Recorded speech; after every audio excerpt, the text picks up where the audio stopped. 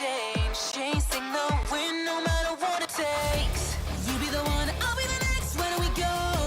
Clickety-clack, firing up like wind blown. You don't wanna lose, neither do I. Hearing the siren that has never changed.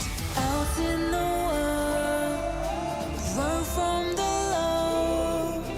I got your back, you're not alone.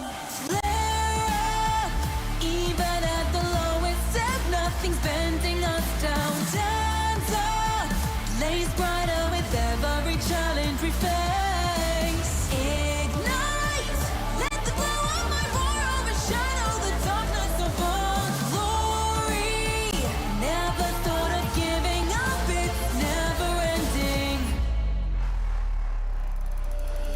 Some of us got too lost to find the path. Some of us had way too much pain. I understand, but hopelessness goodbye. Warriors are meant to rise and shine again. You're stepping down, I'm moving up, put on a show. Clackety-click, last minute countdown. You wanna survive, just stay alive. Rising up in the zone, champion is for the top. With my crew strong, facing the storm. Standing as one, we carry on. Flare up, even at the lowest step, nothing's bending us down. Stand up, blaze brighter with every challenge we face. Ignite, let the glow of my roar overshadow the darkness of all glory. Never thought of giving up, it's never ending.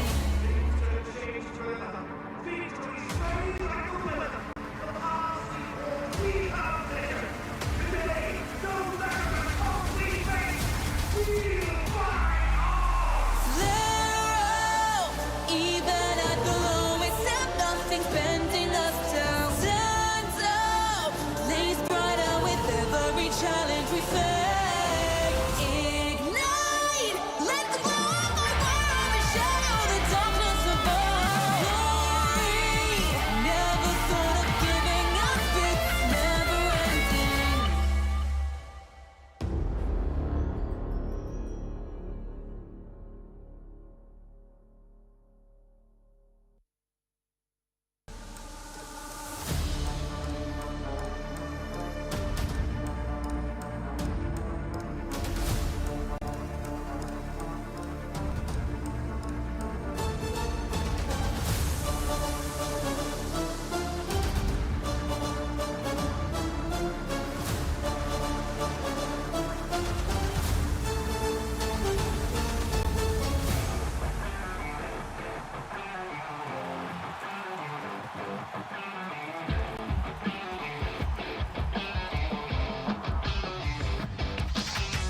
I saw a heap of airdrops down the lane. Searching the field, we need a plan. I got a feeling something's gotta change. Chasing the wind no matter what it takes. You be the one, I'll be the next. Where do we go? Clickety-clack, firing up like wind blown. You don't wanna lose, neither do I. Hearing the siren that has never changed. Out in the world, run from the low. I got your back, you're not alone.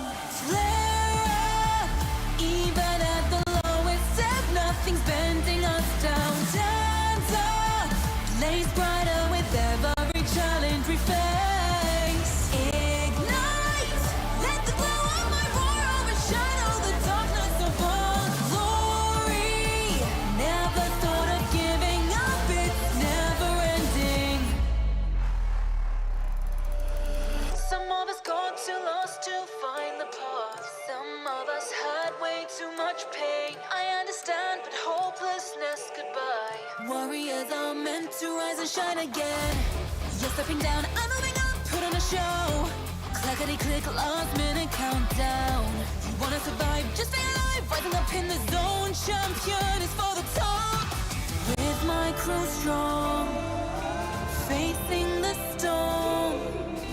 Standing as one, we carry on. Flare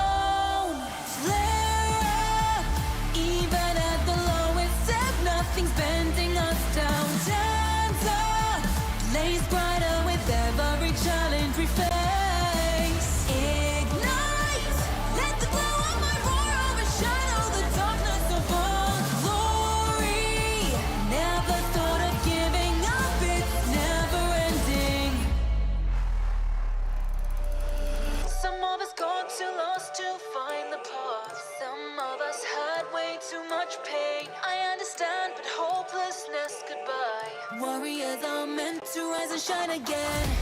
You're stepping down, I'm moving up, put on a show. Clackety-click, last minute countdown. You wanna survive, just stay alive. Rising up in the zone, champion is for the top.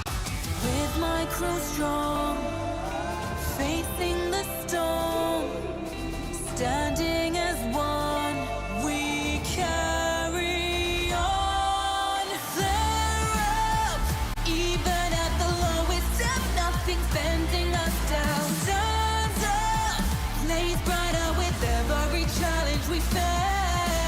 Ignite, let the glow of my fire overshadow the darkness of all glory. Never thought of giving up, it's never ending.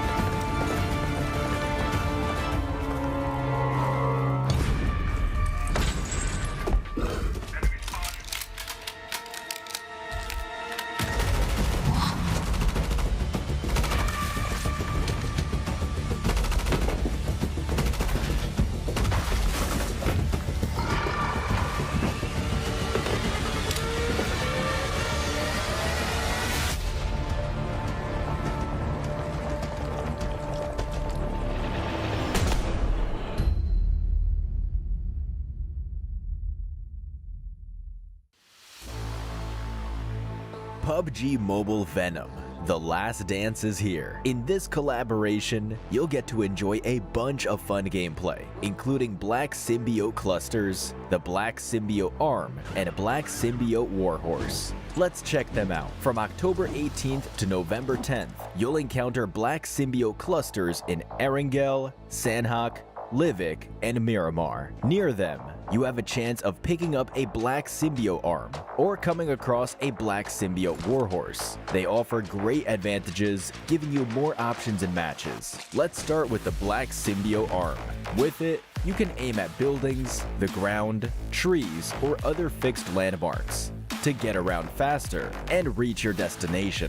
If you aim at a moving target instead, such as an airdrop crate or even another player, it will pull the target towards you, so you can always be on the offense. To travel long distances swiftly, use the Black Symbiote Arm to anchor to the ground and hurtle yourself forward. You'll be covering ground in no time. Furthermore, the Black Symbiote Arm can transform any regular horse or Bloodfire Warhorse you come across into a Black Symbiote Warhorse. Mount the Black Symbiote Warhorse, and you'll find yourself wielding a Black Symbiote Lance, which can be used to deal close range attacks from atop the horse. At the same time, you can toss the Black Symbiote Lance to ensnare targets within a reasonable distance. While it doesn't do much damage, it's effective for restricting enemy movement, which provides a great battle advantage. Oh, and during the collaboration, Venom himself will appear in-game by showing up prior to jumping. On top of that, follow the in-game collaboration themed event for a chance to get a Venom The Last Dance avatar, avatar frame, parachute, and home items. Join us in PUBG Mobile and check out the Venom The Last Dance collaboration with your teammates. Become the ultimate duo.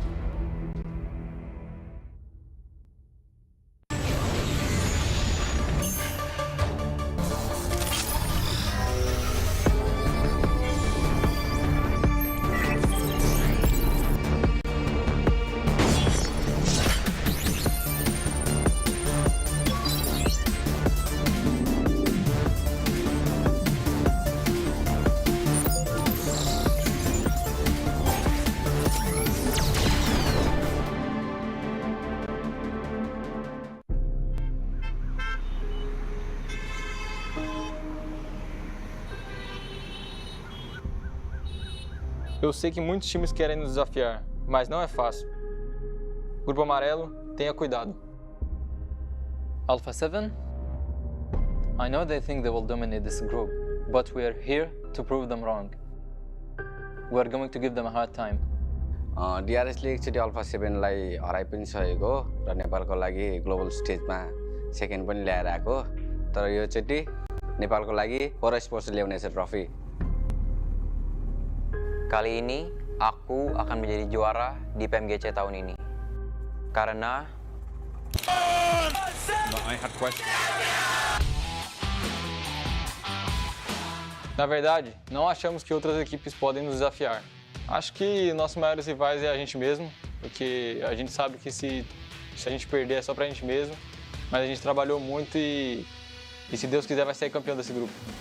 Os torneios que entramos, nós vencemos. E só falta o troféu da PMGC, e esse é indispensável. I think Alpha 7 is our biggest rivals. Don't be overconfident because we are playing in this group. 2 times I missed qualifying to the Grand Finals, but this year I will not. सबैलाई लागिरहेछ कि हामी group of डेथमा पर्यौं भनेर. तिनीहरूलाई के थाहा छैन भन्दाखेरि हामी परेर यो ग्रुपलाई ग्रुप अफ डेथ भनिएको हो. हाम्रो योपालि एउटा मात्र लक्ष्य हो जुन चाहिँ DRS र अल्फा 7लाई बिट गर्न हो र नेपालको लागि जित ल्याउन हो. Aku bakal bilang itu Alpha 7. Pesan aku untuk mereka ya good luck have fun aja sih. Aku udah sering lewatin namanya kegagalan, kekalahan, dan dari kekalahan itu akan ngebuat diri aku menjadi semakin lebih kuat. Kali ini aku akan menjadi juara di PMGC tahun ini. Karena London is red! The biggest opponent is Alpha 7. May the best win! I come, I see and I conquer. Nepal's warriors show no fear. Alpha 7, bring the battle.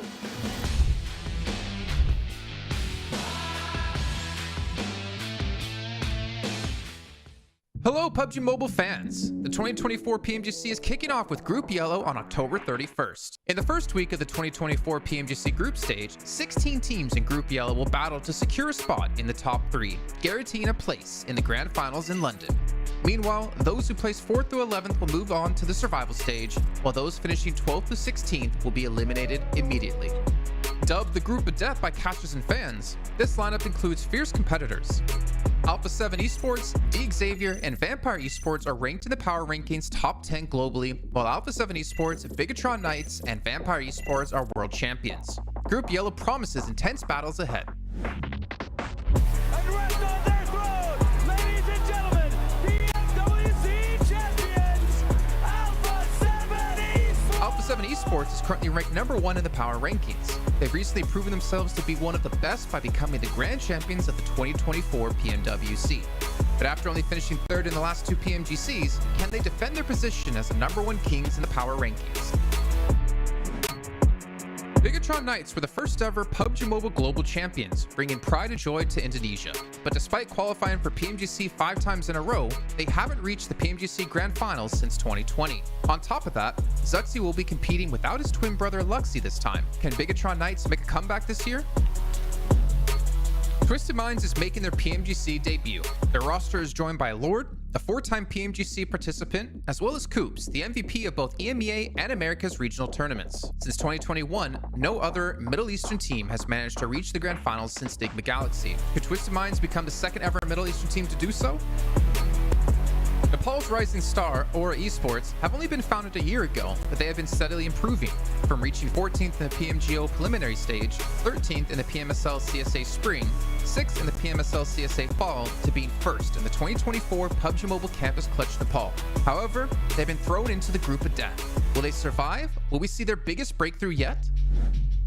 With so many hungry teams in the group, can anyone take down the reigning champion of Alpha 7, or will an underdog surprise us with a breakout performance? Tune in to the PUBG Mobile Esports channels and find out in the first week of the 2024 PMGC group stage, from October 31st until November 3rd at 10:25 UTC +0. Who will be the top 3 teams advancing to the Grand Finals? This is a showdown you don't want to miss. Não? Troca aí, nem não. हामीलाई चाहिँ first राख्नु Going home early Alright. because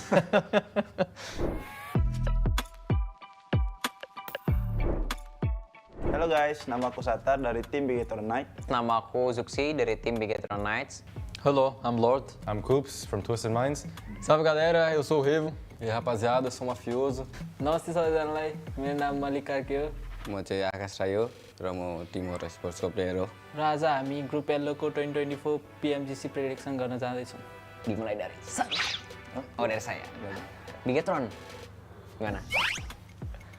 Lewat. Nomor 1. Di sini. Udah nggak ada ininya lagi ya? Apa bintang lagi ya? Ya udah nggak mau di atas. Udah jelas saya Bigetron, kenapa Bigetron? Like we still have better teams in our group. Você concorda, parceiro? Concordo com você. 6 मा I have respect for them, that's why in 6th. D Xavier, they're underrated, but I don't think they're good enough to be top 3. So I'll put them as 4. Yeah. Top 4. Não, quinto. Eles brigam também pelo top 3. Então beleza. DX लाई 4 मा राख्दिने राम्रो खेल्छ यिनीहरू. Vampire Esports. They're one of the best teams on the world, so I think I'll go for first. Iya, kayak lumayan. Vampire. Segundo porque eles é bom. 2 times WI champion. Okay, and now Twisted Minds. I would go for third. Why? Better teams in our group, but I think we can manage to qualify to Grand Finals. Sixth? É, sexta é uma posição justa. Mas acho que briga também pelo top 3. Twisted main region MENA. Ya pokoknya tapi dia jago. Tapi nggak konsisten, selalu nggak konsisten di PMGC. 10? 9 kayaknya. Oke, kita taruh di 9. Oh, यसलाई कहाँ राख्ने यिनीहरू पनि champion होइन? É, माथि राख्यौँ है? top 3. Top 3. Nah ini nih yang dulu segrup sama kita, tapi lu belum main. Major Pride. Ya, cuman rosternya udah beda nih. Iya, rosternya beda. Menurut gua sih di 10 sih. 10 ya. 9th लाई Oh, किनभने हामीलाई चाहिँ first राख्नु हामी first हुने हो जितेर हुने योपालि फर्स्ट हुने हो त्यही भएर. I think they'll be going home early. Alright. Because Não? Troca aí, né? Não. é verdade. Que tem lugar reservado. É. 14º. Loops. Ah, acho que eles têm chance de brigar pelo top 5 também. É, sobrou só o 8º, hein? Não, acho que eu tiro a DX. Não, eu tiro Tira MP. tiro MP, coloco MP em 11º. Vou colocar em 11º. Colocar Loops. Ai! Acho que esse time aqui tudo vai brigar pelo top coisa. E o campeão do grupo amarelo? Não, for sure. A gente. Taruh. Udah pasti lah ini. Nah, nggak bisa diragukan lagi. Apa 7? Tim yang paling konsisten lah sih. Iya, gila. Alpha 7. Oh, World champions, bro. Of course they're gonna course. qualify. yep. Alpha 7. Second. Esse daqui é lá embaixo. Mas pra Voltando pro Brasil. Inco. Okay. Yeah.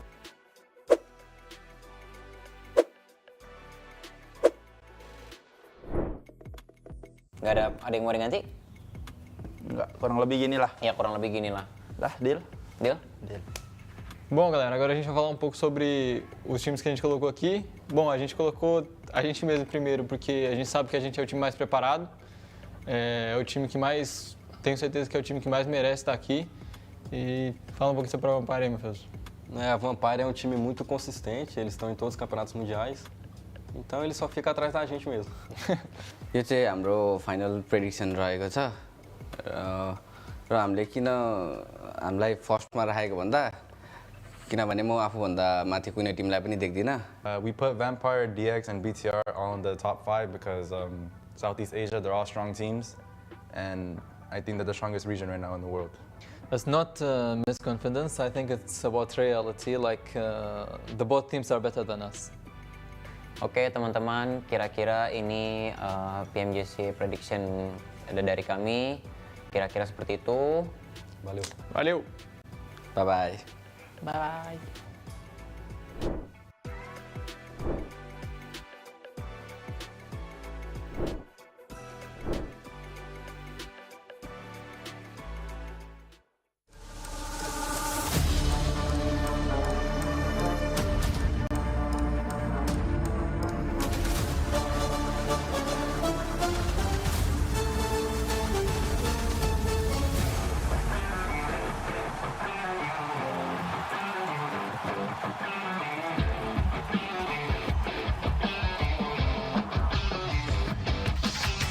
I saw a heap of airdrops down the lane, searching the field we need a plan. I got a feeling something's gotta change, chasing the wind no matter what it takes. You be the one, I'll be the next. Where do we go?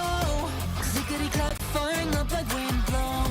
You don't wanna lose, neither do I. Hearing the siren that has never changed. Out in the world, run from the low. I got your back, you're not alone. There, even at the lowest, step, nothing's bending us down. Stand up, blaze brighter with every challenge we face. Ignite, let the glow of our world overshadow the darkness above. Glory, never thought of giving up, it's never ending.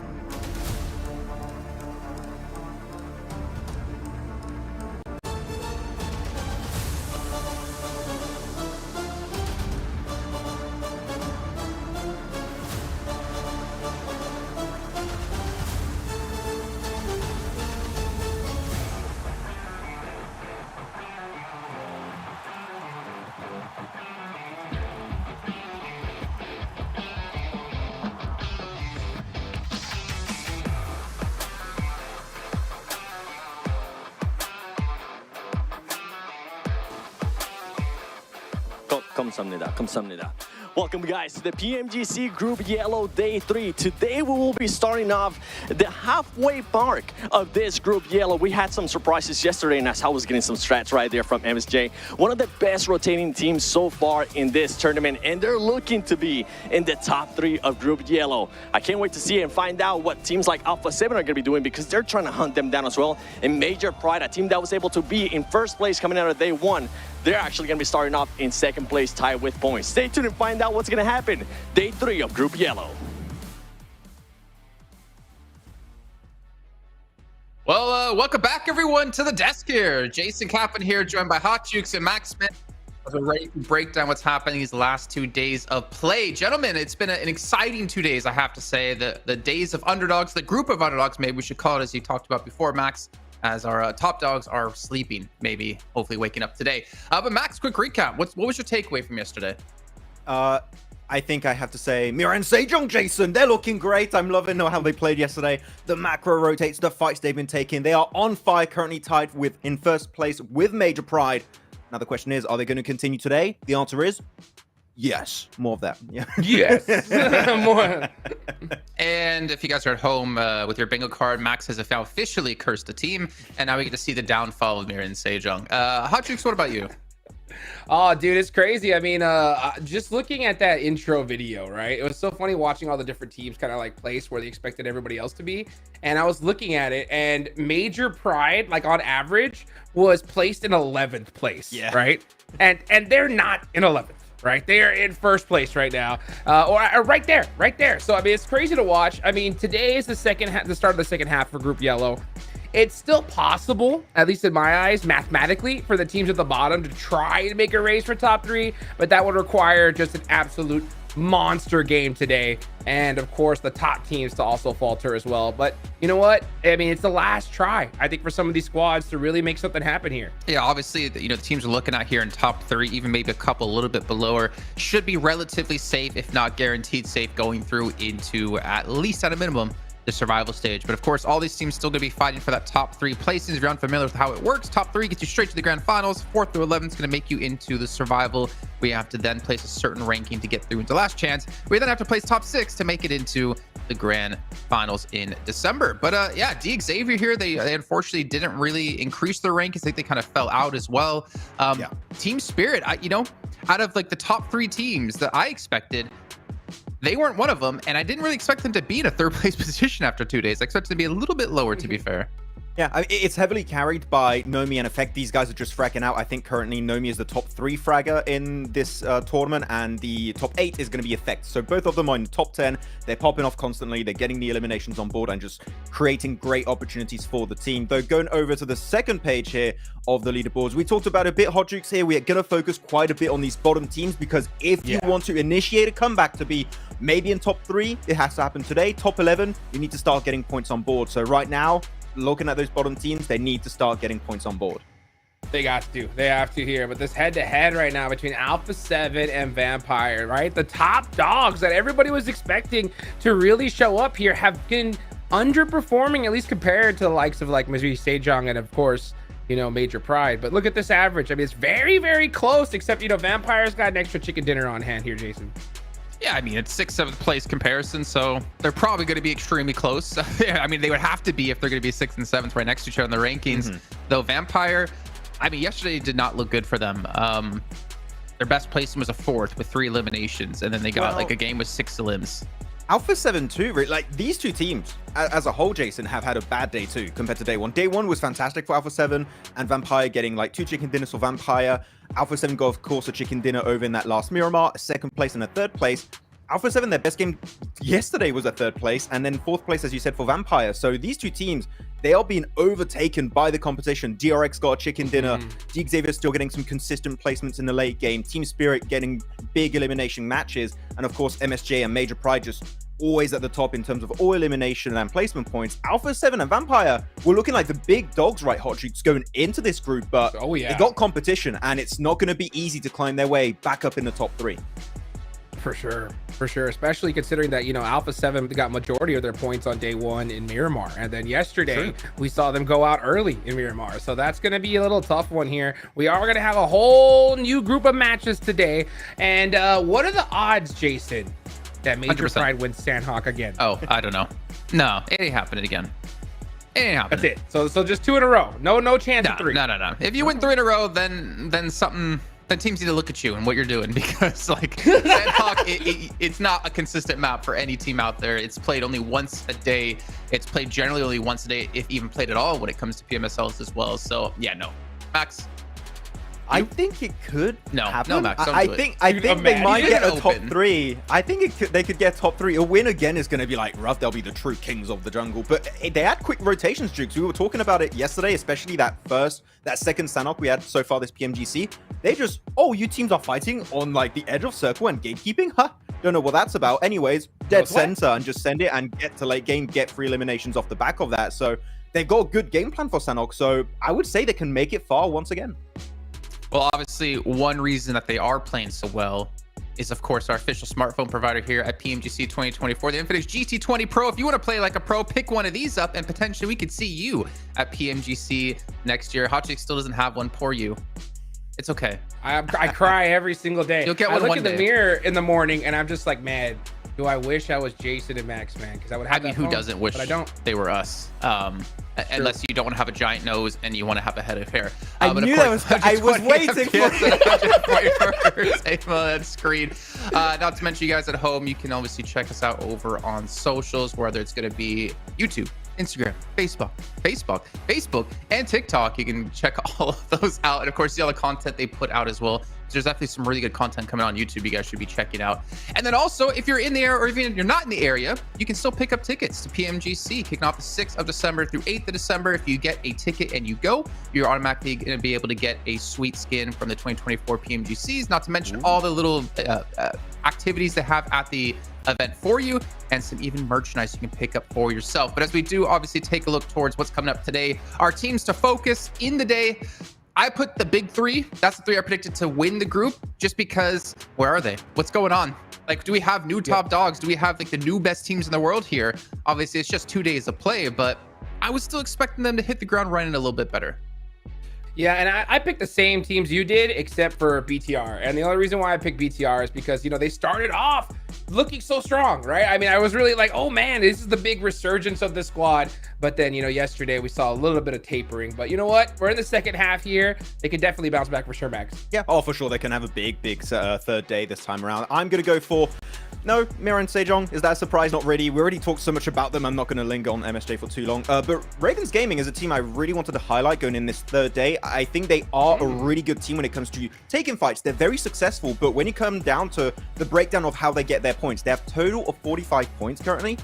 38 of those points are eliminations. They only have 7 placement points over the course of 12 matches so far. That is insanely low for a team that has shown back in PL that they can rotate so damn efficiently. So I think that transition here from PL to global stage is really rough for them. So right now, they never made a top 3, not even a top 4, Jason. So we need to see some late game placement from this team. Eliminations alone is clearly not going to cut it. If you saw my face there, I was making some very weird looks because we have been informed by the man live in Kuala Lumpur is going to be sitting out Genfos and Zuxi. BTR not going to be fielding those 2 players. So I think it's not a bad decision, I'd say. Obviously, if you want to try to climb up the leaderboards here, you need to make some sort of change. Obviously, they still are technically qualified right now if we ended things off. But hey, respect the change, and we'll see if it's going to work off for them as well. But then again, look at Twisted Minds. We didn't see Robs come out when it came to Miramar, which kind of surprised us. Not sure what's happening there. Again, there's blood in the water, Jason, when it comes down to this team. Yeah. I wish I knew what was going on. Maybe I'll have to DM my boy Robs and be like, what's happening, homie? Tell me what's going on? Talk to me. And then he's like, I'm sorry, I do not understand. You need to speak to me in French. Tu peux m'expliquer ce qui se passe pour la team de Twisted Minds? Parce que c'est un peu compliqué ce qui se passe en internal, non? There you go. He talks so much smack about us, Jukes. Yes. I know French, and he doesn't know that I know. And he was saying that we're like horrible. And he's like, Robs, come save me. Come be on the desk with me. That's why you've been on Duolingo all that time. Oh, wow, that makes sense. Okay, good job. I mean, how do you think I knew what Gitun was? I should have known. Damn, that was should have obvious. known. And there's definitely another phrase in French I do know that I can't say on air, but you know, Seven would love to hear it.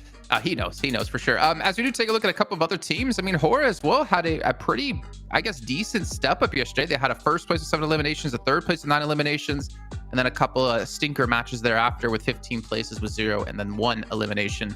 The team from Nepal, Max, you know, I didn't really see them as being a real contestant or challenger, I should say, for top 3, and I think we're kind of seeing that right now.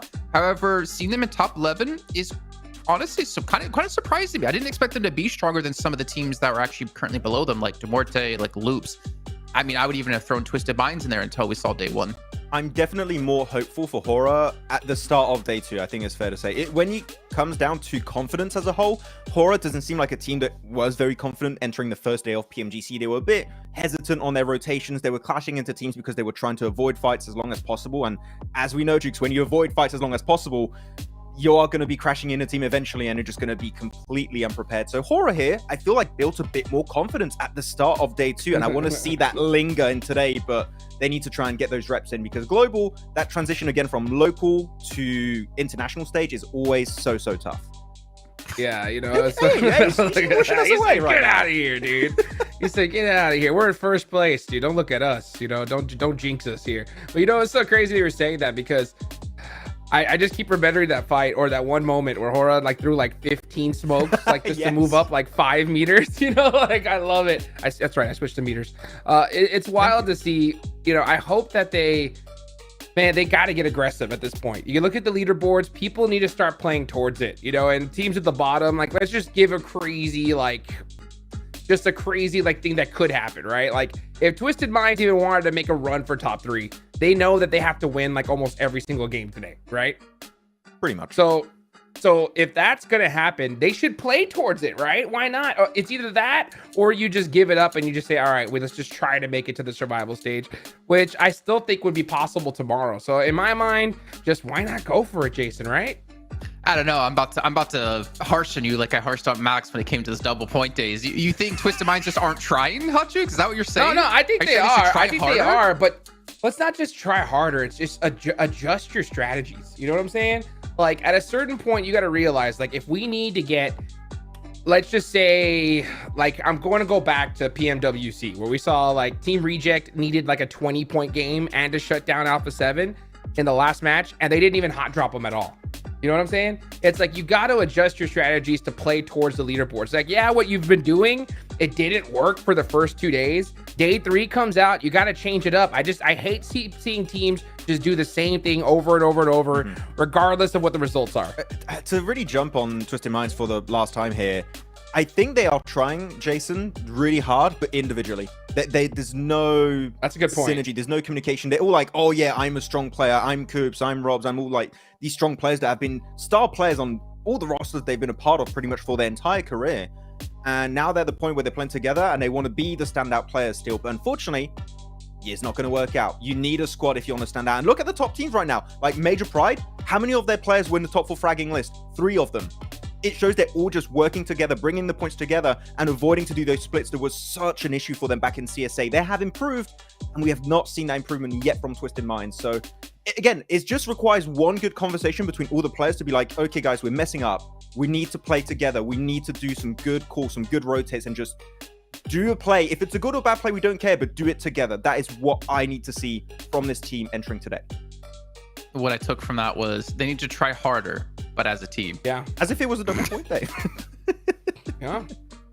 If this was in PMGC right now, and this is a watch party, I'd be going in even harder on you. Am I wrong? What? Well, we can see here, of course, we'll be starting things off on Sandhawk, which, of course, has been Major Pride's victory. You did ask before, Hotchukes, if we expect to see them win yet again. We don't need to dive back into that, but we do need to dive into is thinking back to the times when, well, I guess they weren't Twisted Minds, when Enigma Galaxy back, with Freak, Lord, and Coops, when they were successful on Sandhawk, it came down to that heal strat. And this is what kind of worries me about the team adapting or ever, making those changes, because they didn't really do that when they were Enigma Galaxy with those 3 players. They still kind of played this like really weird style on Sandhawk that just never worked out for them. So if they're going to make changes, obviously, like you're saying, it's got to be today, but it's going to be so tough to change how you've been playing the last 2 days. To the way you need to here in this lobby with how things have been going for them. I would say here, if they have another bad day, Jukes, right, they're almost out of the race. Like, they can still barely make in top 11, but, like, we need a good day here, right? You need to have a good day to at least feel comfortable going to tomorrow, because tomorrow is going to be rough. I mean, because you're going to have so many teams just desperate, and you're going to see towards the end squads, like, kind of push each other needlessly. Basically, what I'm trying to say, Jason, is they're going to try harder tomorrow. I hate both of you. Right? Everybody else is going to try harder tomorrow. So you got to try hard today. That is what I'm trying to say. So what Hotchukes is saying is that Twisted Minds just haven't been trying these last 2 days. They're just like, we don't need 4 days. They were trying, we don't need 4 but they days weren't to trying play. harder. Oh my God, I hate both of you so much. The upside for Twisted Minds, though, they're only 32 points out of top 11. 32 points is easily done in 2 matches. Technically even 1 if you have a really big pop-off game. So they're really not out of the run just yet. Same for Hami Bro, same for Reagan's Gaming, Loops, Demorte. It is still very possible for there to be a major shakeup towards that part of our leaderboard. It's just whether or not you can make those games happen today. Oh, it's definitely possible. But Max Man, right? If you're gonna get 32 points, how you gonna do it? Please don't say they tried harder. Say it, Drews. Tell us, Max. I'm saying it. They're gonna try harder. Yeah. What do they have to do? They're just gonna try harder. Points? Oh yeah. I agree. I agree. Thank you, Kalaris, for your approval on this comment. What about another team, Inko? They had a fall off quite a bit here from day one. No. Way Morse code in this. From day 1 to day 2, you were expecting Inko to be top 3, Hotchukes. I was. I mean, I thought Eco could do it. I still think they can do it. All right. I mean, they have 66 points, right?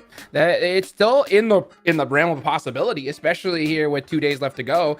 But they would need a couple chicken dinners. Like, that is the strat. So it's not necessarily try harder, but there's different things you could do. So just to give you an example, at a certain point towards endgame, right? If you're out of position, you could try to just, wait around, just try to get as many points as possible and go out. or you could try to make a very risky play to try and win the game. At a certain point, you got to realize we have to take those risks, right? We cannot play it safe no more.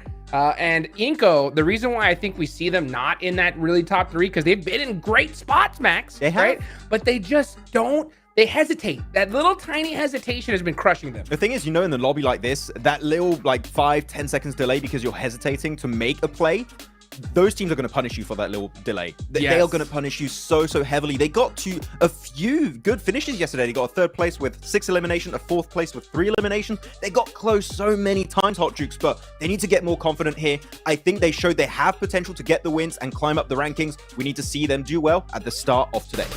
Well, speaking of start of the day, it's time to kick things off here as we have 2 casters who don't need to try harder because they're always plus ultra. It's going to be John Allen and Blink.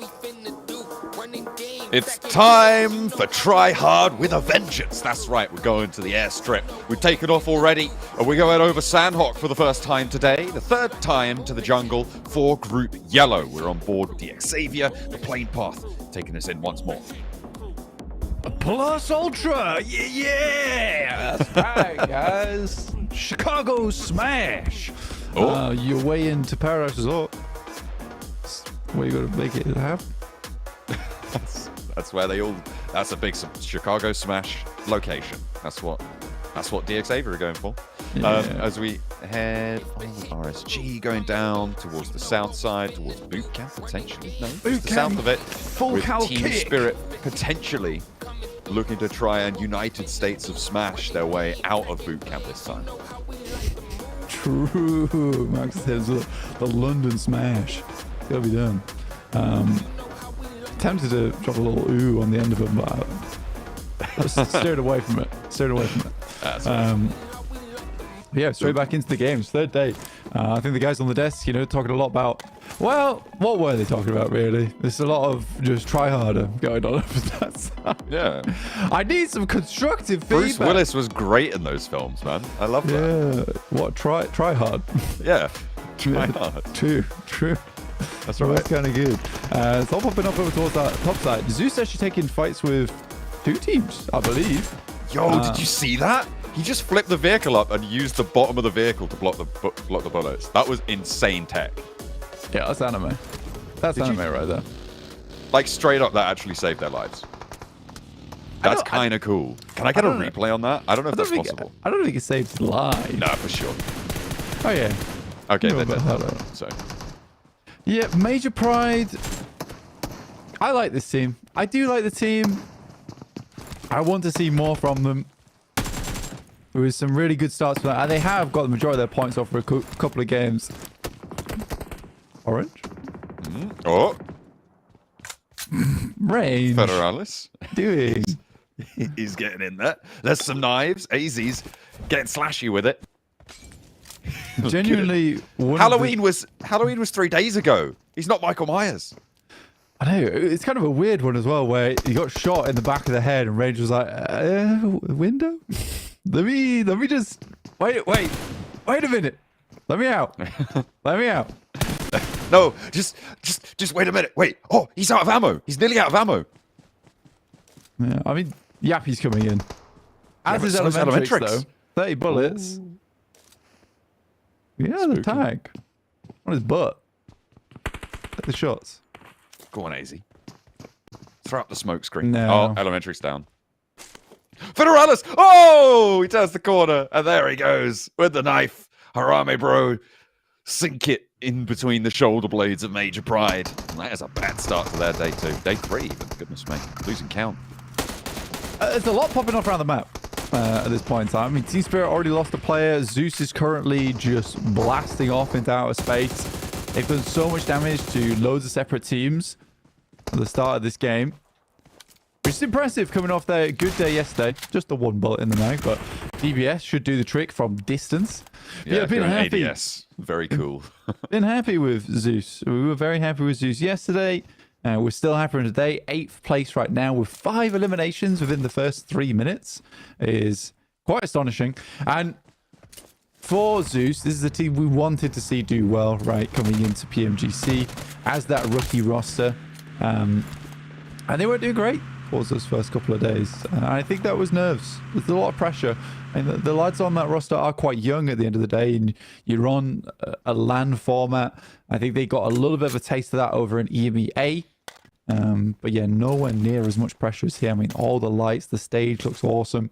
But it's scary. It's scary. You know that one bad move could be the difference between you going home right now. For PMSL, EMEA, for them, you know, there was that case of trying to get towards those spots on those top sides, but a little less pressure with the difficulty teams on side. So well done to Zeus, and already coming out swinging today is good.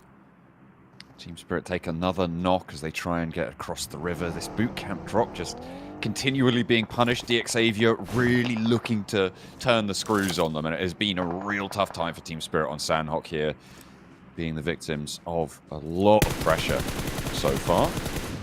DXavier, a main profiter from this behavior.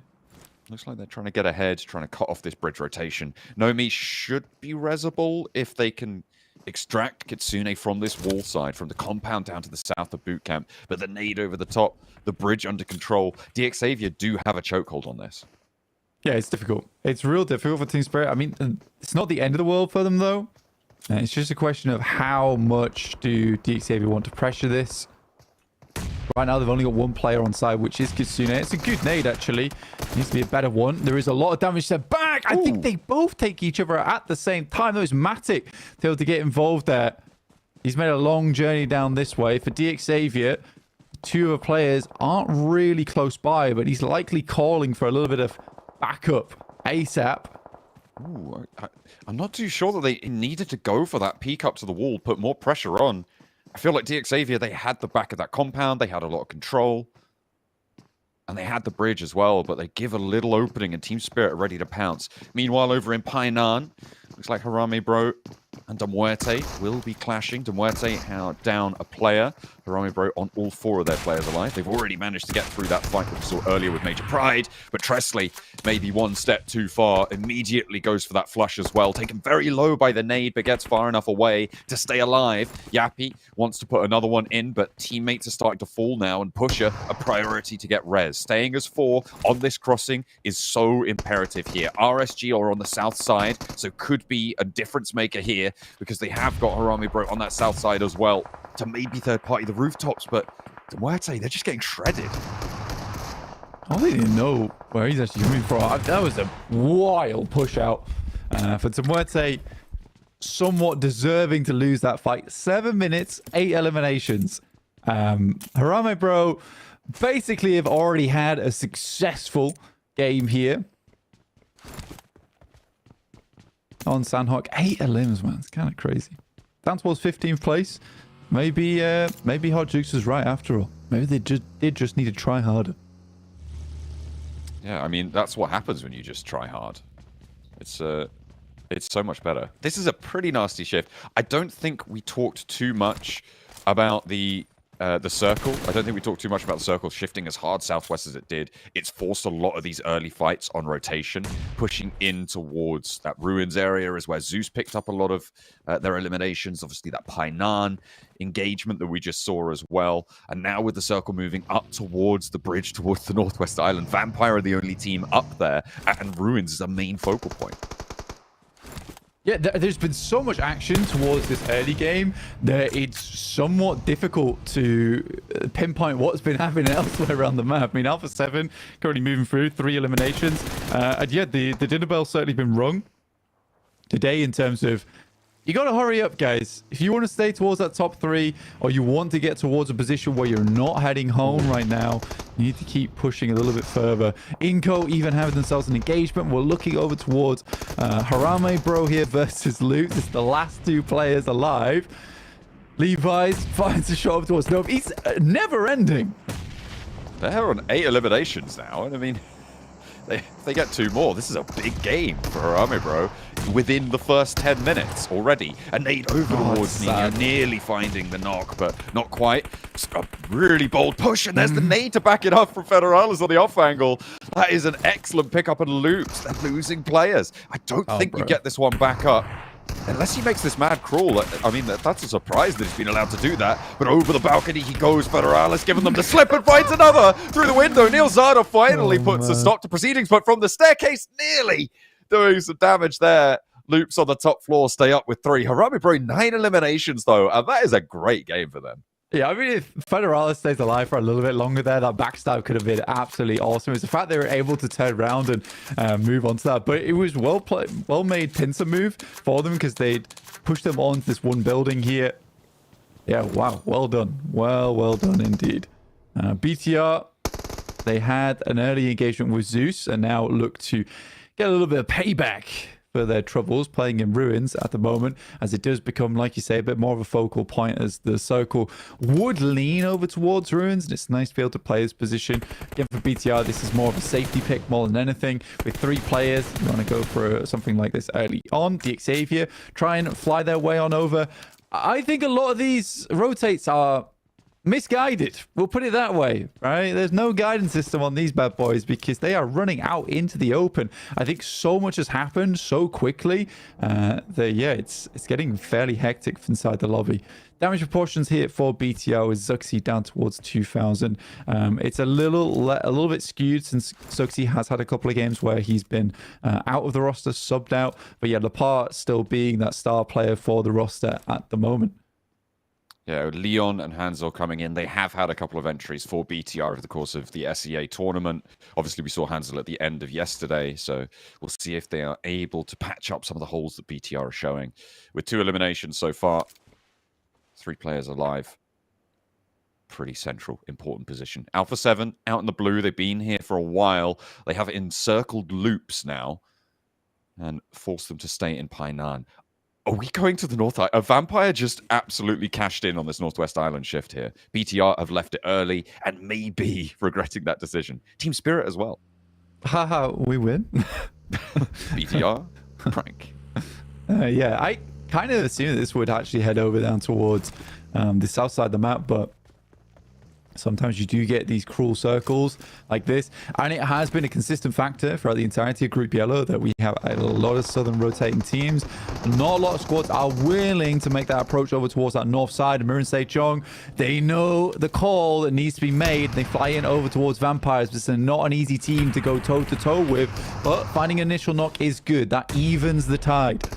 1-for-1 on the trade, but a lovely nade around the side from Stoned. He's already stepping out, getting underneath the stilts as well, and taking Mirren Sejong down as quick as they can roll up. Stoned moves through the building now as well, as Tony K still the only casualty to be found in response. Is there a third party to be found? It doesn't look like it. The nade over to Stone and Tony K. Hoxie's going big here. Schweppes on the outside has danger breathing down his neck as he goes low. Again, Hoxie dips back. He's the last player from Mirren Sejong, and there's the third party. Team Spirit here to play on the east. BTR have set up on the west side of it, and all of a sudden, Vampire, they've got so many neighbors, they don't know what to do.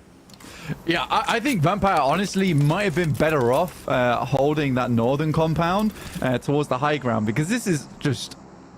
everyone knows this is most likely free. There's likely only 1 or 2 teams in this location, though it's a strong spot. So for Vampires to like set themselves up so close to the bridge, I think they might have been better off making a play like BTR did, which is over towards that north side and set up that barricade between them and a lot of other teams that will be flying over that bridge shortly. We're down to 11 teams, 32 players.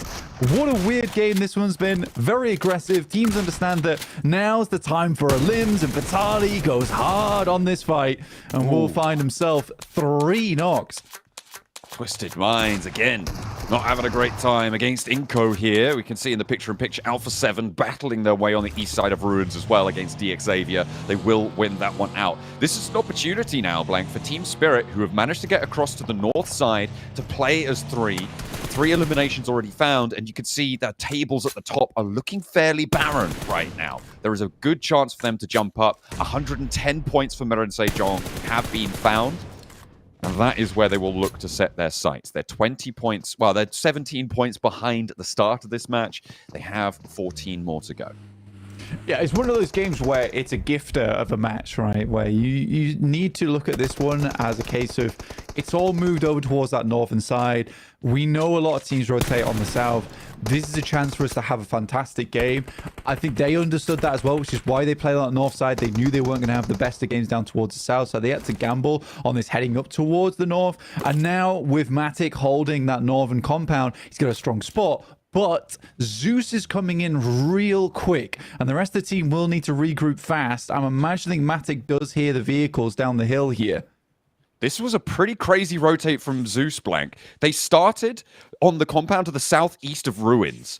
They swung out past Alpha 7, over Painan to the east of Boot Camp, over the North Bridge, and now they're coming in on the north side. They're the only team to do this. This is smart. This is heads up from them.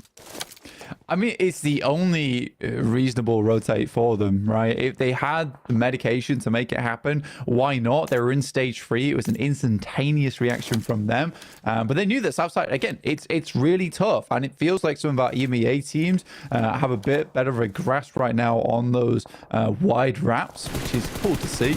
I think BTR also similarly made a strong rotate. They saw the fighting happening between Vampires and Marin Sejong. They didn't get involved. Instead, they took a stronger spot on that northern side. For them, consistent points matter more than anything else. Loops do send over. They're looking to keep that vehicle, though. They are looking to keep that vehicle. I mean, it bounced off the bridge like it was some kind of rubber construction.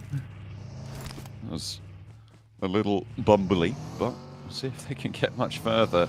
Team Spirit need to regroup, I think, in about... Well, they want to keep control over this east side crossing, right, despite letting Loops through. And Matic is alone right now for Team Spirit, and the fact that Loops are through now, I feel like you do just have to regroup up towards Matic, but Loops might be ahead of them on this one. This is one of those Team Spirit plays where they're trying to hold too much space, and I think it'd be absolutely fine as a 4-man, but you've got to consider the amount of squads going through. Scouting is good at this stage of the game, trying to cause some casualties, some damage towards these teams, so your late game's a little bit easier. Definitely important. I think that, you know what? Actually, I don't mind this. Now that I'm thinking about it, I don't mind this. I don't really think that many teams would have assumed that Zeus would make that play. I think that this is a play that looks bad because Zeus's cool reaction and creative way of getting around that circle. Because they assume they control the entirety of this high ground. John, that's what I'm trying to get at. For Team Spirit, is it why they felt confident going for that split? Yeah. I think that's fair. That's a good assessment. Of course, we have a map feed. We could see exactly what's going on. This is interesting. And I wonder if they're going to figure, or when they're going to figure this out, right? Yeah, because if that's the case, then Matic certainly didn't hear the vehicles roll up behind him. That's the only way I can assume this. Yes, they still have a strong position because it is all uphill to get towards that plateau for Zeus, but they will be covered for the time being. So this is why Team Spirit's getting so aggressive on this eastern side. They will have to now move, and Zeus has a decent rotate off towards the west. They can play the paddy fields looking over towards BTR. For Team Spirit, for them, life becomes a lot harder. I think that they sort of need to go for more of a sweeping playstyle down towards the low ground, because you can certainly play on what I would call the beachhead on the south side of the map. With Nomi going down, though, that is tough. That is tough.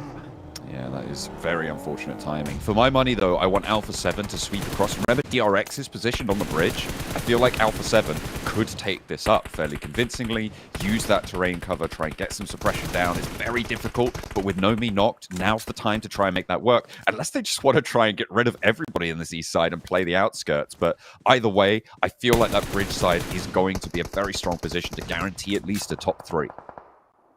Yeah, for Team Spirit, this has become needlessly aggressive at this point in time. Again, Nomi certainly puts up a lot of those numbers in these games, but that was a bit of a greedy play, specifically because of the timing on the circle, because the Blues about to approach in. I think at that point, peeking so aggressively over towards the far east is not the greatest of ideas. It's a good thing that Kitsune is able to pick up that knock, though, because that does allow them to maybe move out. But Carrillo, the one lone gunner on the team whilst the res goes through, is watching cautiously over towards that north side, and Kitsune might just be able to pass through. He has been spotted, but Matic is consistently keeping eyes on this. A slow approach from both of these two teams now from this north side. Team Spirit playing as 2, a nade over towards Loops, but not going to connect. Not enough. Alpha 7, though, I mean, there's no way that Loops gets away from that rock, right? We'll have to wait and see if he's going to be able to get away with that. Vampire taking shots over towards BTR, and they're holding up very north on this compound, and they're actually invading onto the BTR position. Look at that. They are sending all the way up. They want to take care of their competition, and Zeus are going to chime in. Team Spirit cut away in the meantime on their westward shift. Alpha 7 freed up a little bit more now, with much less threat from the top of the hill. Yeah, it's just a serious greed from Team Spirit. I know why they went for it. They wanted more points on board. They get 5 limbs off the back of this game, so it's not the worst situation to be in. But again, with Alpha 7 getting 7 points up to 8 now, this is going to be a game that catapults them towards that top side of the lobby. And I think Team Spirit could have got a lot more done. It's just unfortunate. For Zeus, though, what a game. What a game from them. So happy with the maneuver they made.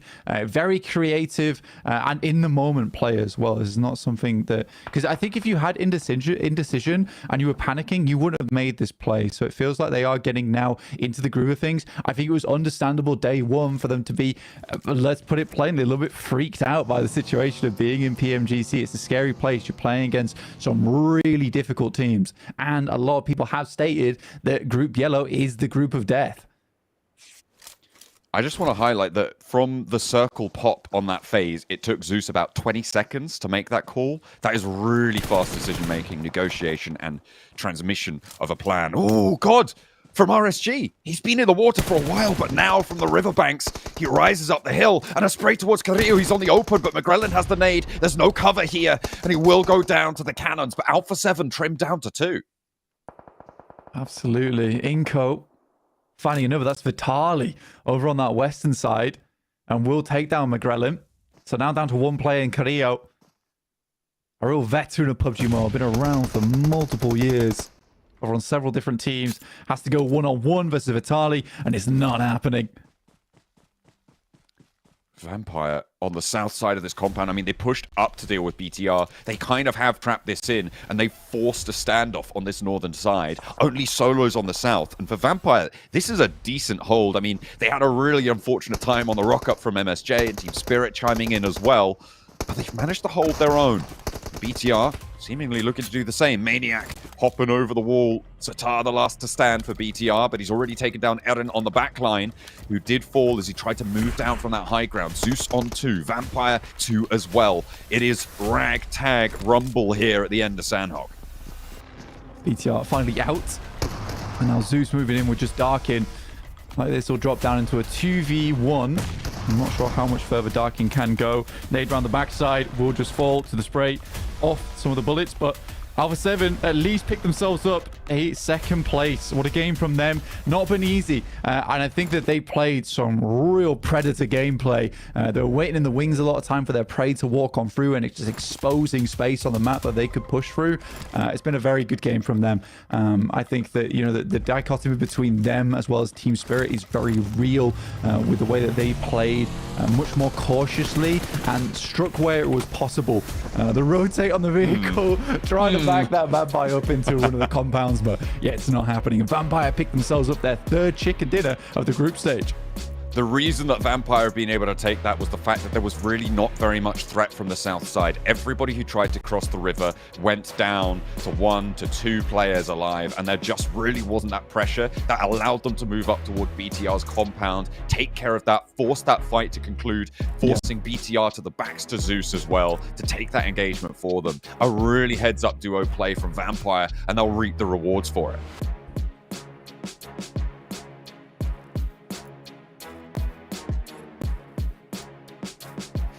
Well, Vampire, I don't know what there is to say necessarily about their position, as the zone should never have gone their way, but they're going to be more than happy about it as they, I want to say, tried hard in lucking out on that compound. I'm trying to make it a running gag, but you know, maybe we should shut it down. Maybe we should try harder to just stop doing it. But Vampire, they survived the crash of Amir and Sejong, and a win that honestly Vampire really kind of needed to still be in contention for top 3 here, Max. It was a good idea also from Miran and Sejong. I think I like the idea, Jukes, when it comes down to that crash, but we know as a fact when it comes down to drop locations and where teams like to play that Vampire are always going to be in a vicinity. When you approach this area, you should always be aware Vampire are lingering somewhere in the shadows, and they are going to be a threat to our rotation. So you got to be careful, but such a good hold. And unfortunately for MSJ, even Jukes, a little bit of a rough entry point, because that building, you were talking about it during the crash, you can get shot under that building, which that was really the big problem for them on that crash. It was tough. I think what they were just thinking is like, hey, you know what? We're moving so quick, faster than everybody else, that this is going to be wide open. And no, Vampire was just there waiting for them, and they ended up getting the win there. But I still love that from MSJ, because it goes to show that they're still trying to go for that win. You know, even though they're at the top of the leaderboards, they're looking for that dominant position. They're trying to rotate early, and it just so happens they end up crashing and losing that fight. But you know what? I will always applaud the effort here, because they're doing the same thing that got them to this position, right? They're not just changing their strategies and just trying to, you know, just kind of hold out for top 3. Yeah. It was also a really cool moment, because when MSJ were fighting versus Vampire, BTR see that.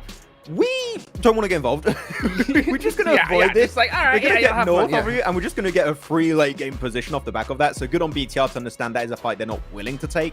But no, some really, really good rotates. But as you said, Jason, the circle should have not gone up there. And 11 out of the 12 teams were not on the Northwest Island when that circle rotated. Yeah. So most of them got completely obliterated upon phase 3 shift after that. So yeah, this was a really, really bad game for most of the teams. I liked how Zeus played it, though. I mean, they were the only team to go for that really wide wrap in towards that Northwest Island, going through mainland as well. Whereas you have like the kind of opposite of that, where Alpha 7, they just kind of chilled back and waited. And Max, you were saying, I mean, their play style was either, if you don't go early, then you're going to be there to backstab teams. And we saw Alpha 7 get a ton of eliminations this game. Just sweeping teams. It feels good to see Alpha 7 do that here, because they had a bit of a rough day too. So here they were like, okay, we are going to delay the rotate a little bit, but because we're delaying the rotation, playing passive is non-option anymore. We need to go guns blazing in this game, just getting as many eliminations as possible. And when you get eliminations in a situation like Duke, you also clear a ton of space in the process. So Alpha 7, for me, that was the correct approach. Sure, it's not a game-winning approach, but it's an approach that gets you points on the board. Yeah, and that's what I love, because I mean that's what they're best at. You know, they're the best at when it comes to playing edge. So when it comes down to like realizing, all right, with this kind of hard shift, we're not going to win this game, right? Let's adjust the strats. Let's go and just play edge, put some points on the board, and that's exactly what they did. And this is what I was kind of talking about at the top of the show, right? Like that was a perfect scenario for them. Now, other teams, right, in certain situations that are so low on the leaderboards, maybe you gotta go for that crazy play, right, to try and win the game. But you know, Alpha 7, they're still solid on the leaderboard, so to put up as many eliminations as they did perfect, especially in Sandhawk, right?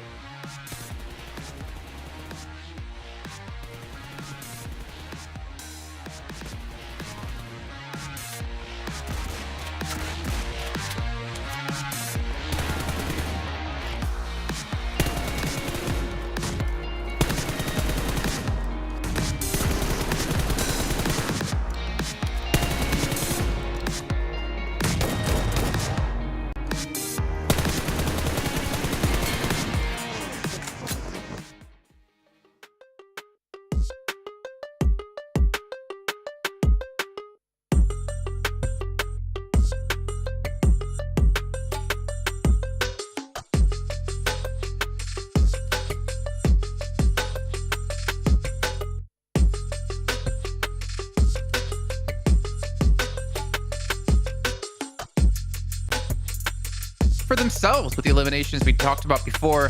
And again, to quickly go back to the Zeus rotation, I mean, you can see 13 points for them, really working out to get them some points where they might not have gotten any, considering how many teams were on that south side. Such a good rotate from Zeus. It really enabled them to get so many decent eliminations this game. And especially BTR, right, Jukes, when we're looking at their position, was so split in their compound, which makes you very vulnerable to breaches. It's good for information gathering, but breaches, it isn't quite the way, so they just got picked off one by Zeus. And that hold was just not quite working out the way BTR expected. Yeah, really, really unfortunate. I mean, BTR, you know, especially for such a big change and swap in roster, I think that was the kind of like the right play, to be honest. I mean, just, hey, play it safe, put some good points on the board, and just kind of gain your confidence up. So I'm not really too upset with how they played that one. I don't want to say that was a roster change that got them that many points in this game. I feel like that was just kind of an opportunity. Oh, I didn't they say took that. advantage of it. I kind of want to see how it will play out the rest of the day, though, because they are kind of, at least were, very, very near that bubble. But MVP going to be Newsy, of course. I mean, Vampire, like, again, at least for them, considering they were down to 2 players and still a couple of teams left alive, it was good for them to just hold on and then close the game out, because the points they got from this game is really going to help them get up in the leaderboards and potentially break through the top 3. Yeah, I think it's going to be a top 5, top 4 kind of position, because Team Spirit did get like a few eliminations here, and they're currently the cutoff point when it comes to entering top 3. But yeah, so they're still going to be in top 3. But here you go, Vampire able to jump up to 5th place here with actually the most chicken dinners this tournament so far. Hodrix, 3 chicken dinners on board, currently our top team when it comes to that stat. So looking really solid. Yeah, take it to the bank for sure. It's crazy that they have 3 chicken dinners and aren't in top 3. That's pretty wild, you know, considering. But you know what? I mean, they're right there, 8 points away from 3rd place. Again, you know, top 3 is the goal, folks. That gives you that ticket all the way to the finals, and then 11th place on up, survival stage, everybody else going home. And honestly, that's where my eyes are on, because you know, these 5 teams, they got to make something happen. I got to give it to Harami, bro, though. I mean, they got a whole bunch of eliminations in this one. Even though they went out early. Major Pride and De Muerte, and they were still looking to fight even more. They got an extra elimination on the 3rd squad after that, so they had to end their reign of tyranny in this game at some point. It was going to be tough for them to keep players alive, but here you go. Our top also Grenadiers. Hoxie's still going to be up there, which, no, off the back of that crash, Jason, he couldn't get much done, unfortunately. But we know that Arangua and Miramar, the maps where we really know that Mira and Sejong perform well at. So as we leave Sanhok, I know that this is going to be the maps they're going to try and perform better on.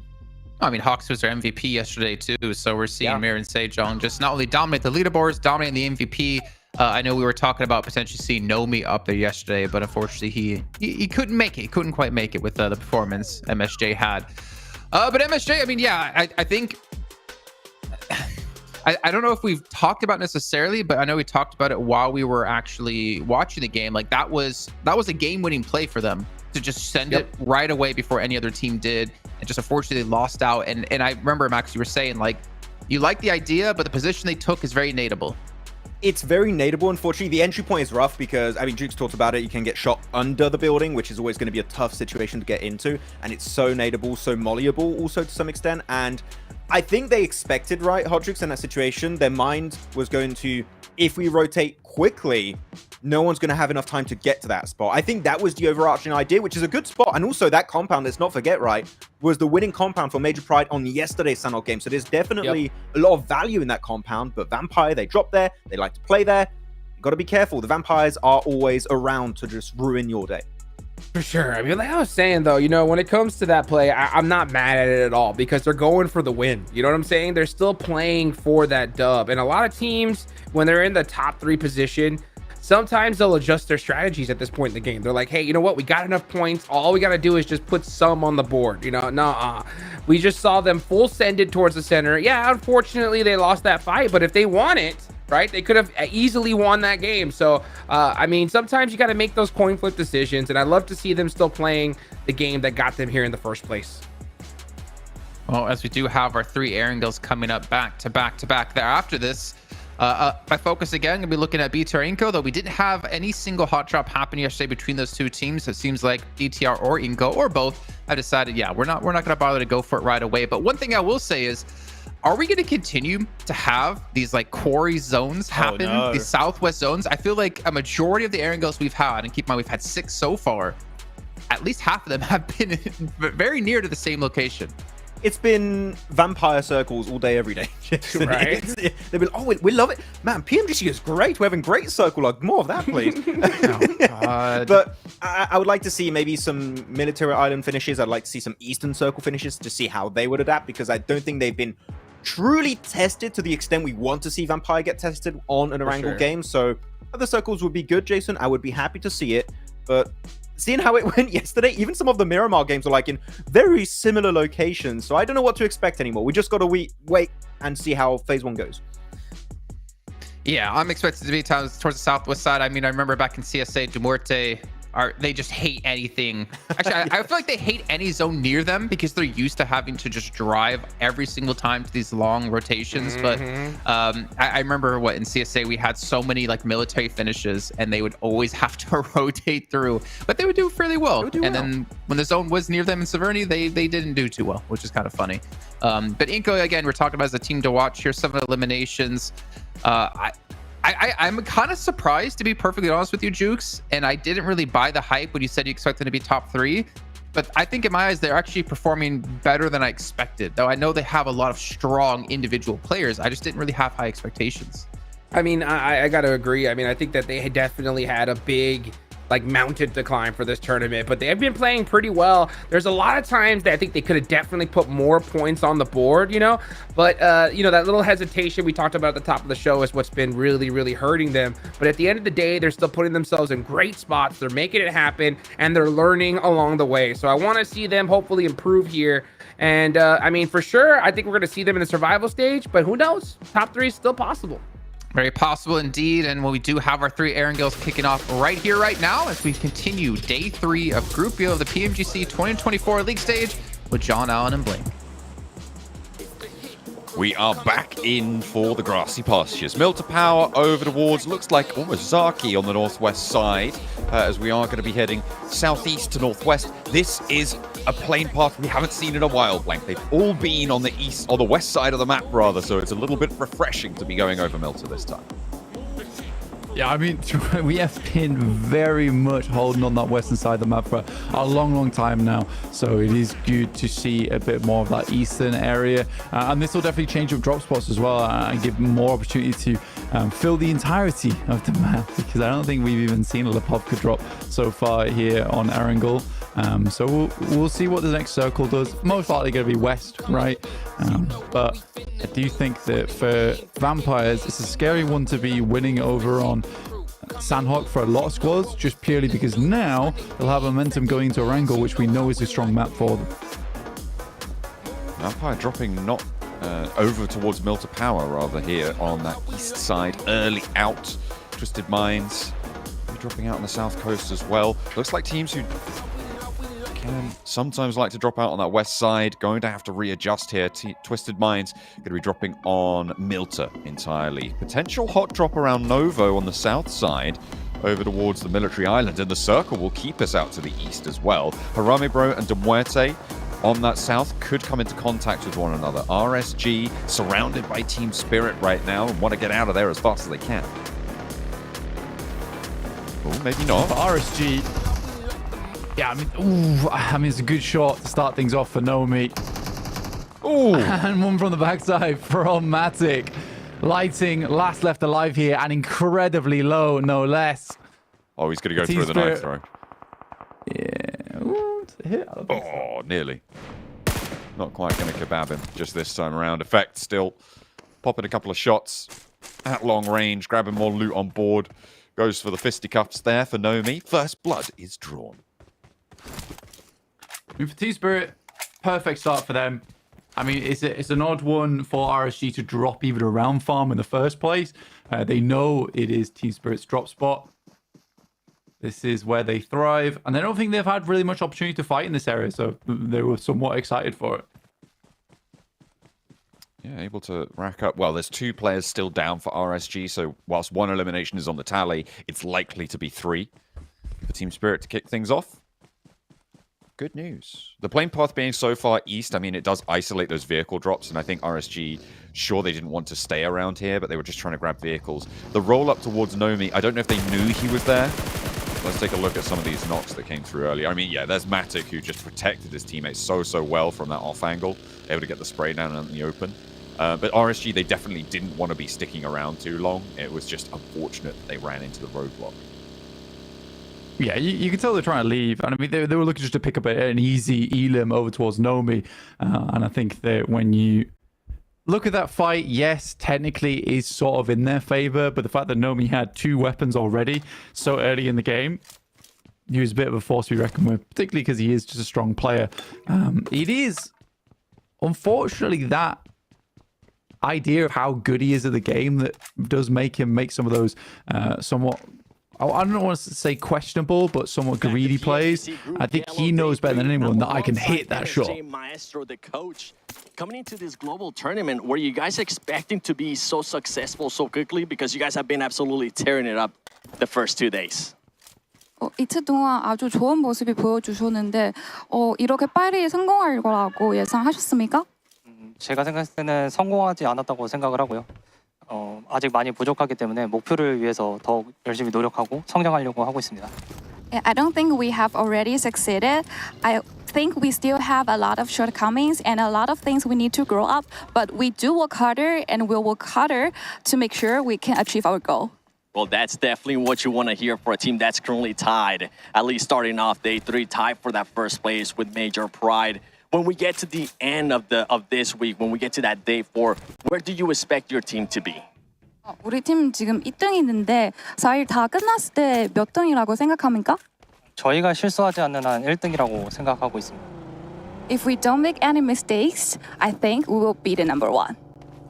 Oh, you guys better watch out because MSJ wants to be first place of Group Yellow. 감사합니다. Back to you guys.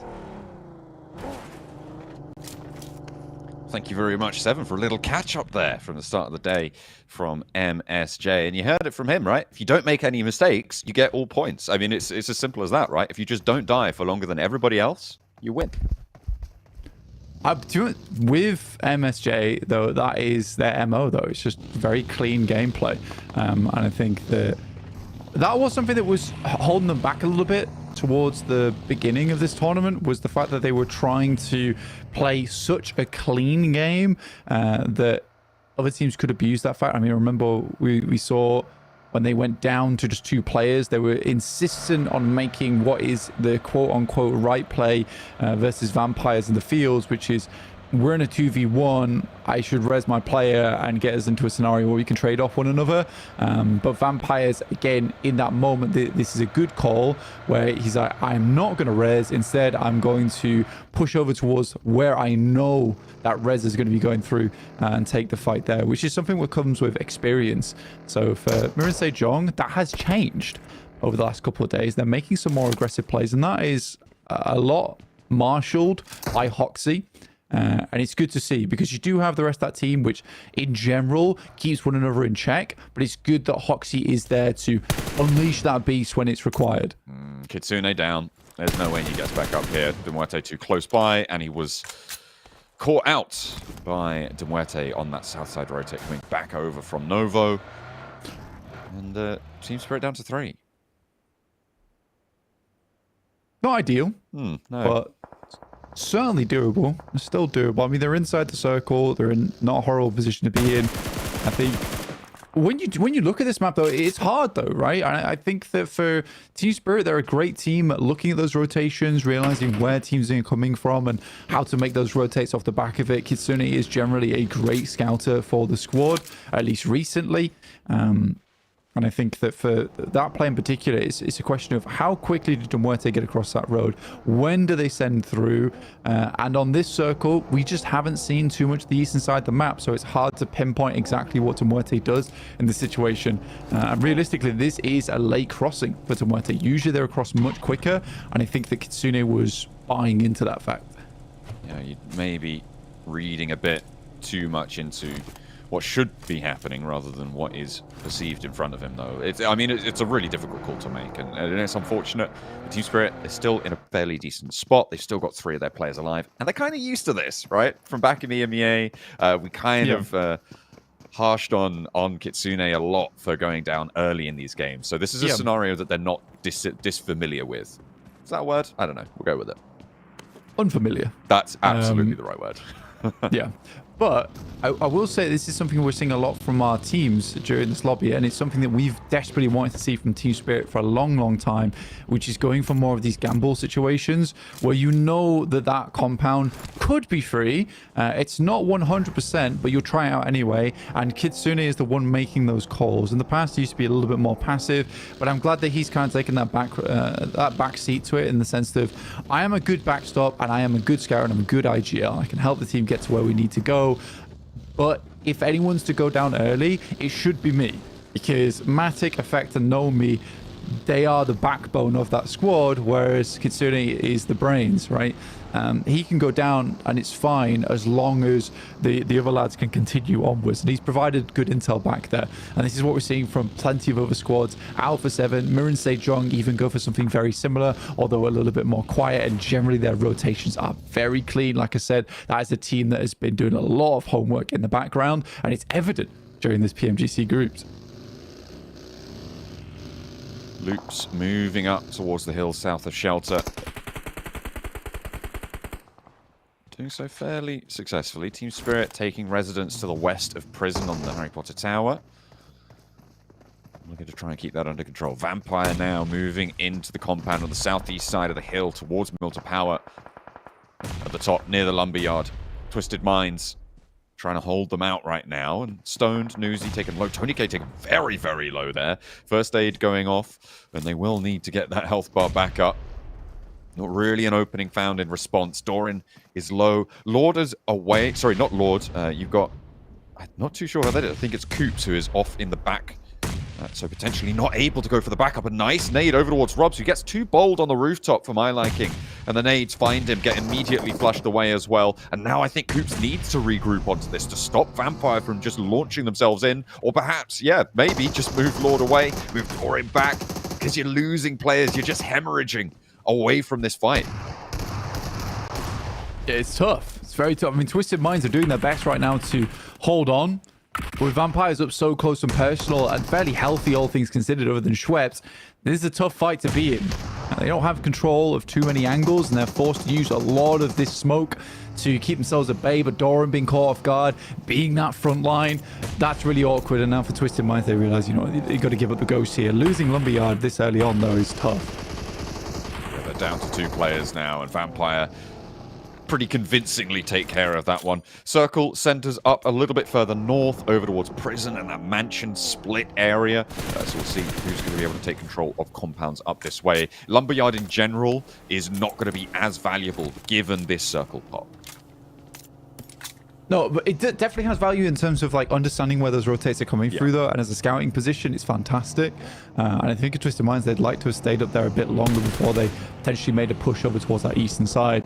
I think if I was Vampires, I'm waiting for stage 3 before considering making that eastern push, but Muerte's already on the roll. Nomi catches off Lord on the rotate, will pick himself up another elim here. This is what Team Spirit's always very good at, and something you won't see all that often is a game where Team Spirit goes down with 1 or 2 elims. But yeah, a heavy northern shift on the circle, and this is where, yeah, for Vampires as well as Muerte, wrap over towards that eastern side. It's a perfect opportunity to get in towards the northern edge of the circle here. Looking at Mirren Sejong right now, right? They're in that incredibly powerful Heaven compound that sits above this mansion split.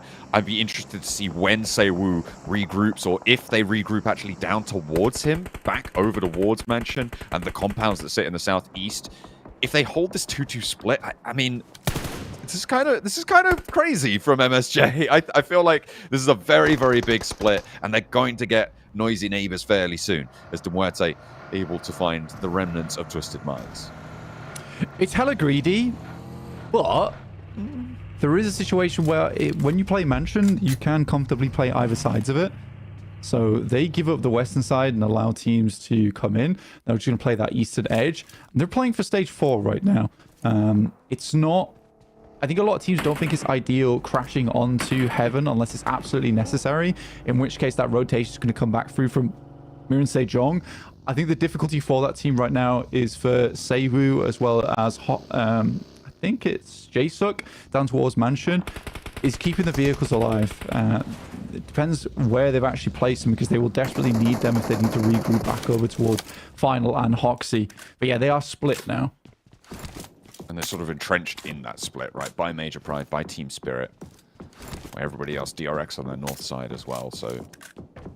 potential difficulties for them because of that. Vampire, they continue to just slowly march up from the southeast side, and I like it, right? This is something that Vampire, we heard from the interview with Satani earlier. It's something that they are not unhappy to do, right? They're not they don't just want to play like the lobby, they want to play like Vampire, and that is how you carve out an identity, a legacy here in PUBG Mobile. So I'll see if they can have a legacy in this game too, because there were 2 eliminations, they took down Twisted Minds, and They don't really have too much to worry about for the time being a little bit close to the edge, though.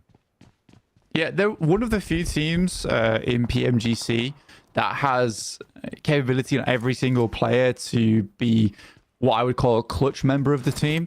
I think that's a big difference maker. And it does change your playstyle, right? Because for teams like, sorry to come back to Mirror and Sejong, they don't have incredible firepower, but they have this really good tactical mindset. But that doesn't open opportunities for them to be an edge sweeps team. They have to much more rely on that macro. Whereas for Vampire, they have another option available to them, which is we might not always be in the strongest location on the map, but we're happy to fight teams and create scenarios where we can pressure other squads out and open space around the map where we need it. And I think that's definitely interesting. So the circle does shift off over towards Mansion at this point in time. Final and Hoxie would like to relocate. But if I was Seiwu and Jaesuk, I'd be like, there's a lot of teams here. It's probably best that we come back up over towards Heaven because it's going to get very hot in Mansion soon. And we'd rather play on the edge here. I don't think it's wise for Hoxie and Final to regroup with Jaesuk and Seiwu. It might be a threat, though, from whatever the conclusion of this fight is here between DXavier and Aura that could dictate how powerful that position is in the Heaven compound. DRX could also look to move up there. Major Pride holding off their corner of the central compounds. They are closest to the middle of this circle right now. RSJ thought that they could take it from them, but Major Pride looking to dominate that southwest edge. DXavier popping some tags over towards the players on the hillside. They have to move, though. They know this better than anyone. They're outside the circle right now. We'll have to move in. Not a huge amount of areas to play, though. Yeah, again, the reason why Mirror and Sejong's been able to happily play in Heaven for so long is because it is, as a lot of people will consider, a god compound. It's very hard to breach just because it's up on high, and a lot of those angles can be covered off by the rooftop positions that are on those compounds in Heaven. So yeah, this is the decision that I thought would come through. So Mirror and Sejong are regrouping with the rest of MSJ. Smart. I'm really happy to see it. That's exactly what I wanted from this team. Western side, that macro praised by Blank. It's a difficult accolade to get. DXavier runs headlong into Major Pride, who are now farming this lobby, despite only having one elimination, though, and racking up 2 there. Who's been taking all these elims? Where are they going? Who's finding them? Is that MSJ? They've just been stealing the elims from Major Pride. Yeah, I mean, fair enough. They've got the high ground. They can do it. So, who's going to stop? Easy peasy. The fact they're on 6 elims is kind of nice. That's a very good name from Vitten. It's a long one, too. And that cuts off their off angle. So for Vampires, things start to get a little bit weird. Nino, in fact, even hitting a DPS. I think Vampires just out here. After all I said about them as well. Yeah. Damn, I think that all does come off the back of that insane grenade over towards Tony K, though. Yeah, they are just swept aside. I feel like the suppressed auto shot here is one of my favorite gunshot sounds in this game. It's so clean. It's so clean. It's clinical, you know? Just looks good. Seiwu scouting out over towards that western side as well. Does spot Inko as they try to get in on this fight. There is a couple of players up into the building, but Jason's doing a fantastic job to hold them. This is what I'm talking about. It's so hard to aggress over towards Heaven. I'm glad they regrouped on it as well. It gives them so much presence over the map. 10 elims at the moment. Fantastic stuff. They even made the play to Inko, which was to use that momentum as you head up the hill to kind of jump onto one of the high grounds. It was a decent ploy, a good try, but not versus the hands of Mirror and Sejong, who is quickly becoming one of my favorite teams in PMGC. It seems like they're the table's favorite teams as well. They are jumping up. They're on 120 points now with the 10 eliminations they found. They fought BTR in Heaven. Maxman pointed this out in our group chat. They took BTR on in Heaven and absolutely destroyed them, which is how they got their first set of elims. That split that they maintained. Now they've come back. They pulled a bunch of the elims away from Major Pride, who are second place, remember, contenders for that top spot. And now they rack it up with an Inko wipe, and it's a really solid situation for them. The circle pops. It keeps the top side of Heaven compound in, which means that they can stay there for a little bit longer. It keeps that second lower tier of it down, which means that there's going to be less threat from teams approaching on that angle to try and sweep them through. So a really good spot for MSJ continues to be the case. They're still in, which is good. And again, that that angle, that high ground is going to have so much benefit to them towards the late game. I don't think Loops has done badly at all, by the way. And Alpha 7's still in the match, as our Team Spirit. I mean, Team Spirit's been able to get 5 elims, which is nice considering the amount of players that they're currently on. It hasn't been the easiest game for them. I think DRX might have something to say about that, though, from that northern side. Though, saying that, Mirror and Sejong should have an off angle on this. The approach from DRX, I mean, it's just covered. You can see the trees just giving them a little bit of cover there for DRX to slowly make their way through, but still, it is dangerous. It's not hard cover. It's not quite good enough. And as soon as they get into the compounds, then teams like De Muerte, like Major Pride, Team Spirit are going to start to pay attention to them as well, even though Team Spirit are only on 2. So DRX from the north, a difficult approach to make. Loops, 5 eliminations so far. They're looking for more over towards Zeus, who are still in this one on the southeast side. 4 players alive. Going to have to move a little bit further forwards. With Loops losing Rafinha on a knock, they're going to have to regroup and move forwards into the circle. Yeah, Zeus over towards that east. Now, Zeus has been a standout over the last couple of days. Racked up a whole bunch of points. They do lose Rita, though, to Harame, bro. Unfortunately, the team tries to make a crazy push up. Range finds another on the roll up and will decimate them. Shreds them as 2, but this should be an opportunity for Zeus. Absolutely. Maniac moves forwards, hits the deck behind the vehicle. Molotov's ammo depleted by that roll-up control from Harame, bro. But Maniac down to a nade. The res comes through on the backline for Zeus to keep them as 4, but Maniac burns down and goes to 3. Range is still alive, hasn't healed yet. Instead, looking more for that suppressive force. That gunfire down towards Zeus, who lose Darkin as well, clipped away. And Harame, bro, are taking on 2 full 4 rosters on the south as 2 and coming out looking great. I think this would be a very different story if teams knew they were just 2 players. Again, for Zeus here, it is a lukewarm play, in my opinion. As Horror finds Eren. Sky found the shots from the side. Again, if they knew there was just 2 players inside this compound, if they had more time to scout it, that did just give you the good cover to kind of mask how many players that are in that location. For Zeus, that would have just been a simple, let's just all crash in and see what we can get done off the back of it. Loops had the right idea. It was just some very good plays coming through from Bro Harame to stop that from happening.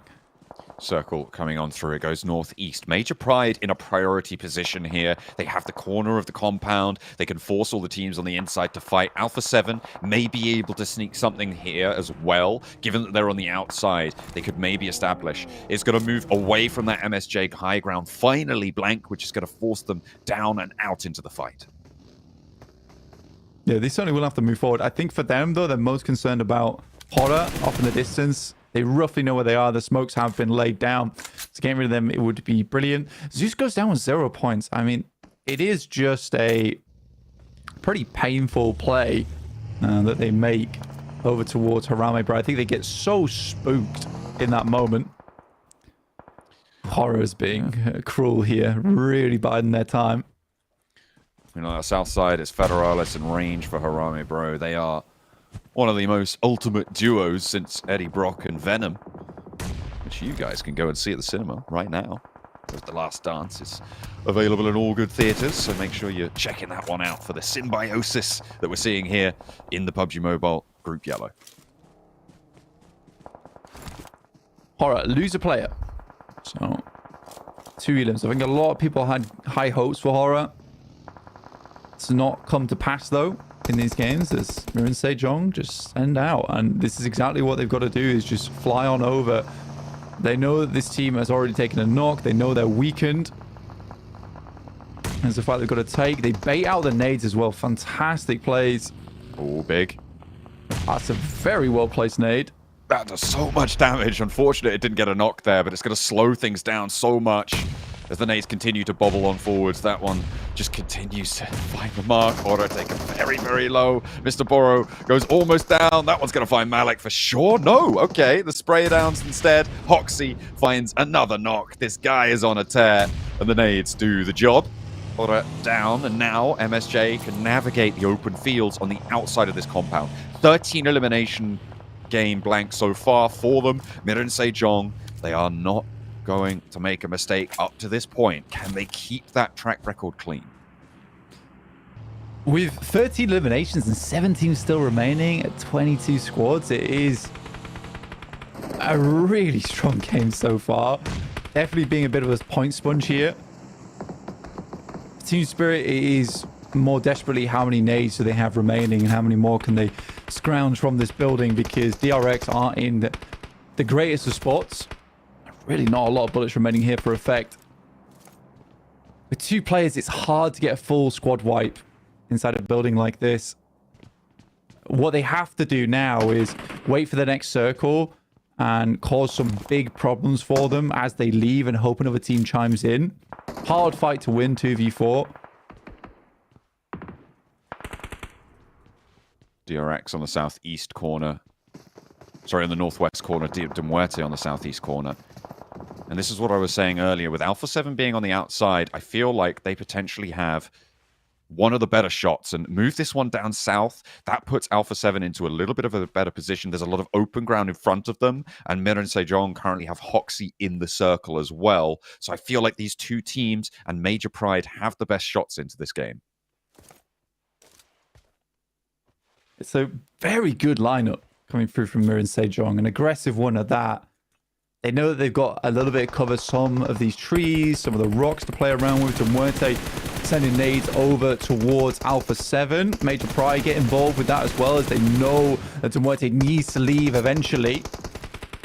Knock from DRX, though, over towards Major Pride. Takes Evo Station down, and it's going to be up to AZ to get the res. So only one sightline. Demuerte may be able to capitalize off of this. There was a lot of damage sent through the smoke, but their sightlines are severely reduced now, and Alpha 7 under a little bit more pressure. The smoke train doesn't have too much longer before it's going to clear and open them up to a broadside, but Demuerte trying to navigate this one, but they haven't found an opening towards Alpha 7. Instead, they're just getting teared apart, teared to pieces as the smokes drop, and it's all going to be Major Pride racking up those points. Look at the devastation that lays before Demuerte.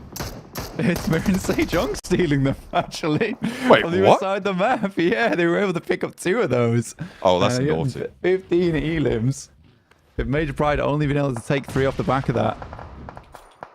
Team Spirit crawling their way in. Smokes are unleashed. There is a lot of action going on, so there's potential for Team Spirit here. But for them, this is now less about getting a high placing, but more about the elims. Realistic. Hyunbin's so close in that smoke, and in fact knows it after he gets that tag. Major Pride getting a knock over towards DRX. Another one. Team Spirit still fighting on the inside of the compound. Close quarters. They don't need to make macro rotations. They don't need to scout. And this is where they can frag. Effect and Nomi take care of it. Now they can turn their attention towards Major Pride, but they have to cross open ground with Mir and Sejong taking a peek over towards them. Effect into the smoke behind the tree. Has to tuck his ankles away. Get that first aid going. Nomi as well under threat as AZ lays a nade in, but there's traded off by Nomi. Will be blasted away for a flush, but it's just Elementrix to stand. Effect trying to cross the open ground, does take some damage, but not quite going to make the full Monty there for Elementrix. Not going to be able to get that knock. Instead, gets spotted, and from across the way, it's Alpha 7 to take them down. Mir and Sejong are still going. They've got 16 eliminations. Team Spirit with a solo, but it's Alpha 7 to be their major threat now on the outside. Alpha 7 still has 4 as well. And I mean, Mir and Sejong is being kind of peppered by quite a few teams. Team Spirit. Effect's going to look to pick up some more util, some more smokes from these death crates and go from there. Again, for Team Spirit, it has not been a bad game. Very, very good salvage game. We know that they're decent at that as Mir and Sejong looks to move up. But Alpha 7 have themselves a tear. And it's Harame Bro who have lived out this game. They have not been in the most awesome of positions either. Yet still able to get a lot of work done. 5 elims and guaranteed top 4. A really nice result from them on the south side. Another knock over towards Mir and Sejong. Federalis, okay. He's found the first. He's looking for a second. Alpha 7 keeping them tucked in as well means that these reses can't really come through. The headland that he's got keeps him safe from the Brazilians right now. Could go a little bit further here. Effect is still inshore on the north side, but he's going to have to cross open ground. Not much you can do. Mir and Sejong will not go down without a fight. They've got that first res on board as well. Effect crawling his way forward through the smokes. Mir and Sejong being preoccupied with these reses is allowing him to do it, but Alpha 7 too quick. Eliminated on 8 elims though in 4th place for Team Spirit. Harame Bro ladder up once more. Mir and Sejong, have they met their match finally? Great shots from Carrillo as well as McGrellin there. And they will get a confirmed res on this when Mirror and Sejong go down to just 2 players. It would be a shame if they go out in 3rd place with Harame Bro with Federales with an innings here. Blue's going to push him though. He's right on the edge of it. Down to stage 9. This will push absolutely everyone in. Mirror and Sejong want to bide this position. They know that technically they have a little bit more cover to work with than Alpha 7. Oh, this is nasty. The smoke's there. Mafioso can't quite thread the needle this time around. The healing does come out, but they are going to have to tick up with those stims. Federalis is spotted. That is going to be taken by Alpha 7, and now it's a 3 versus 4. 2 players lined up behind the tree. Breakout wide for Mafioso. 2 players in the same position for Alpha 7 as Revo peeks the other side of the rock to Carrillo. This is dangerous from Seiwu. Has got 3 first aids. Going to need to use one of them now. The vehicle smokes in front of him and gives him a little bit of cover. But there's Hoxie found and 2 players behind the same tree. This should be an easy pickup for Alpha 7. Jae-suk the last to go. MSJ stole so much from this lobby, but they do not have the gumption to steal this chicken dinner as well. It's Alpha 7 on 4 players alive, surviving on the southeast side. I mean, although they don't get the chicken dinner, it's probably the best PUBG Mobile game we've witnessed throughout the tournament so far. They weren't able to get the circle on towards their side, and they were consistently playing in from that west. Alpha 7 just have such good control of those situations. They played a fantastic game as well, to say the least. That can't be taken away from them. A lot of strong games. Team Spirit, Harame Bro, Mirror and Sejong were some of the best rotates I've ever seen. But, you know, who can analyze this a little bit better than me? It's the boys on the desk.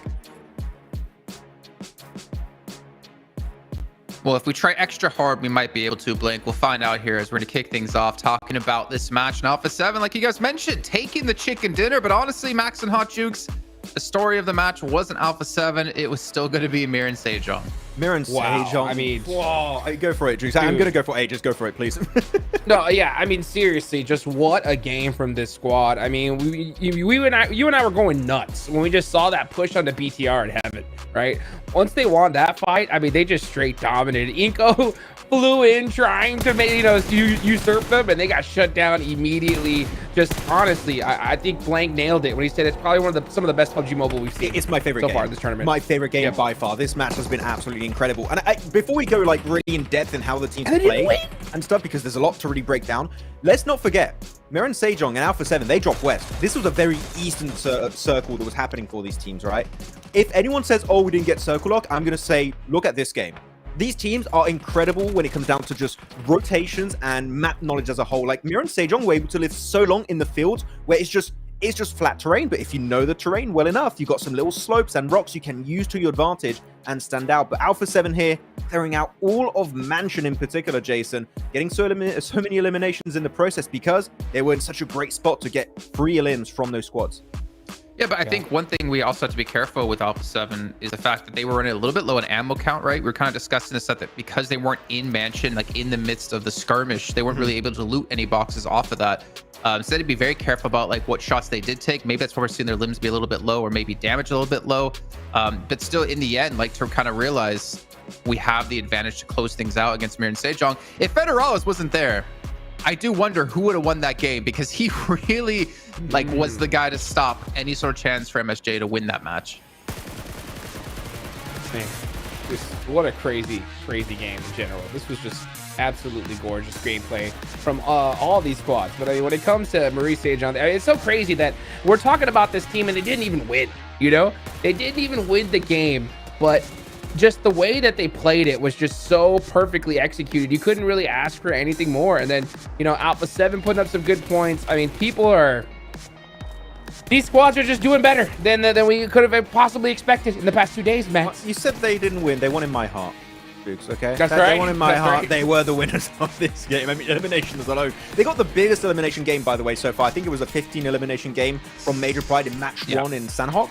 This is the biggest elim game we've had so far, and it's from a Korean team. It's so good to see Korea finally get this big pop-off moment outside of like D+ back in the first season of PMWI. But here you have some of these finishing moments, and you talked about Federalis here, Jason. His shots through the smoke, by the way, on MSJ was like, how the... This guy's got like an extra sense. He's Spider-Man in this match because he was incredible in those sprays. It wasn't even just that too, because you think back on what we just saw, right? They took down loops. pretty easily. And then Zeus, well, I'd say pretty easily. They only have 2 players left alive at the end of that. Then Zeus, who had a 4-man squad, was right next to him looking for a potential fight. Instead, they looked to rotate clockwise around the map, around the 4 to like 6 o'clock position. And somehow, Harami, bro, with only 2 players, were still taking out Zeus members that eventually it was just down to 1 player alone from them. So I was really confused how they were able to get so much done from that position. But to kind of rewind it back before that, one thing we have to talk about is this split, Max, that you were looking at when we had Mir and Sejong with 2 people in heaven, 2 people towards mansion. You're getting a little bit nervous. I know you and Hot Drinks were discussing like, yeah, you're not a fan of the split right now, and yet somehow they were able to regroup without losing a player when you had Major Pride and Team Spirit in the way. I was getting very nervous. I was getting very stressed there, Jason, because it's a good position to have until you get to phase 4, let's say, because a lot of teams are going to be trying to send it in that field to the strong positions, which here are going to be or heaven or mansion. So they were weakened by that position, but we were lucky, Jukes. They were able to regroup, and because they regrouped, they get 22 points on the board this match, followed up with 19 from Alpha 7. They are the top dogs right now, I'd have to say, MSJ. They are looking so good these games.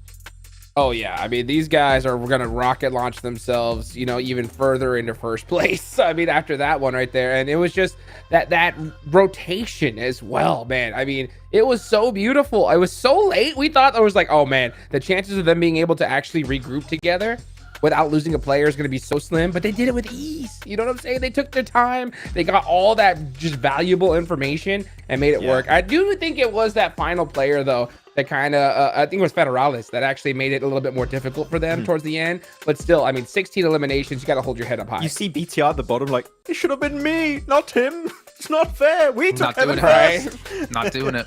No, not gonna hit the button.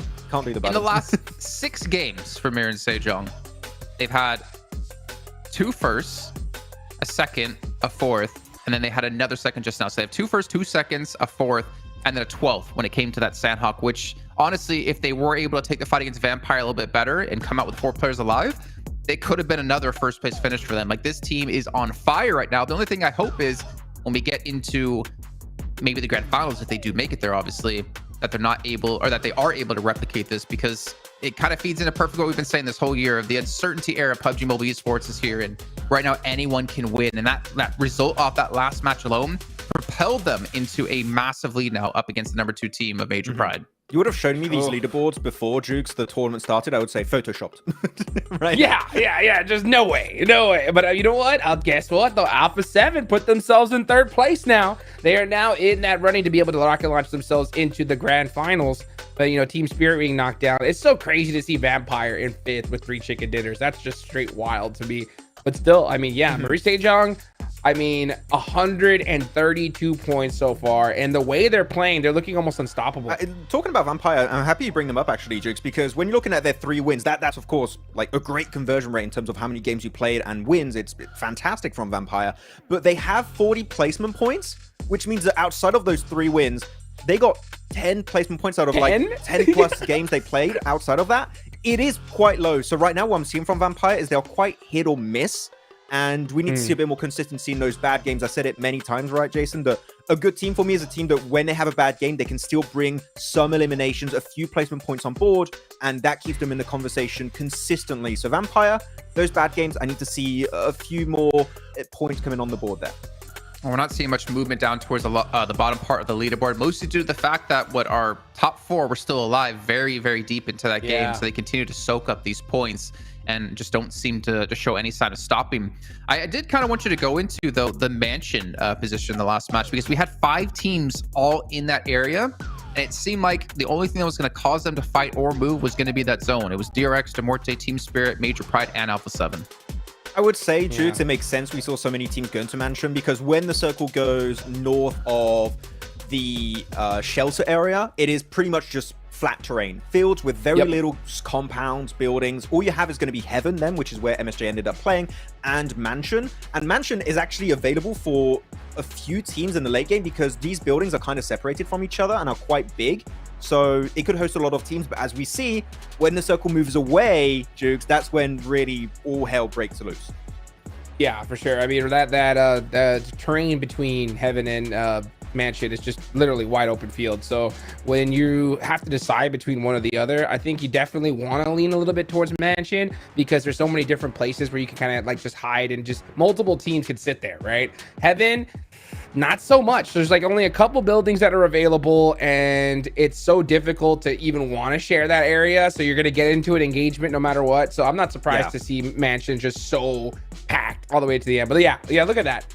Masterclass indeed. And it's so crazy to see exactly at this point. I mean, these guys are playing like they're the world champs already. Yeah. It's wild. I mean, hopefully they can keep that energy up, though. Even going down to the Heaven discussion again, you could theoretically host 2 teams in Heaven if you really want to try and like work together as a symbiotic relationship. Yeah, you could. You have to really try. But seeing how Mira and Sejong here have been playing, Jukes, they don't want to share that compound because they know, no, we're not just trying to get into top 3. We are trying to win the game.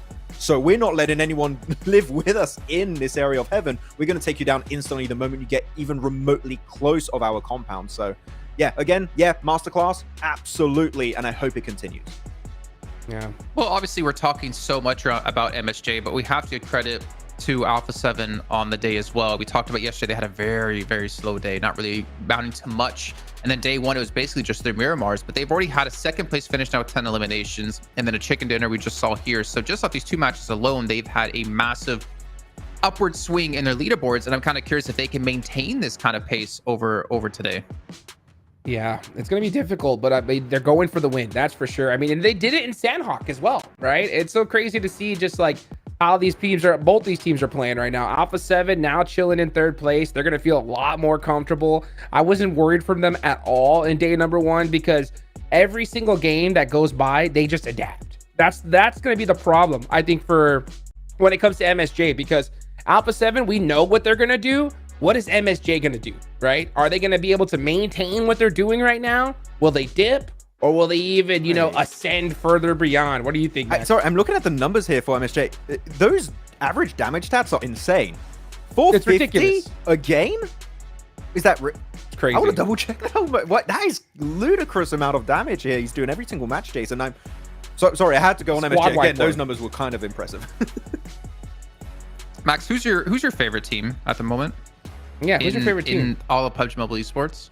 If I remember correctly, you would say it was Falcons, right? It's still Falcons, but I kind of like what MSJ are doing. Is all I'm going to say. Give me way more. Tickling your fancy? I remember I asked you during the watch parties for CSA, like, what would it take for you to no longer be a Falcons fan?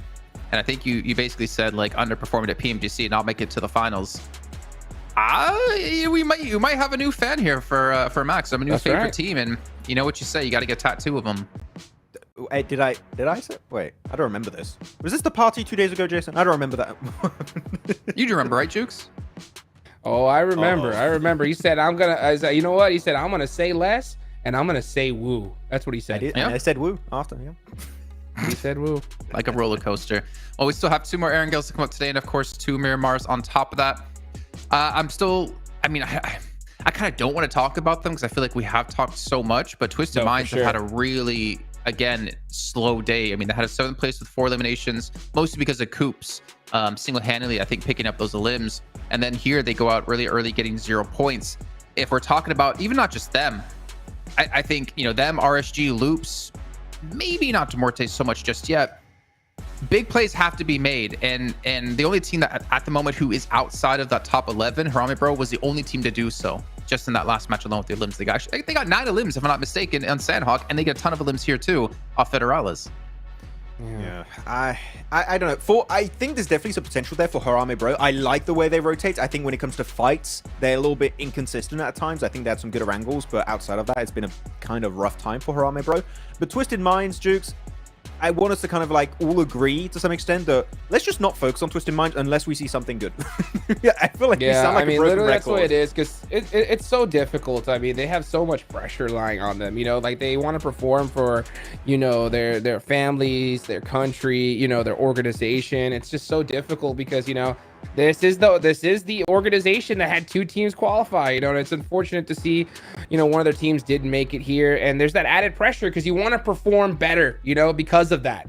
And it's unfortunate it ain't happening now. So I think honestly, if you're Twisted Minds, you're kind of just hoping that they make it to that survival stage. You know, like they can make a good few games, get to that survival stage, and then bounce back then. Because the chances of getting top 3, especially with seeing how Alpha 7 and MSJ are performing, it's just going to be too difficult to cross at this point, right, Jason? I would say there's no chance. I mean, they're 100 points out at least right now, and I don't think they're gonna be able to do that. I mean, they have to over triple the amount of points they've gotten with just 2 days of play left to go. But I mean, besides obviously like Bigatron, I feel like not a bad changeup for them. I mean, obviously, like we can obviously say that they lost the fight against Mir and Sejong in heaven, but they lost the fight against the best team in the lobby right now, and they already had a 4th place finish 4 limbs on Sandhawk with the roster swaps we had happen. I feel like we're starting to see an uptick out of Bigatron. Just unfortunate that they couldn't hold out against MSJ. I don't think they were ready for that fight. I don't think anyone would be ready for that fight realistically. But yeah, I still want to see a few more matches with this current roster to see if I'm sold or not on the current player changes. So BTR just need a bit more time to see how that's going to potentially go down. Though I want to bring up another team here, and I would like to know also what you maybe think, Jukes, about them. Is Xavier have been eerily silent. And they're one of the big name teams in this group. And sure, they got some decent finishes yesterday, but a few of them were because Parajin was remaining as a solo, or another player was remaining as a solo. We haven't seen these strong team finishes from DX outside, really, of the last 2 almost matches of day 1, with especially that chicken dinner over on Miramar. So Xavier need to get back on the board because they are slipping away slowly but surely from that top 3 position. Arajin, when it comes to Xavier, honestly, I want to see something out of him this game, right here, right now. And I think it's something that we're definitely gonna see. You know, the first 2 matches of the day, you can always just you never know what's gonna happen. You got Sandhawk starting off, you got your first Aaron Gale. You know, now you should be fully warmed up right now. There's no excuses. You got to be able to execute here and now, and especially it's going to make things more difficult when you see these top teams performing so well. I mean, the first game we saw a sign of life because all the top squads went out so early, but then game 2 comes around and you see a 16 elimination chicken dinner. It's that puts you back on your heels a little bit. I feel like Xavier have always kind of been this really hit or miss team. Thinking back to last year, thinking back to PMGC where they were definitely on point, and then thinking back to the event we did Max in Saudi Arabia after, they weren't even the same team, it felt like. Obviously swapping around Chua out of the roster too. Consistency is definitely something that's been lacking within this team, even though in PMSL SCA Finals they did exceptionally well. So I'm not sure necessarily what it is for them, but also I turn my eyes towards maybe our only representative from Turkey here, Zeus, who great rotation on Sandhawk. I feel like they've shown they have a lot of potential. But slight consistency, maybe missing, maybe confidence. I'm not sure what it is necessarily, Max, but we've seen really good things out of this team. This is like the first time at PMGC, right? There's a lot of pressure on them to try to perform. It's interesting we're talking about them because I would compare, maybe this is a completely bad comparison, but looking back at how the games have been played for Zeus, I would compare them to a Harame Bro, but it's more successful on their rotations and fighting in particular.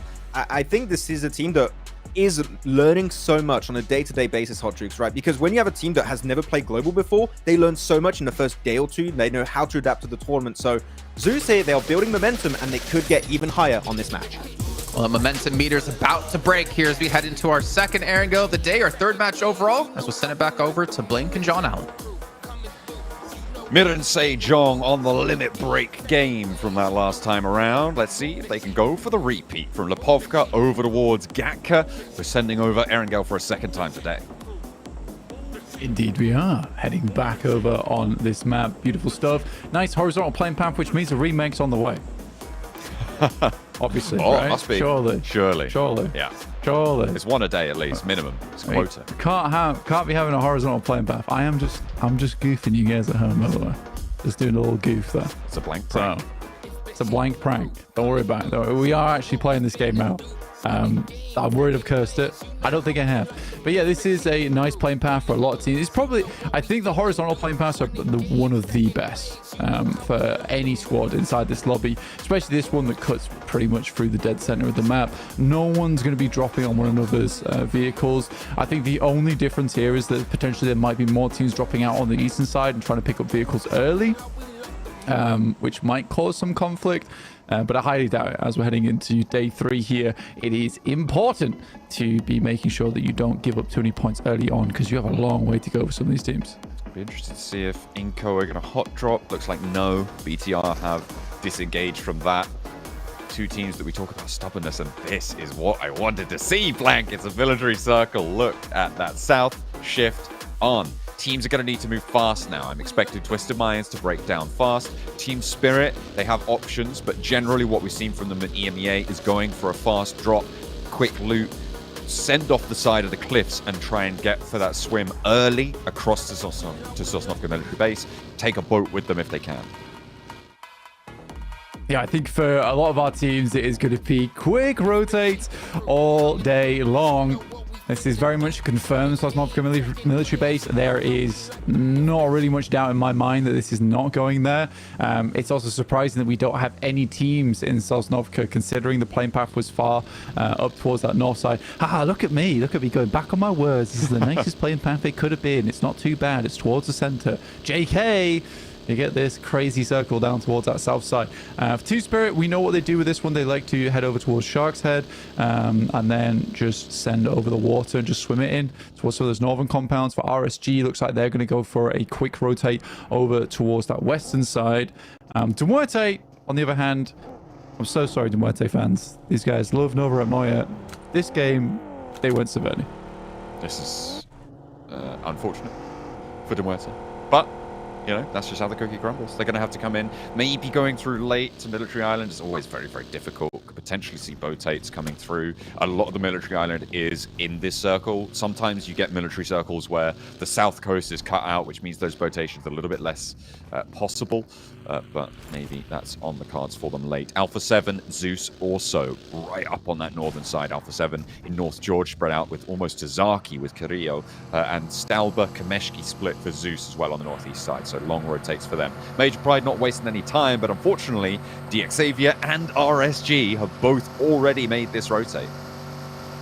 Yeah, I think that if we were playing in more of a tournament format, teams might gamble on trying to take a hold around this area and go for some big Elim points, but that can lead to quite early deaths, right? So I think a lot of teams are more looking just to send directly in towards the circle. On the other hand, the guys in the desk were talking about Twisted Minds. It is unfortunate. Yeah. If you're a Twisted Minds fan, fair enough.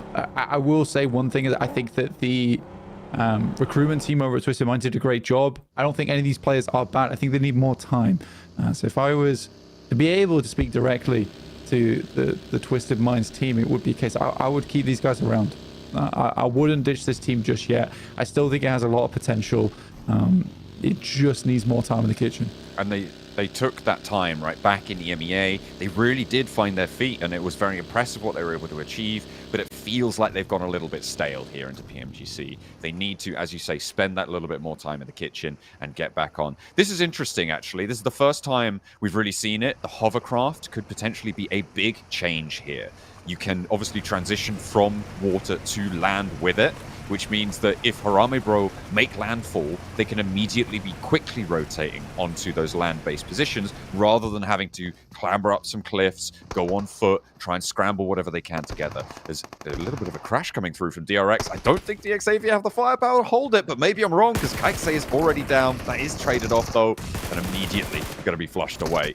Finding more as well. They're looking for the back lines. Lamborghini able to trade it off, and 2 knocks sent back to DRX, so not all lost for DXavier. They've still got 3 players, but a little cut around the side of the wall there finds Paragin. Now it's all up to Levi's on his little shack there, the ticket booth on the outskirts, as QXZ going to move on forwards. Trade it off, 2 knocks, 3 knocks to DRX, but it's not going to be enough to take him down as DXavier will fall. Yeah, and they get the full reset on this as well, which is the best thing about it. It looked pretty dicey. So we currently have 2 Korean teams up towards that top 6, which is very nice to see here in PMGC. But curious, very curious that they both went for this exact same position on the map. And I mean, it's fair enough. You both want to head down towards that southwest side of the map, get yourself out of the way. You know teams are going to be trying to relocate over towards those northwest compounds. So you want to be one of the last places that gets crashed. But yeah, painful. We've got a recap from 7 as to today's Welcome to a quick report with the 7WG as Alpha 7 was just able to get their first win of day 3. I got a chance to talk to Revo at the beginning of the day, and he was telling me that they were coming in with too much confidence because everybody was just expecting them to be in the top 3. They thought it was going to be easy. It was not. Today, they're going back to their usual playing style. Is Alpha 7 back? You guys let me know. Absolutely. It's good to see Alpha 7 in that top 3 spot. 111 points just ahead of Team Spirit at the end of that game. But this is a difficult map for them, right? Team Spirit are already across. Alpha 7 not so lucky with that northwest position. May struggle to get on in. But as it stands, that western bridge is not looking too terrible. And here, again, that hovercraft. If they had to make landfall with a boat there, they're on foot. They're not going so fast, and they might struggle. Same story for Vampires. This is actually one of the main situations where the hovercraft is going to have an impact, Blank. These military island circles, and we're seeing it here. The hovercraft, it's nice to see, actually. The thing is tanky, and it's very nice to have. I mean, even Harame Bro picked themselves up 1-2. It's super defensible, which will change the game. It's one of the more meta-changing vehicles in the game, honestly, just in terms of those rotations you make. I think the biggest weakness with the boats in the past is that if you got spotted on a rotate inside one of those boats, it was so quick. As long as you had the teamfire set up, hello. As long as you had the teamfire set up, you could immediately destroy that boat. Yeah, but with this, with the addition of the hovercraft, it's a little bit harder to go for that. Harame Bro, they roll up into the spot. DRX King, a roll-ups. What on earth? Just completely whiffs the spray Federalis from the last game. Where did he go? Soares hops out and just clocks him. You can't let that happen, Federalis. What happened there? Yeah, that was painful. Painful to say the least. But yeah, well played. A little bit of a quick angle reposition for them. The hovercraft is now finished. So it's not quite as... it's not massively tanky to the point where you can't just take it down immediately like a BDS, but it's very much still great for just sending directly into that circle. Eastern Shift on this one does move over towards that side where Twisted Minds is currently playing. Team Spirit have some reasonable rotations, but Loops have a strong spot down towards this middle of the circle. To see a good game from Major Pride, because it's been a while and they have just been hovering with those residual points they've been able to achieve over the first couple of days, and then a couple of Elim points here and there. We've got wacky races down to the South Island. We've already had the hovercrafts. Now we're going into the skies with Alpha 7, taking an aerial approach to this one. And with the circle shifting out east, they might find a runway on the west side of it now to be able to get down and into it on foot. I mean, for Alpha 7, it's certainly possible. There is plenty of areas where you can play on the southern edge. I think we have seen Alpha 7 multiple times in the past play towards some of these locations. The best thing about the glider, though, is the fact that unlike the boat where you can only rock up towards the base of some of these cliff faces, as we all know, gliders have a bit of flight to them, so you can get up towards the high ground. There is a specific compound down towards the southeast. You wonder just how much fuel they brought with them, but they were setting this up for a while. Unfortunately, the rest of the squad is just in a boat here, so it will be those two players looking to make landfall out in the distance, potentially scout out position. These two players to grab a vehicle, then regroup with them later. This has only been allowed because the circle shifted out to the east, right? There would be teams littered around this area if it hadn't gone that way. So Alpha 7 allowed in there, and they read that circle very nicely. BTR with a very late swim, but it's got to work out. There's no contest on the northern shore. Not that they have figured that out yet, but I'm sure that they will do in short order. Again, 4 teams actually still on the north side, still on that main island. Zeus holding the north side of the east bridge, so I'm not really counting them. We've got MSJ still in South George, by the way. We've got Inko in Pachinki, and you've got Ora, who are just about coming to the south side near Farm, to Muerte on the east side near Prison. So a couple of crosses still yet to happen. Yeah, and it's just because of that first plane path, right? I think it, if I'm honest, I think it lulls a lot of the players into this false sense of security where they're like, oh, lovely plane path, you know, chilled out game. Psych down towards Sosnovka. So we have a lot of teams still to make their way through. But there is a lot of openings here for quite a few teams on that northern side, purely because we had so many crossings early on. That really has not been a huge amount of bridge holds. Everybody kind of knows and understands how bridge holds tend to go. You get a couple of elims, but essentially ruin your chances for a late game unless you have an incredibly solid hold. And that's not always possible in these types of games at PMGC, where it is really strong teams that take advantage of any mistake that you might make. So those bridge holds just won't come into effect as much. Circle again over towards that eastern side. Team Spirit gearing up for potentially a strong game, but with Twisted Minds on that high ground, they are sitting pretty. Yeah, Twisted Minds getting that position. Really nice stuff. BTR on the bikes. Going to be moving in from the northwest side. Oh dear, Ora coming into contact with Inko and not looking too healthy for it. And Nade outforces Sky to go for the peak here, but Wancho finds out that that's maybe not the best idea. Inactive, and then Ebete both trying to handle it. The heal comes through, but Sky's there for the flush. Finds another. This guy is on a tear now against Inko. One more player on the upstairs to try and hold him out, but where are the nades? Where's the damage? Inactive down to Sky. And now it's just the one player on the inside, but Vitali rocks up on the outskirts here, looking to try and control this situation. This is all the way on the northern side, not yet crossed. Vitali, a lot of damage felt from the nade coming through from Mr. Borrow. Another one from No Fear on the back lines. Should about do the job, and he lands it. Nenobete still on the top floor. They know he's there. It's only a matter of time, but the question is, how many does he take with him? Because Sky eats some damage from a nade, needs to bandage up. Yeah, it's a really nice nade coming through from Mr. Borrow on the outside. I'm actually surprised the first one hit. I was even more surprised that the second was on target. Nice nade from Nenobete. Still trying to get that damage done. He's forced in a situation where he has to fight. He's looking for this elims. The rest of the players are protecting off the back of it so they can maintain at least 3 players. They know they'll need that going into the future, but it is getting late in the game. Luckily, they'll get that reset with some of the death crates here, with some of that medication on board. They're likely going to have to drop some of that util to make room for stims as well as first aid kits, but that is a lifeline that they desperately needed. Alpha 7 again on the push bikes. It seems to be the vehicle of choice. Obviously, if you're going for a swim rotate in general, it's a good idea to bring those bikes with you to be able to get a little bit of speed. But if you keep control of your hand, Revo, there's a crate there. Watch out. He's trying to figure out how to ride a bike. He's learned. But it seems, yeah, he needs a little bit of BMX training. There's a lot of stages of the game now. I think for Sosnovka, mid-game passes pretty quickly because it is majority of the case of just teams trying to get into position as opposed to teams fighting for position. It's just teams trying to get a spot to play. So you head towards that late game quite quickly where it is just teams set up and then start fighting as a full 4-man squad. Good hold from Zeus.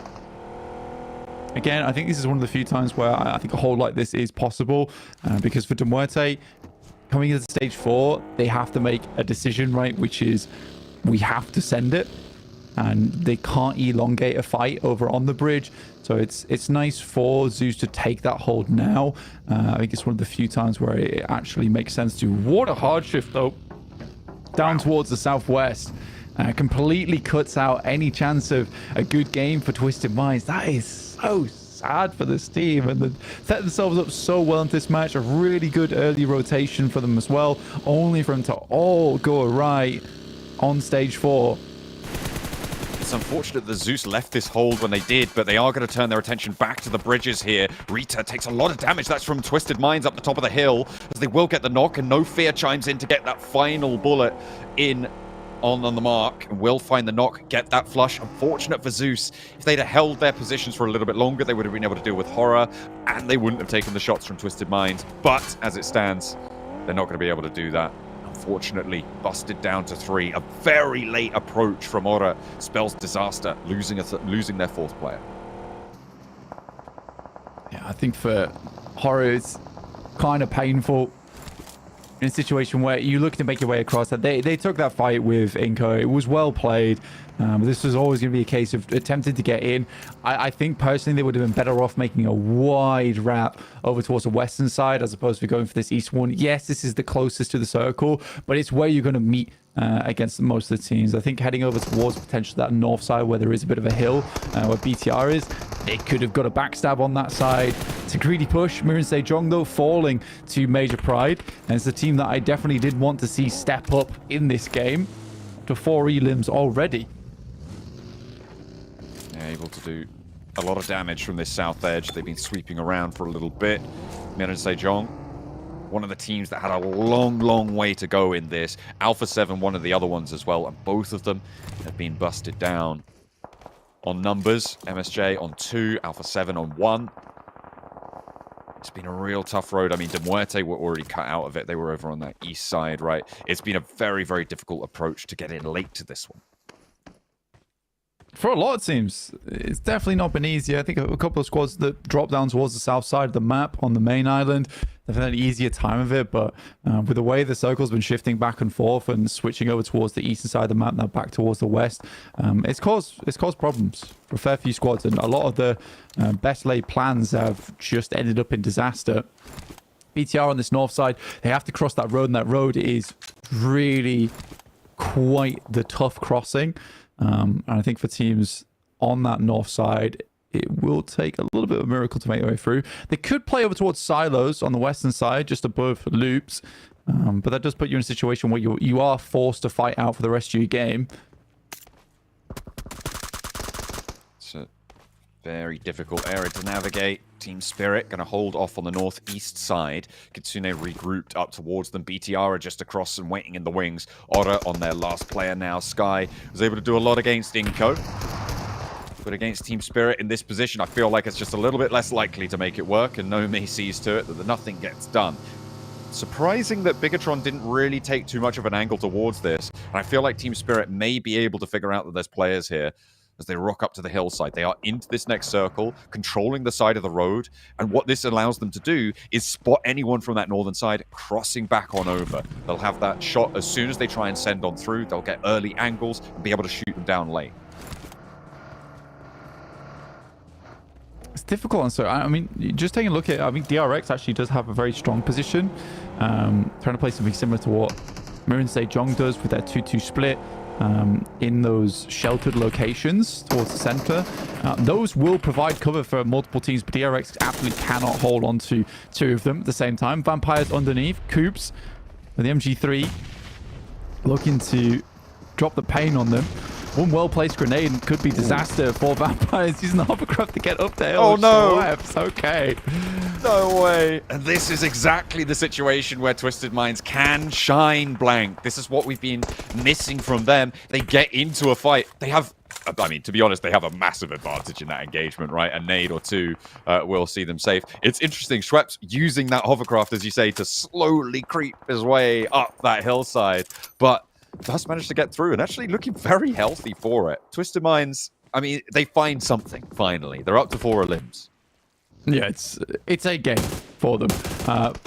Maybe they can get themselves into survival stage. I think that would be the best thing. But again, today, you need a large match. You need a big chicken dinner for Twisted Minds to make that even a possibility, and then playing through for the rest of the day, because we still have a few games left. Team Spirit up against BTR. Team Spirit, this is a fight that they absolutely should win, though. Considering the way that BTR has been playing and where Team Spirit is in the lobby, I think this is a good litmus test of how Team Spirit's feeling today, because if they're unable to clear BTR out from this angle towards the west, yeah, I'm not too confident in the rest of their day today. I mean, the difficulty is that Twisted Minds angle, right? It's so hard to move over these hillsides unimpeded. The smokes are their shore, but in general for Team Spirit, look at the open ground that sits to their south. They kind of have to go for this push against BTR, right? So they are gathering speed, gathering momentum. But this drop down from Twisted Minds allows them to do it a little bit more safely now. So that's an interesting maneuver. I mean, Twisted Minds did have to move, so fair enough to them. But Team Spirit could be opened up a little bit more. Team Spirit shots taken out towards him. Good shots from Lord. Might be able to get himself behind the tree in time. There is a bit of cover been sent back. Matic will be finished off by Robs, though. That's Team Spirit down to 3. Now puts them in a more precarious situation as they attempt to get over towards the roadside. There's a lot of teams in this area with all angles, all eyes over towards Team Spirit. They have to turn around. They do find the knock onto Lepard to start with. Remember, that guy is the one doing the huge amount of work for BTR. And another over towards Leon coming through from Zeus. This might be the break that Team Spirit needed. Nades over the top as well, and that looks good. Oh, it's just a little bit far, just over that ridge line. And the res comes through onto Leon. The pass still down. Nades continue to pour on in over the top line, and that looks good. The spray down from Effect gets one, gets two. Zatar is still in there, though, and he reads into it. Hits the deck, and Effect with the 1-2-3 punch, able to take them down. Yeah, really good play from Effect. I mean, that off angle is there, and this is what you expect Effect to do. You need him to be your firepower in the squad, the one that can hit the hard targets, and you put him on that off angle for that exact reason. Without Matic, you don't have that player there who is specialized in that category of playing. Kitsune still bobbling shots over towards the south end here. Now, if they can get over towards Zeus's position, who is pretty unhealthy, you know, they're down to 2 players. I'm pretty sure, not so sure anymore. I thought one of them didn't have any stims, but he seems to be ticking up just a little bit now. Ooh. Robs for Twisted Mind sat atop the mound. They will need to move west, but so does everybody else. I think Team Spirit have to figure out how to get past this, right? Because this is the high ground that is such a threat to their position, to their rotation. It's going to control so much of the ground. And you're right, though. Zeus may be a little bit more appetizing of a meal for them, but they have to, again, gain momentum to be able to get up to it. If you are RSG towards Twisted Minds, you're in a sticky spot because you have to fight eventually. Twisted Minds taking shots over towards Major Prize. They make the full-on crawl across. AZ has to get out early, but they do make it through. And it's a hell of a rotate. Surprising that absolutely no damage was sent back through to them. And now Twisted Minds are very much aware of RSG's position underneath them. I think for Team Spirit, the reason they've been so slow on this eastern side is they're looking to pick up more points. They know that, you know, with these types of circles that head back out over towards Airstrip, it's not exactly ideal in terms of their position. No, you know, up close. Yappy. Oh, no. That's an easy target for them. Need to be very careful now for Nomi because this is a very exposed position. Rezzing behind that is not a safe place to be. And you can see he wants a little bit more cover from that watchtower. Twisted Mind's going to launch nades out this direction. They've read into this. They know what's going on. The nade goes out wide, but they're committed to this res for Team Spirit, and they need it as well. Getting him back up to his feet is tantamount to making this game work for themselves or not, but the re-knock from the nade on Lord is there again. They may be able to get this one, but it's just time draining from the resource bar there as the zone pushes them in. And Twisted Mind's going to descend the mound, going to move up into Major Pride territory as well. This is a chance, actually, for Team Spirit to get Nomi back if he can crawl his way forwards. A nade from Major Pride, and Twisted Minds may have just fallen short of the mark. Yeah, odd rotate from Twisted Mind. They need to do something a lot sooner, or at least try and get rid of RSG. They put a lot of focus over towards towards Team Spirit in that situation, but they get themselves up to a spot where it is somewhat comfortable to play at least. And great nades from Major Pride, dealing a lot of damage over to RSG, who have been so passive in this game, really not getting too much done at all. 5 elims now for Major Pride, catching back up to Miran Sejong, who did dismount them from that top position. In comes Nomi immediately. As soon as he's ready, he's like, right, I'm going to put myself in danger again. It's time to go. And maybe it was the right time to do it. Nomi goes up to the wall as his teammates at the backline getting pinged away there. Kitsune goes down, but Effect is so close, and Twisted Minds will finally fall. Team Spirit looking to take up that mantle. Nomi and Effect, a duo for the teams from EMEA as Major Pride look to try and shut them down. The backline gone as Kitsune is fully eliminated, but the nades move forwards, and there's the shot onto AZ. He has to fall back here, is in danger. More nades pour on over the top as Team Spirit moving over crates. DRX chiming in, the sweep out wide. They want to get engaged, so Major Pride all of a sudden have things turned around. Zeus could third party. Watch out for that high ground, but out comes the fight as Evo Station and AZ turn their attention to DRX, but there is just no right way to face here. AZ down, and Team Spirit look to sweep around. Good crunch, good finish as well. Now Team Spirit need to fight another team, and they have been desperate to clear this angle because they know that Zeus is behind them, who did move out from that position to try and catch them off guard. DRX come face to face with another team. With Team Spirit continuing to send those nades back across, weren't able to get too much out of those death crates, but they need to move further in. Hyunbin holding a strong spot over towards their western side, but Loops made their way over. Now it becomes difficult for Hyunbin to provide support for that backline that is currently dealing with Team Spirit. It is all systems go now for every single squad. DRX flexed out, to make sure that that fight concluded with all of the teams on the east side being decimated, and now Zeus are chiming in towards Team Spirit's position. They are basically stuck at this point, so the regroup back in from DRX is good. The flex out was great. I really, really like that from them. They didn't quite get rid of Team Spirit, but they've done enough to make them not a threat anymore. And with Nomi down, Zeus were able to get a very nice off angle onto him. The circle's not pushing in yet, though. I think Effect understands that, you know, for Nomi, he's a goner. It moves up. He is so visible to this squad. Just see him. Kaise just turns around. He sees all of them. Dude. Yeah. Yeah, okay. Okay. Yeah, he knows and immediately has to go for the fight. As soon as he was spotted, he was dead, so he knew he just stood up and went for that fight, maybe get a knock and an elim. But 11 eliminations at a 4th place for Team Spirit is great for them. 10 elims, though, for DRX, and they are looking to keep this one rolling. Loops may have been a little bit too slow to take this one away from them. Yeah, they made that initial push and it just didn't work out. I think that they made the right call.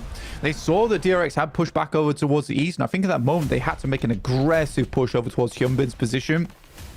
And they just refused to do it, rather sending back over towards that position on the northwest side, and DRX is given all the time in the world to make this work. I think Neil Zada is the real key to this fight, right? He could be an agonizing thorn in the side for DRX to be able to hit one of these nades off over towards them.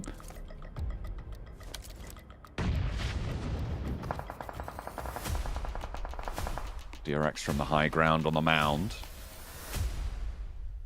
Loops trapped on the inside of these buildings, right? And that's the advantage that DRX have, even though both teams are on the opposite sides. Unless we get something really special from Neil Zada. A couple of nades in the right place, maybe. Zeus getting up into 3rd place. I think that's a successful game. 5 eliminations, 3rd place. You'll be happy with that. As Neil Zada, they know he's close by now, and you can see DRX readapting to that. Yeah, some good nades. A lot of damage. I mean, at this point in time, you'd want Loops to regroup with him. You know there's a fantastic amount of damage going over the top side. Neil Zada's providing that information back. They have to first aid kit. They can't prevent a full man push here from Loops. And that's the sort of information you have to be going off the back of. And this is why DRX is playing so aggressive right now. It's because they're scared. They're terrified. What is this? They know that a shot should be coming through. Rafina makes a wild play up the watchtower. It's confusing from Loops. Finally, I mean, Neil Zada has really been the king of this lobby at the moment.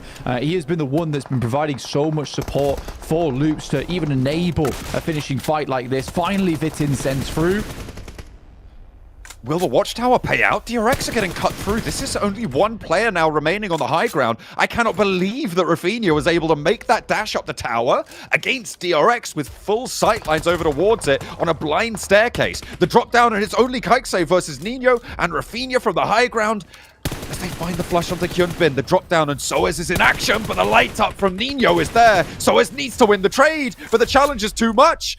And he just can't make it work. DRX may have had this one stolen away in the final moments. Loops have been almost silent in this lobby. The heal comes through, and Soez needs to win this challenge. The drop down from Rafinha comes through. He's in a 1v2. The breakout wide. Can he spot Nino? The blue zone pushing all of them as the shots ring in, and Rafinha marches his way towards the last player of DRX. Nino pushed out on the blue zone, finds the long corner here.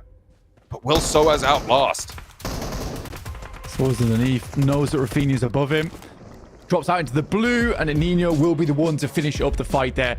Again, for Loops, that fight does not go that way without having Neil Zada on that front line, right? He made that game possible because it was the case where Neil Zada doesn't keep him locked in like that. You do see the rest of DRX being able to get out from that situation, drop the smokes down, potentially get up towards that tree cover. It was a weird one. It was a weird one to watch from Loops' side of things. I feel like that could have gone one of many different ways. That is so unfortunate. And I can't believe that they allowed Rafinha to go up towards the top there. A low elimination count, but it is nonetheless a chicken dinner for Loops. Well, finally, another team from Brazil does show what they've got. They finally get themselves on the board. It wasn't, like we heard the caster say, the biggest of wins, but a win nonetheless. And that's honestly maybe exactly what they needed to break the ice for them, to get their mental state in the right position. But then again, South Korea, man, DRX, like if it was Sejong, it's gonna be DRX, and it's continuing to be the South Korea domination. It feels like 2 games in a row. We're like, Alpha 7, Loops, good game. But South Korea, though, it's twice in a row. Like, really good match from DRX, especially the amount of control that has been shown from DRX on the eastern side here. Hodjux was so strong. Against RSG, there was Twisted Minds, there was Team Spirit, so many teams just sending everything they could over there. And DRX just, the way they were rotating and following the calls of the IGL was so clean that they could react to pretty much anything this match. So DRX, dude, looking to compete with MSJ. It's that South Korean synergy, baby. It is on point this season because, I mean, yeah, you see DRX playing together as a squad, pushing one team at a time and just executing them one by one. And we even saw a possible 1v2 there from Soaz. He almost had a shot with that blue zone pushing him out, but, Loops pulling off a chicken dinner. And like you said, there's an old saying, right? A win is a win is a win. You got to take this all day long and hopefully just utilize it to help rocket launch you at least into the survival stage. I mean, it might not be the biggest win, 15 points, but considering how close things are down towards the bottom of the table, 15 points is a lot of points. It can cause a lot of movements as well. We were talking previously about Hora being that cutoff point at 11th place. So yeah, in the end, not a bad match for them. I don't know. There's a couple of things I did want to talk about. If we're going to talk so negatively about them so consistent, we got to talk about the positives. Twisted Minds getting themselves, I think it was 8 eliminations. Coops with the MG3 able to help take down Vampire Esports, which was fantastic. And if we're talking about Loops getting the sign of life in the team, getting the win, we got to talk about Twisted Minds getting theirs. Yeah, they even caught up to Shreps trying to get away with that hovercraft. That was interesting, Jukes, that entire segment. But no, they're playing Observatory on the eastern side of Southern Island, which is an amazing spot when it comes to gathering information. And here I would have to say, Jukes, they were kind of playing as a squad, which I don't think I was going to say at some point today, but they are playing as a squad in that fight when approaching the eastern side. Of course, it was tough transitions, but maybe we are seeing a sense of synergy. I really hope so, at least. Man, it was almost like watching a movie for a second. It's like Coops got a hold of the MG3 and the other teammates just, to them, it looked like as though he grabbed the Holy Grail or something. You know what I'm saying? And they were just inspired. They're like, you know what? Let's start working as a squad. Let's take this team out one by one. Hey, Coops with the MG3, we will follow you, my brother. And they put in some work. It's good to see a sign of life from Twisted Minds. And honestly, it couldn't have been at a better time. Right now, I mean, it's just the perfect moment for them to start making it happen. It was RSG, Max, that took down Mayor and Sejong. We weren't 100% sure who that was. But also, I'm surprised we've gotten this far in this segment without Max going absolute nerd crazy about the Skytation we had at Alpha 7. Oh, there's so many little things I want to talk about here, Jason, but the Skytation, the Glidation, the boat Glidation, Alpha 7 were in the I think you said in Watch Party once. No, that was the Ecotation from Revo on the BMX, yeah. he was eco-tating over there inside military. But no, I think Alpha 7 had a really good understanding. We were a bit slow on the rotation to do a botation. What if teams are going to be holding onto the cliffside around the island? Let's do a botation, and luckily enough, we have a glide in the back, so we're going to use the 2 players up in the glider to gather information to see which spots are free to push on Sovnovka Island, while the 2 players in the boat can just dock over on Sovnovka and just make it their way into the circle. So they don't make it really far, Jason, in that game, but I think it was a good approach for late botation to make sure you take minimal risk. I mean, so many teams had to go over with a boatate as well. Harame Bro and VPE able to get in there. But as you can see, DRX coming out technically the kings of this one with 19 points, even though Loops did get the chicken dinner. Team Spirit as well. Man, they picked up a ton of eliminations, and just so sad for Effect at the very end there, trying to push in, trying to snake his way behind DRX, but he does get caught out by, I think that was Soaz, and he did get eliminated himself. Man, crazy. Good to see. Yeah, it was good to see Twisted Minds put 10 points up on the board. That is, I mean, what did they have? 33 before this game. So I mean, yeah, that's what it takes right there. Alpha 7 pull out a little bit of a goose egg there, but no worries. We still got plenty of games left to go. Nino being the MVP of this one with 4 eliminations. Man, it's good to see Loops finally make something happen. And I think with this game, that should hopefully put them in a position to at least make it into the survival stage, right, Max? Yeah, for sure. This is going to be a very important game for them. Hopefully, they can build a bit of momentum off the back of this. Though, Nino Shaw being the MVP of this game with 4 eliminations, really happy to see him up there. But we have to talk, Jix, about Rafina on the radio tower. Like, to begin with, I have no idea how he was not punished to make his way up there. Like, that was so impressive, but it was actually giving a really good angle for Loops to wrap up the game. Dude, he was getting shot at like crazy on the way up there, but he was able to just snake his way to the top and put in some good work there for Loop. So beautiful game. Good to see, you know, as well, Major Pride do a little bit of a bounce back, you know, trying to catch up to Marine St. John here, Jason. Yeah, a little bit of a bounce back. Zeus as well, with just, I think it was 2 players surviving extremely long into this game, getting themselves up to 7th place. Vampire, as you guys pointed out before, still only 10 placement points outside of their 3 wins. So in 12 matches, 10 placement points, a little bit rough for them as DRX have moved themselves up into 5th place. And then Dig Xavier, Max, they're still continuing to fall down the leaderboard. They've really had 0 impact today. Yeah, another 0-point game, unfortunately, at the bottom of the rankings when it comes to the previous game. And they are going to be sliding quickly because we said also early on the pre-show that these bottom teams on the ranking are so desperate to climb back up. They are willing to be aggressive. And unfortunately, Dig Xavier is not a known team to be aggressive early on in a match. They'll be aggressive if they have a good spot, but early in the game, to breach a good position, Dig Xavier like to play a bit more passive, and I feel like that could really hinder their attempt to climb high in the rankings, Juke. So DX need to start to be a bit more aggressive. But Max and Jukes, yeah, I agree. Look at 11th place. Oh, Loops have done it. They put themselves into that spot. It was good to see. Good to see. I mean, they needed at least one good chicken dinner to put them in that spot. So they're right there on that cutoff. So 71 points is there. You got Aura right below them. But I see you thinking about something, Max. What's on your mind? So, like, I'm happy for Loops. Jukes, it's like, cool, you're in top 11. Congrats. Good job. Sure. I would have to say they were gifted a very easy ticket to the late game. Yes. Right? Yes. This is not the confident way I want to see them make into top 11. For me, this is showing inconsistency still for Loops. Are we going to see a repeat of a game like this? Possibly, but I want to see a more confident match from them because right now, I would say top 11, that was a lucky scenario. I want to see a confident win coming out from them if we get another late game finish from Loops. So you did say multiple times, or while we're watching the game, that like Loops, because of the zone shifts going like west so heavily, they knew they really didn't have anything to compete with on their backside.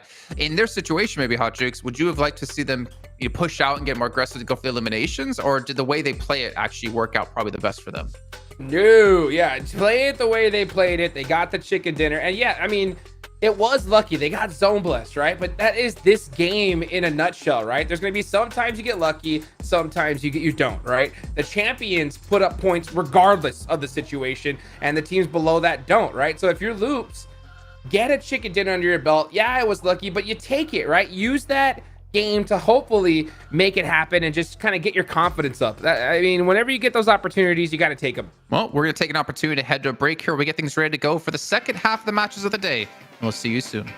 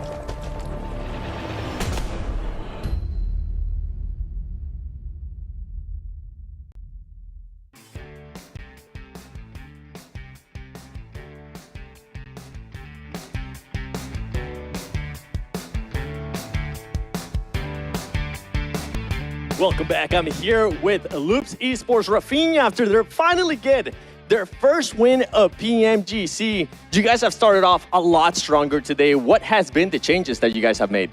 Começaram muito melhor hoje, né? Que mudanças que vocês fizeram hoje?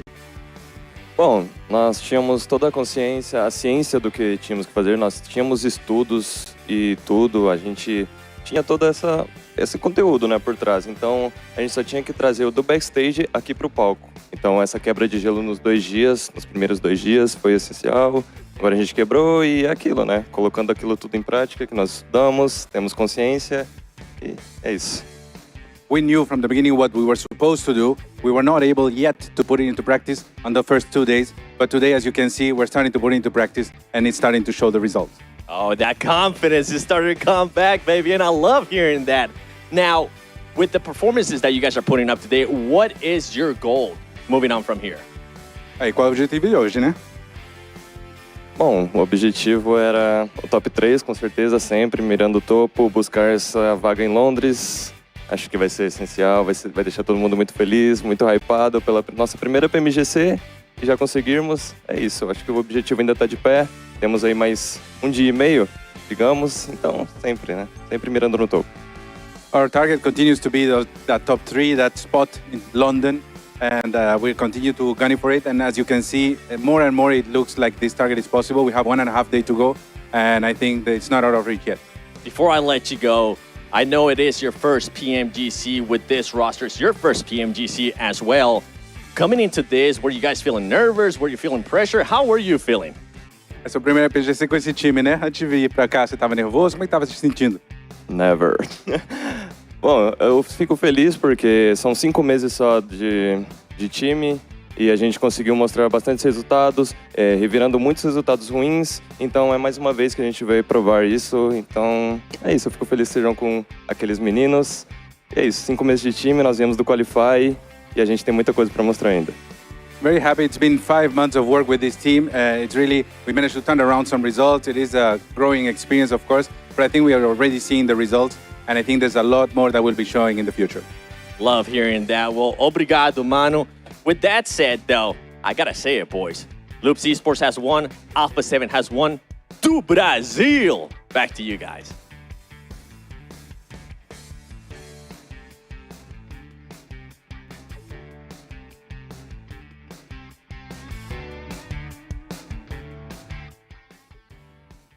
There's your free space on your bingo card.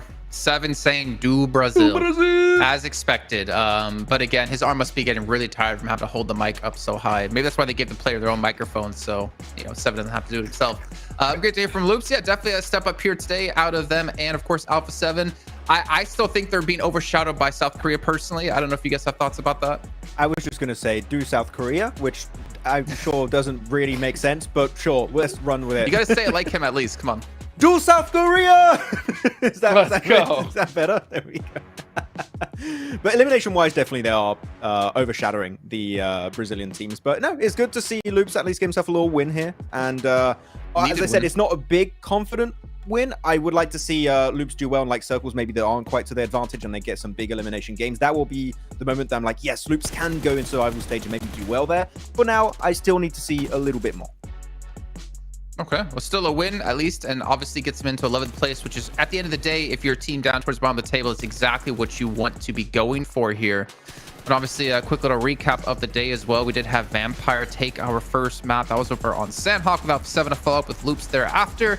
But again, being overshadowed by South Korea seems to be the ongoing storyline here. But as we take a look maybe at some of these other teams, I know we talked about Xavier. I know we talked about Harami, bro. I would kind of say Demorte, if you want to throw it back to that, has been kind of a little bit of a letdown. I don't know if I want to say letdown or expected, but they've definitely not had the greatest of times. So they're still hanging in there. They're still, very near that cusp. I think you and me both, Jason, were expecting a CSA special from Demorte. Like, oh, we dropped Saverni, we get Slavnovka. We know how to make this rotation work out. But unfortunately, it didn't work out.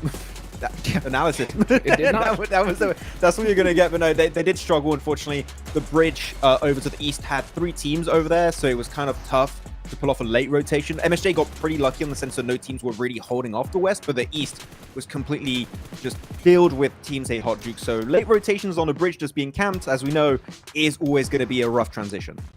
Yeah, for sure. I mean, that's just kind of like the name of the game when it comes to it. And we saw Mir and Sejon come in super late into that blue zone through the bridge because of that, right? They wanted to just try to rotate as safely as possible, but I think they pushed just a little bit too far in, a little too fast, you know? I would like to see them leapfrog just a little bit here, but let's look at this head-to-head right now. 3 chicken dinners, right? Compared to 1, but it comes down to those placement points, man. That is what's really, really crushing him here, Jason. Yep. I don't know why we're looking at these two teams in particular, but we'll talk about them. Yeah, DRX definitely out eliminating Vampire, but I mean, I don't even necessarily count these placements. You take away these chicken dinners, and there's nothing. It would be completely different between these two teams. I mean, DRX, they have 1 chicken dinner, so they have 26 placement points, and then Vampire would be on 10. Like, yes, Vampire is doing extremely well when it comes to that, and they're just behind DRX, but I feel like DRX have definitely been outperforming because they look more confident. I would still favor teams that have heavier limbs, just because to me it means they can frag lobbies like this, and the kind of the macro player position plays later on in the game will definitely come to you. Yeah, for me, when you have high eliminations too, it means that you're carving more space in the circle for yourself, and that means that you're eliminating teams and you're getting more placement points off the back of that. Eliminations can result in more placement points. Placement points don't always result in more eliminations coming your way. So it is kind of a big focal point here, Jukes, for these teams to have in mind. Yep. Yeah, I mean, we saw that right there with Loops, right? But let's take a look at our teams to focus on. I got Inko. I got to keep on holding on to Inko for now because they're right there, baby. They're right there. They need at least they need 2 chicken dinners. They need 2 chicken dinners coming up. They've had a couple good games. Oh, yeah, just 2 chicken dinners in one of the most competitive lobbies in PUBG Mobile Esports. Yeah. Tomorrow's going to be like, oh, they need 6 chicken dinners. Doable, guys. Trust. It's possible. Come on. Right? I'm going to just keep on until it's impossible. Well, Max, Hot Jukes, you know, one way they can keep on and potentially win 2 more chicken dinners. Cool. How? When? Do you want to know how, Hot Jukes? I can tell you how. Yes. Are you ready? Tell me how. Okay, glasses off. You gotta get full focus here, both of you. No, actually, Max, you keep yours on. I know your eyes do when you take them off. It's by using, or maybe you at home, you pick up your own Infinix GT20 Pro Max. Put your glasses back on, bro. I said don't take them off. His eyes get all cross-eyed, I think, when he takes them off. But Infinix GT20 Pro, 120 FPS and 144 hertz AOMLED. It's so hard for me to say, but it is so awesome to watch when I use my own handy dandy device, which is here right next to me, because you know what, Max, you and I have one, Hot Jukes doesn't, but you at home could pick one up before Hot Jukes get one, and you can play like the pros. And while you're doing that, also check out that we still have tickets available for PMGC Grand Finals happening on the 6th of December through the 8th of December. You get a sweet skin in game. You also get some entries into some activities that are happening, not to mention the merchandise that will be there that I sure as hell know all of us are going to be swarming over if we're lucky enough to be there, because we love our PUBG Mobile merch. I heard John Allen is having the after party in his flat. You know, I heard, and you're all invited, by the way. So all invited and no one showed up. Dude, it said PMGC GF tickets, and John Allen bought them instantly. You know what I'm saying? Well, yeah, he didn't realize it was for Grand Finals, not PMGC girlfriend. Exactly. You know what? But you know what? He got 2 of them. He got 2 of them just in case. So tickets. Okay. If anybody wants to be his +1, DM him. I mean, I know who's gonna be his +1 most likely. Who's that? Probably Blank. Makes the most sense. Yes. Yep. 2 peas in a pod. Those 2. Peas in a pod. Yeah, it's a very lanky and weirdly haired pod. So as we do look into our final Aaron Gill of the day, where's this segment? I don't know. I feel like we did most of our post-match analysis, and now we're going to have to transition to some pre-match analysis because we finally had some new zones, which is nice to see. Military. I had Zeus on my teams to watch because I want to see if they can maintain the level of consistency they've been able to pull off. Like in their last 7 matches, they've had like 3 or 4 third-place finishes, and they've had a chicken dinner. Like that's pretty damn consistent out of a team that I didn't really know what to expect, considering they haven't had much experience at this level. I have the impression they are very eager to third party. They don't want to fully commit to a fight, like engage it or get pushed. They're just waiting for other teams to do the dirty work, which is to commit to an engagement, and they're just going to try and get a sneaky off angle and get involved in some way, and that's going to create space for them in the circle. They've done that multiple times so far. It's not a playstyle that's going to get you those big wins, but it is something that Jason so far has got them late game pretty consistently. So it's a game plan that right now will definitely get them to survival stage, and it's working out. So keep it going. Hell yeah. What else would you say to that, Max? More of that, please. More of that, please. You need to get a shirt made for this, like, or a hat or something. I would buy it for sure if you ever merchandised it. Yeah. Another team, Dig Xavier, been a little bit slow. I'm just looking through the leaderboards here on my side, just to get an idea of what we should really be focused on. If anything, I feel like Major Pride have kind of had a very slow day today, but it's slow in the context of what they've done in the past 2 days. Sure. Though they're still consistently picking up a good amount of eliminations. And I think in their eyes, as I think you mentioned before, Hot Jukes, just keep those points coming. And if you don't make top 3, you're still at least at a minimum going to get to survival stage. Yeah, that's for sure. But I mean, right now they're looking pretty solid when it comes to top 3. But at the same time, I mean, there's still so many games left to be played. They could get passed up in just a good couple games. So the last thing you need is to go out early and see a crazy game from Alpha 7, some of these other squads, which we've already seen. You know, so I think when it comes to Major Pride, man, you just push it all the way to the edge, make it happen here, because Marie Sejong, you see them doing these early rotations. They get taken out early sometimes, but when it works out for them, they have a ridiculous monster game. So I think that could be a strategy some of these other teams are going to look to replicate here soon. I agree. I don't have anything to add to that. I wanted to move on to another. I was going to add to another team. I wanted to move on to another squad I want to talk about here. I mean, 2 squads realistically, which is Inko and Hora. Which this previous game they took an early fight in the warehouses north of the river. Which that was a really cool fight coming out from Hora. But I do think that sometimes you do see some of these bottom squads. I think Demuerte does it also sometimes, and Loops to some extent, are taking fights that really don't have a good impact on the game for them, and it just delays their rotations even if they're successful, Jukes, right? We saw that happen to Hora. Sure, they won the fight, but then you got to rotate through the Eastern Bridge. You're going to go in without any info, and you're going to lose like the match pretty much because of that lack of information and the lack of time to pull off that rotate. So I would like to see those bottom teams just avoid early skirmishes as much as possible. The top teams are doing so, and it's successful. I think that would be a good improvement for the bottom teams to try and make sure they can at least get to the mid game without losing too many players. I mean, if every team avoids skirmishes, what happens? MSJ isn't though. MSJ isn't though, right? We see them go and take the most dominant position in the game as early as they possibly can, no matter who's there. Well, you know what? I don't want to throw it to these two because I'm a little bit worried what John's going to say as I hand the mic over to him. It is Blank and John Allen to kick off our final Erangel of the day. Hey man, nothing but love here over on the caster desk, unlike on the analyst desk where their big meanie pants is. I cast Stop Being Mean to Me. It's my ultimate spell. Wow, that's crazy. I like that. See, did it work?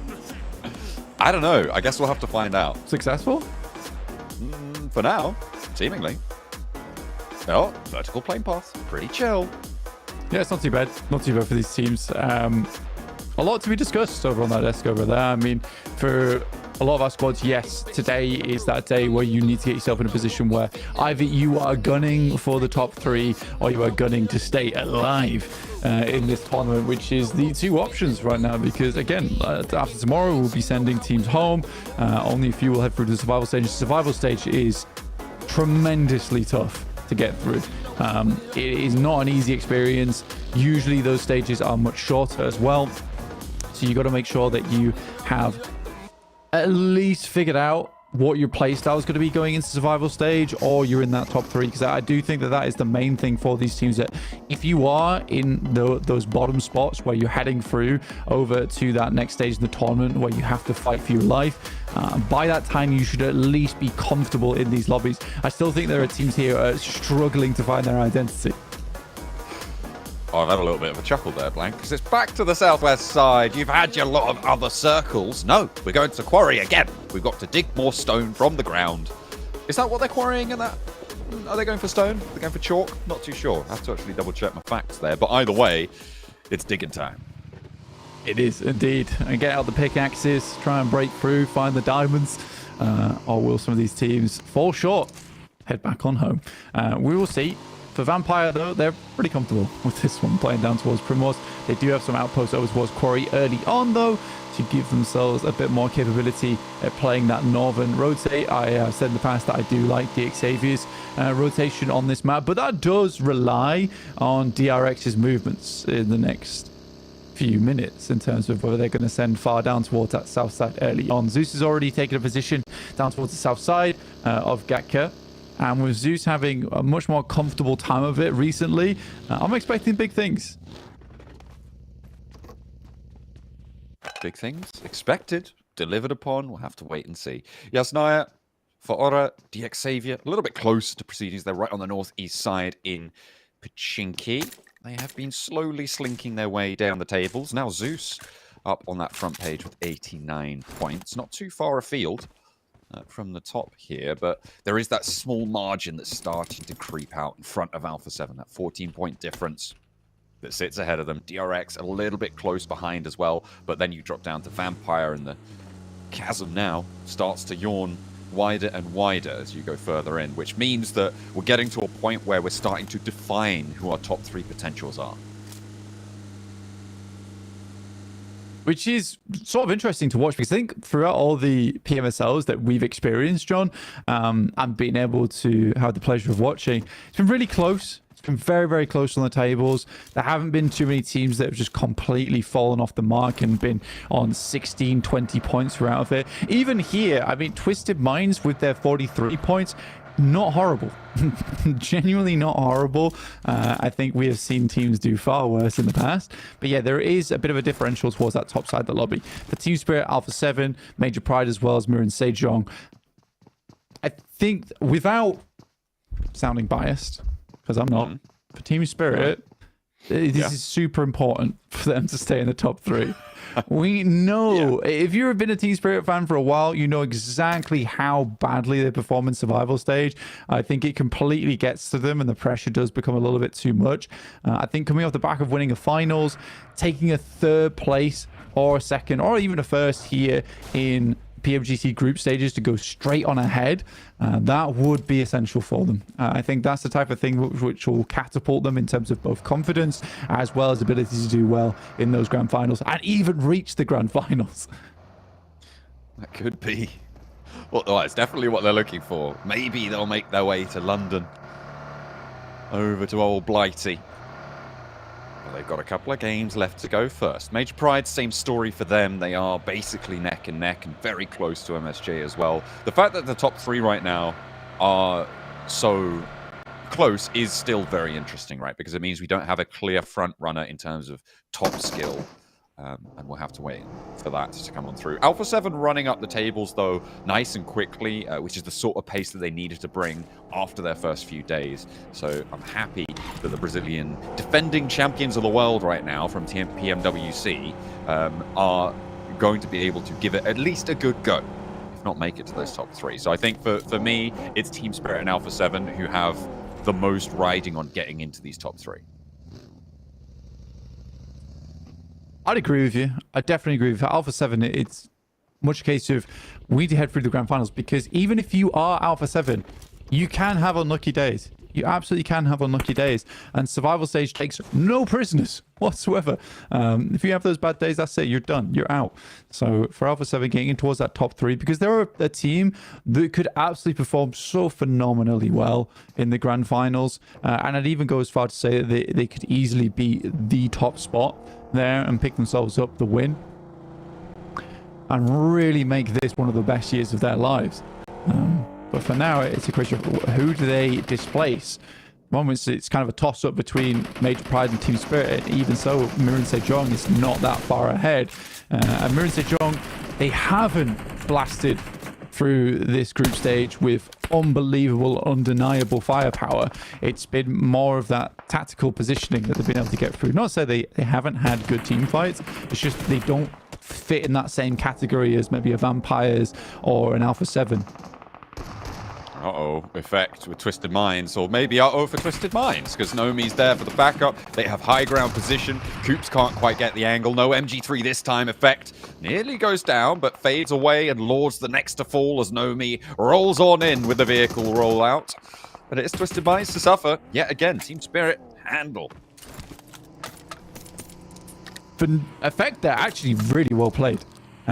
He instantly sees that they are pushing in extremely quickly, imagining that this is probably a DBS push that comes up, so he backs all the way off, gives room for his team to find the off angles and take some nice shots towards them, but all the while just completely going for that backstep the entire time because he doesn't want them to get too close. Twisted Minds just get handled. They really do get handled, and that's 3 extra elims for Team Spirit, place them in second place already over Major Pride. Jumping on up, that's what you want to see, and again, the top 3 so close. Major Pride themselves have gotten a compound we're very familiar with now to the east end of Quarry. We've been here often enough, and the teams have as well, which means that in general, you'll see a little bit more researched, well-laid plans going on here, Blank. I'm interested to see how the teams on the east navigate towards this and approach this central glut of teams. Which has consistently been, which is so many teams heading so central time and time again, and figuring out how you want to play around it. For Zeus, they gave space over towards that western side, and they just moved out of the way. I think that's a fair decision. Doesn't really necessarily benefit them if the circle heads back over towards the eastern side, but in terms of survival, yeah, necessary. Very necessary for them to make that call. Mirror and Sejong, at the moment, just littered around that southwest side. Still playing a little bit of a split on their end of things.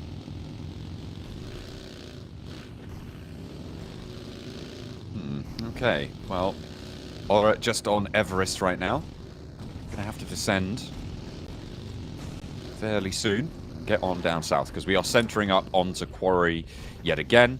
And it will be back to the hillside to the east of the quarry mouth and those ridge lines that surround that quarry. Very, very dangerous sort of area. And the compounds that sit around it are so controlling as well. So we'll see who's going to be able to leverage those spots. Mira and Sejong currently still on the south, on a little bit of a split around that quarry area. They're taking up the south ridgeline of quarry in general, with a little bit of an option to transition to the south side onto the hills that sit there. And I think that that's kind of what Mira and Sejong does best in Stage 2, is give themselves a lot of viable options to be moving into that mid-game.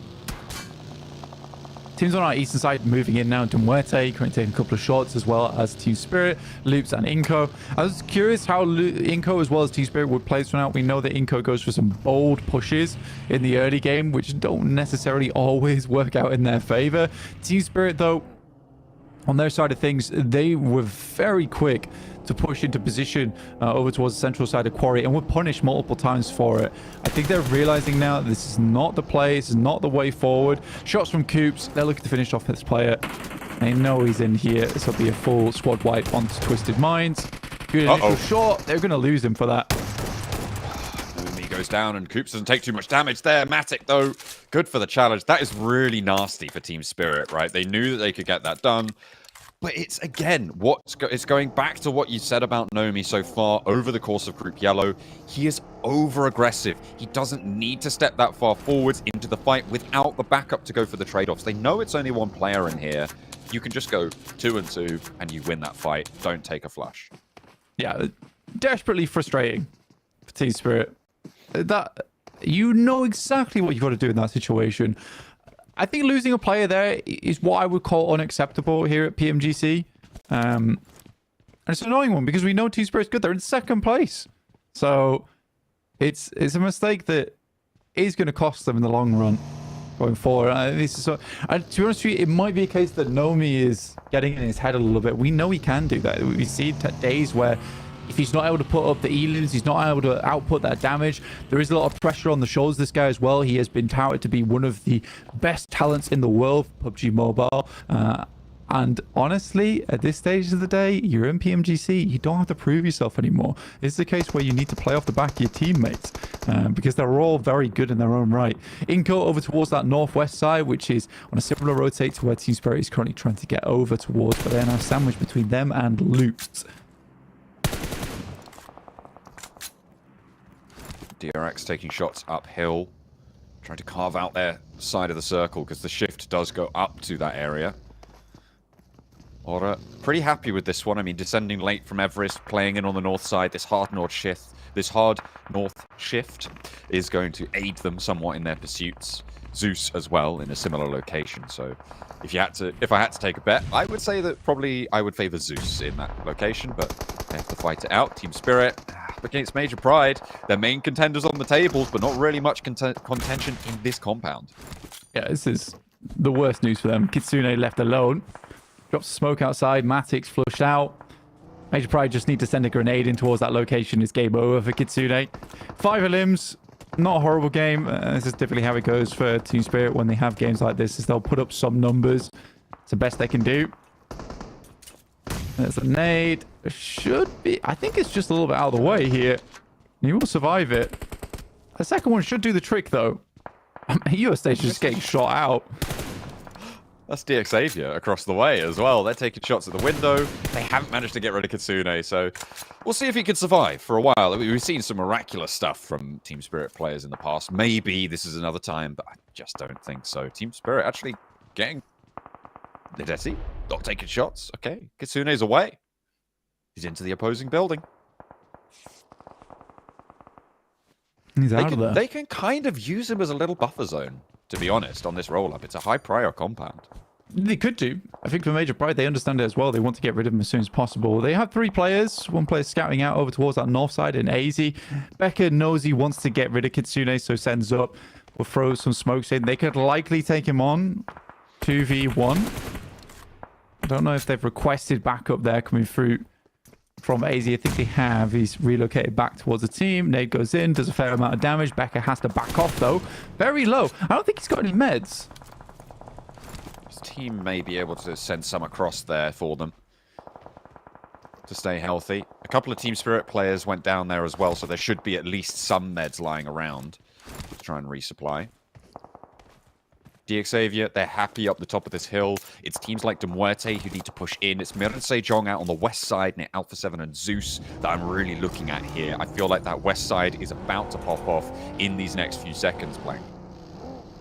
Yeah, Miran Sejong has been playing quite a difficult game. I mean, they were quite unsure of what they'd like to do next. I mean, Hoxie as well as Final up towards that northern side, looking up towards Zeus as they make their way in. Loops, though, find themselves in close quarters with Inko, who have waited out on this eastern side for quite some time. Yeah, Loops sweep on up towards the north side, and Inko take first knock. Are they going to be able to find something in response? Absolutely. Inactive looks for more, but they're trading 1 for 1 right now, blow for blow, as both teams 2 players down. Bitin and Rafinha both still up and in action. Should be able to get the spray. A nice breakout wide, and that's going to keep him alive for a little bit longer. 2 players down, 4 Loops, but 3 down for Inko, and it's all up to Inactive in a 1v2. Looks for the shots, but won't be able to find the challenge on Rafinha, who's able to seal the deal for Loops. They can res, they can get on through, but they've only got 15 seconds to do it. Don't waste too much time here. What are you doing getting in the buggy? Run to your team. I think that they circles quite fast on this side as well. I'm not sure if they can get this res off, but they'll try. It is pushing in 2 seconds, so I do think they've got just enough time to make this happen. RSG, God with a nade here. Pretty easy location to send this in, but DXavier also getting involved. Will knock down Pusher. Bay goes down as well. Faraging comes in from the backside. A 2-way fight, and DXavier's taking control. These vehicles, man. It's bumper cars over on the east end of Quarry on the outside there. Lamborghini close to Eugene, but getting that healing done. More important than getting the flush right now. Staying alive for a little bit longer. Tresley for Demuerte. Low, looking over towards Vampire. Worried. DXavier closer to the middle of this circle, though. And will be a little bit safe for the time being. But in comes MSJ. They've moved back down to the south edge of Quarry. They're looking to push in here, Blank. They've got 4 of their players alive. They want to extend their first place lead. And fair play to them as well. They are moving slightly further over towards the east as well. Loops head on over towards Major Pride. Evo Station technically should have been knocked there. I'm not sure how he survived the wheel of the vehicle. And luckily for Loops, they stay alive. Major Pride taken by surprise and won't leapfrog Team Spirit.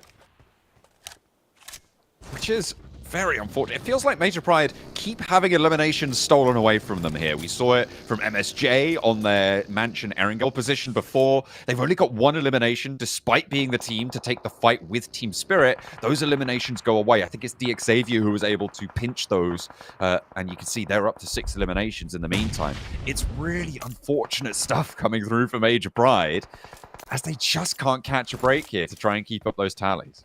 Again, they had plenty of time to see that roll-up coming, and it felt like there was very much not a reaction coming through from them there. I think they've just got themselves situated, but you got to be quicker on the swivel. Looks somewhat lost as a 3-man. Ora will lose no fear to DRX, taking some pot shots over towards them now. There is this central ridge to be played going forward as we head further and further away from Quarry. Yeah, that is a really big hilltop to take, and at the moment only DXavier kind of occupy it. But this fight, once it concludes, will allow a little bit of an opening towards it. It's kind of stalemating the east side right now. So Vampire wanting to break the shackles of this engagement and move out to the west, and with that circle, it's all the more pressing. Look at that move available for DRX as well. They have to be worried to the south side of the hill, but if you can take control of that ridgeline, it is a massive benefit to you. It's a massive benefit for everyone. Harame Bro could go for that. Vampires go for it. Loops could go for it. DXavier wants to control it. I think we're likely going to go down to just the one team as we have our own little cage match out towards the eastern side of the map. Teams are salivating over towards that position on the eastern side. That high ground is going to provide so much cover. The real question is, can a team make it there as 4 though? Because the scraps are going to be unruly going forward. And we'll certainly try their best to make it work. BTR getting a roll up towards Ora. They again go for a wide west sweep, and they are crashing straight into that position. BTR getting the better end of the deal. I think that might be Ora done and out. There's a crash for BTR, works out. Do DRX look to third party? This position is in the circle for BTR, which means that DRX may look to try and take it from them. But that hilltop still unclaimed.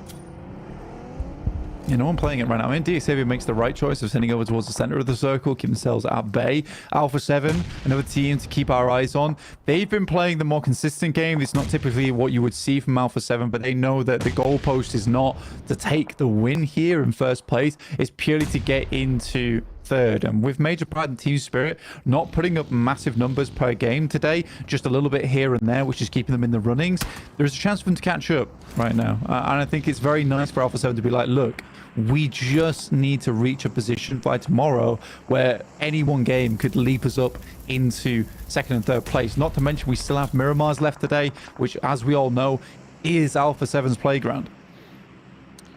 And that's not discounting the fact that they could absolutely win this one. I mean, they've got that west side compound. Sure, it's not the hilltop, but it's fairly safe. They're leaving 2 players towards Quarry to keep that back flank occupied. MSJ going to really struggle to push in on them from the south side because of that. And so they are fairly safe to get into a top 3. Vampire, finally this fight is popping off, and it looks like Vampire are having a terrible time of it, but so are Loops, because Harame Bro have rocked up into this engagement. Vampire down first, Loops taking a knock, taking a casualty.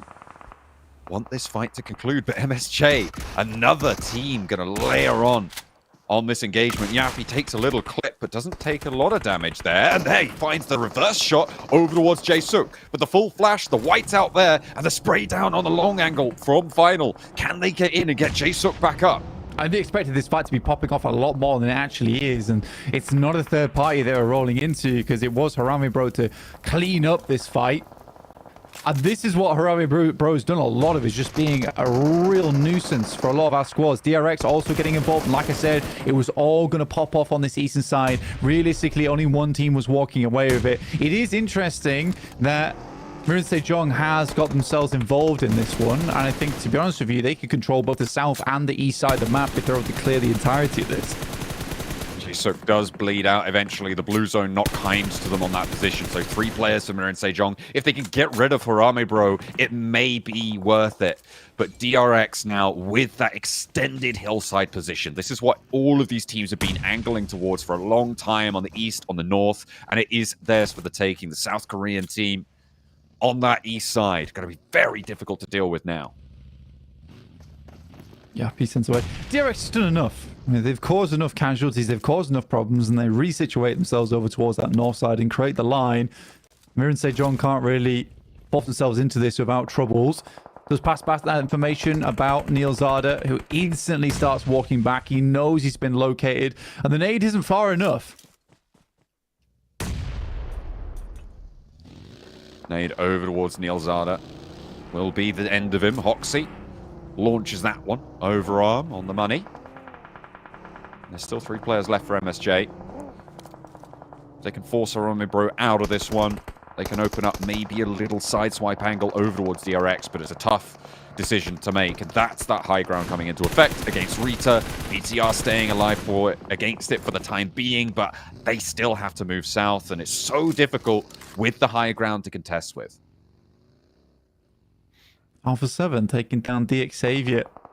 In the meantime, some great shots over towards them. They have to move in, and this is a perfect opportunity.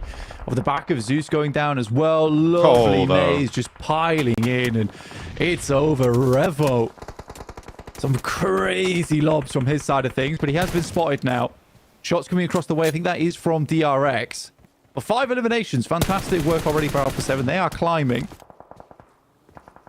Definitely. And in 5th place already. If they can put up a 10-point game, they are within striking distance of the top 3 as well, which is exactly where you said they wanted to be. BTR with a push-up. DRX attention drawn away. MSJ, Alpha 7, now is a potential opportunity for them to move, but DRX have to hold this fight out. A Molotov on the forward tree forces him back. BTR yet to take a knockdown as MSJ do take one in response. BTR finally losing a player, immediately flushed away, and they struggle to make much more ground here if the nades start to respond. DRX have regrouped now, and there's a knock. A little bit too overzealous there, and BTR is going to come a cropper on the north side. Yeah, a lot of damage poured on through to them.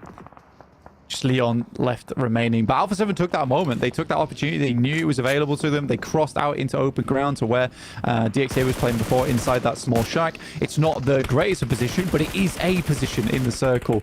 Kaisei finds Yappy and will remove the obstacle that Mir and Sejong has been trying to hunt down for so long on that south side. But they are down to just 2 players now, with Hoxie in an unresable location.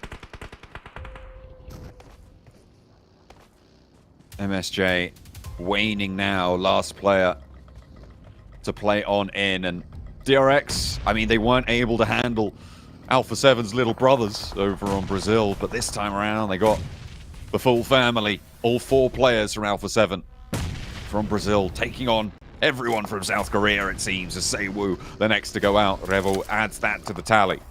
6 eliminations found, and they want 4 more. Let's make it double digits. It's awesome to see McGrellin's actually leading in elimination proportion. I think that he has had such a step up, but he was that missing ingredient that brought all of Alpha 7 together at the end of the day, because they were struggling with their 4th member. They had confirmed over towards Mafioso, Carrillo, as well as Revo, all star-studded players in their own rights. But that last 4th player, they were just struggling to find someone who could match that kind of energy, and McGrellin's done it perfectly. We'll drop some smokes now. There isn't really anyone close by to this to start sending nades in. With a shift on the circle over towards the western side, suddenly DRX are in a difficult scenario.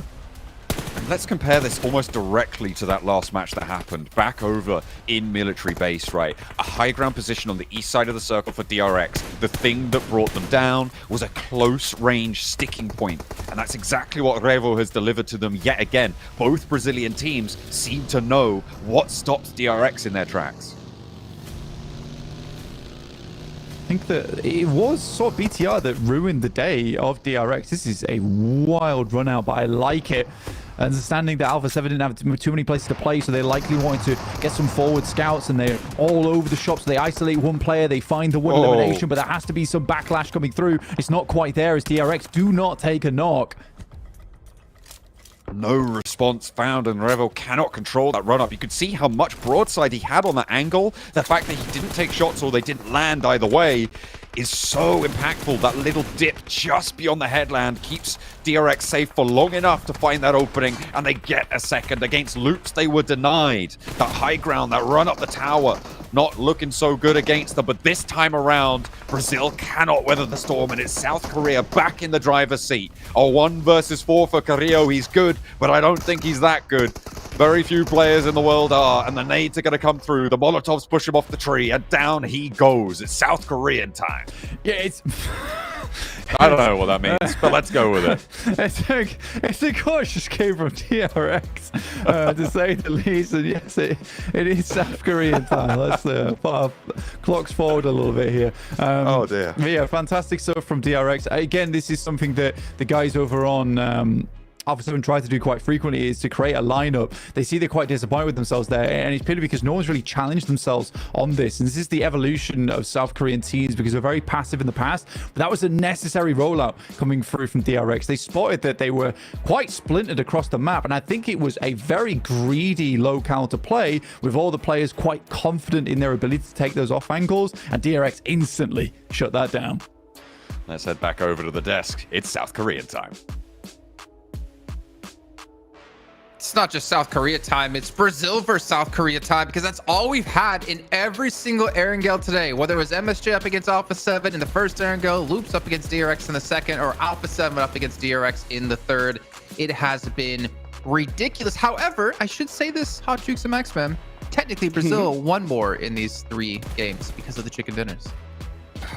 I mean, it's true, but I just find myself constantly saying, and it's crazy that I am, but I'm just always saying, like, hey man, Brazil crushed it, but South Korea, South though. Korea, You know what I'm saying? Well, at least this South time, Korea, at least this time though. we Oh my can God. say DRX crushed it, and still South Korea.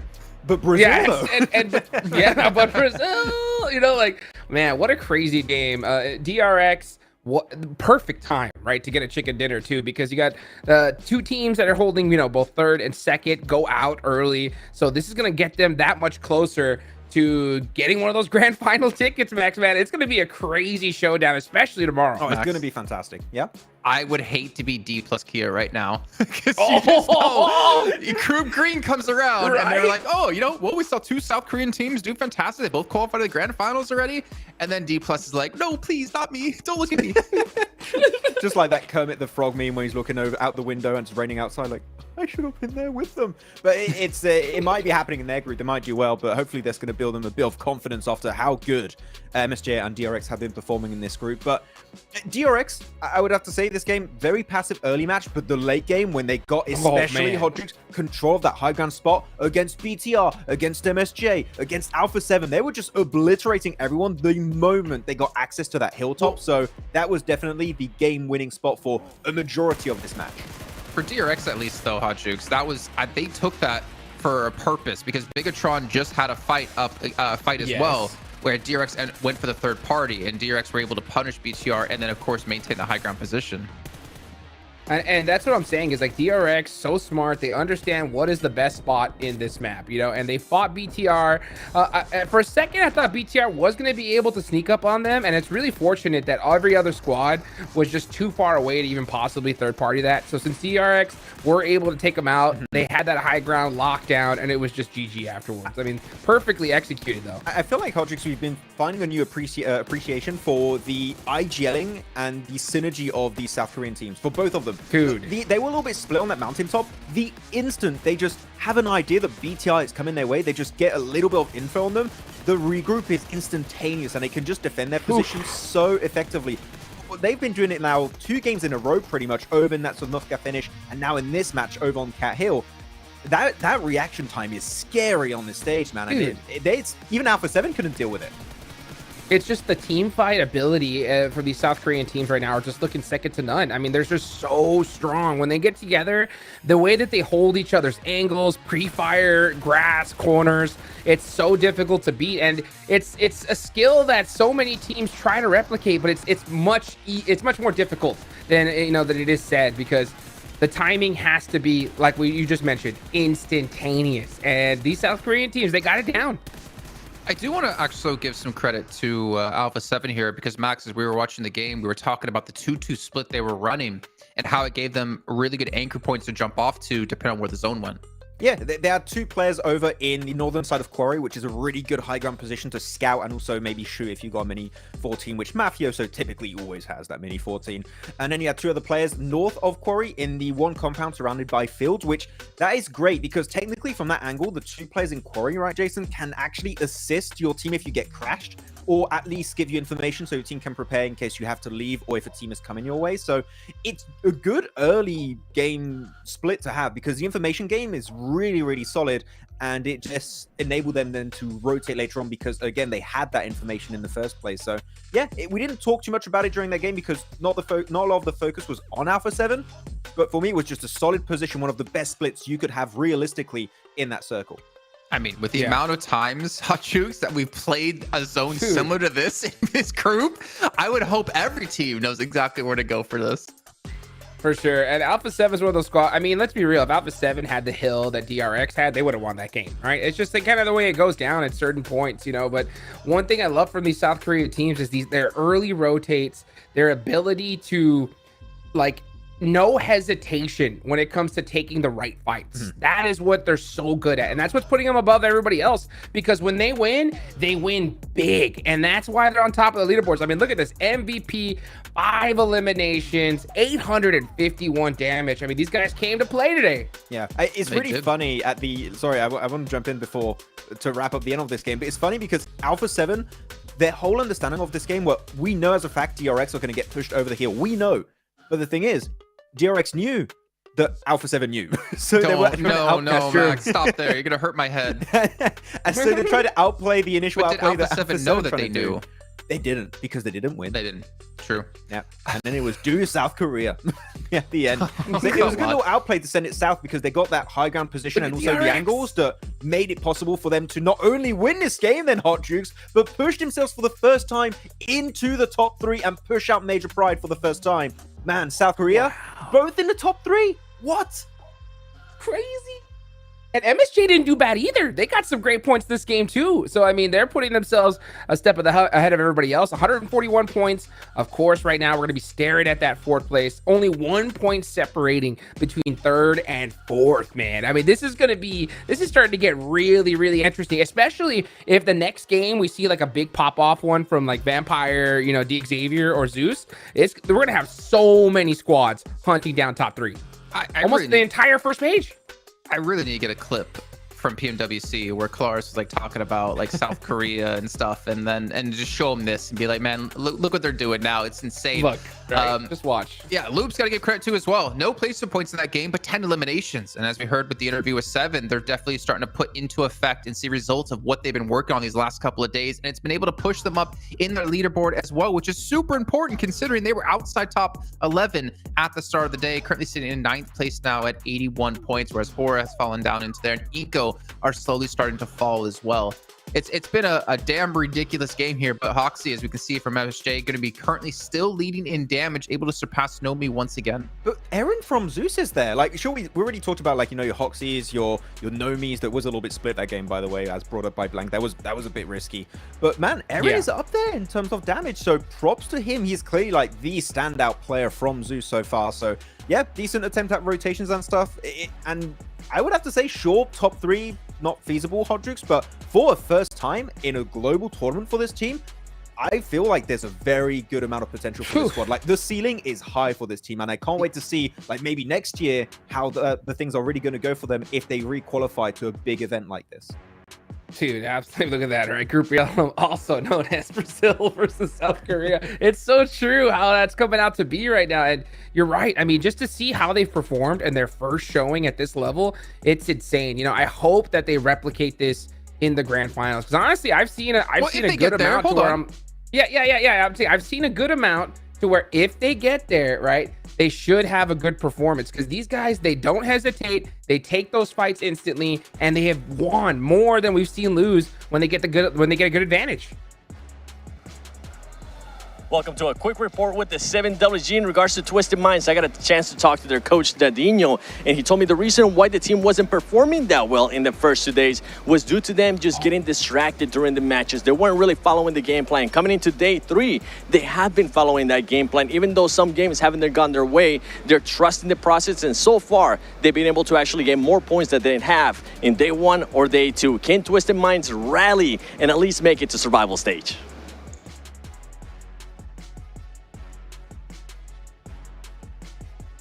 Well, that is the question, and that is something we've definitely been keeping track of throughout these last couple of days, as we've been a little bit harsh on them towards the first 2 days, but we're starting to see some signs of life, some sort of synergy coming back into the team. As you pointed out, Max and Hotjukes, they were looking like they were able to take some of these fights finally in a good amount of coordination when we think back to their fight versus Vampire, and of course, Coops having an MG3 on his side. Well, that was the game before the previous match. This previous game, it was bad. It did not work out. They thought they caught Team Spirit off by surprise, and then unfortunately for them, Team Spirit had some really solid angles on the ridges north of the Southern River, and they had such a good position. And then they lose everyone except for Coops. And I got to tell you right now, Coops must be a little bit frustrated, Hotjukes, to some extent. He's solo so many times in his games that, again, internally, there might be some friction going on. Oh, I mean, there has to be at this point. I mean, these guys are definitely rattled. I mean, to be so low on the leaderboards with the expectations that they had. I mean, we saw them, you know, just choosing where they thought all the other teams were going to place. And man, I mean, to be this low on the leaderboards at this point, I mean, they're last place. 44 points in this many games. Ugh, I mean, I was happy to see in that game before, like, them finally put something on the board. So I think we're seeing a little bit of sign of life, but it's not nearly enough to me for me to be happy. Neither Coops or anybody that's part of Twisted Minds right now. Well, speaking of signs of life, Loops, man, they're showing some signs of life here today. Obviously, you're talking about, you know, South Korea versus Brazil, and a squad that, again, they have a lot of pressure on them, not really experiencing PMGC before the first time here. It feels like they're starting to hit a little bit of a groove, but the question is, will that continue to play out throughout these days, or will they start to fall off here? And that was a question I actually wanted to go to with you two when talking about these South Korean teams. Like, yes, they are playing well right now. They're playing well in the group stage. If they make it to the Grand Finals, which easily 1,000 times more difficult than the teams they're playing in, or at least the lobby they have right now, do you realistically think they can maintain this kind of pace in the Grand Finals against the best of the best of the best? I don't know anything anymore, to be honest. I mean, who knows? I mean, MSJ is going crazy here. Major Pride was up on top. Anything can happen here because it's looking like these squads, they did their homework, right? So I can't wait to even see what's going to happen in these next groups coming up. Yeah, I'm going to say, Jason, I'm going to give you an answer. I'm going to say yes. The macro, the way they're playing, I think would work great in a tournament like the Grand Finals. And yeah, I'm confident that this playstyle is going to be successful. So give me more of that. We're gonna try to give you more of that, Max, and you don't even need to give the please. We're heading over to our last 2 matches here today. It's day 3, and we have Miramar back-to-back with Johnny Allen and Blanky Blake. Thank you, JC Jason, I guess. There we go. We've got more of that coming right on up in this map. Of course, we're over to the desert once more, Alpha 7's playground, but it seems like maybe they don't even need it. No, I mean, they've been playing quite well so far. I think that when you look at Alpha 7, their game plan has just been consistency, put up those points. And it's quite atypical of how Alpha 7 usually plays as well, which is a bit more aggressive. I think that they coined Brazil as an aggressive region purely off the back of this team and a few others. But it's nice to see. It's really good to see, because I think Alpha 7 definitely has their eyes on the prize here, which is to head to the Grand Finals and show off their skills there. Right now, this is just a minor roadblock in the way of doing that.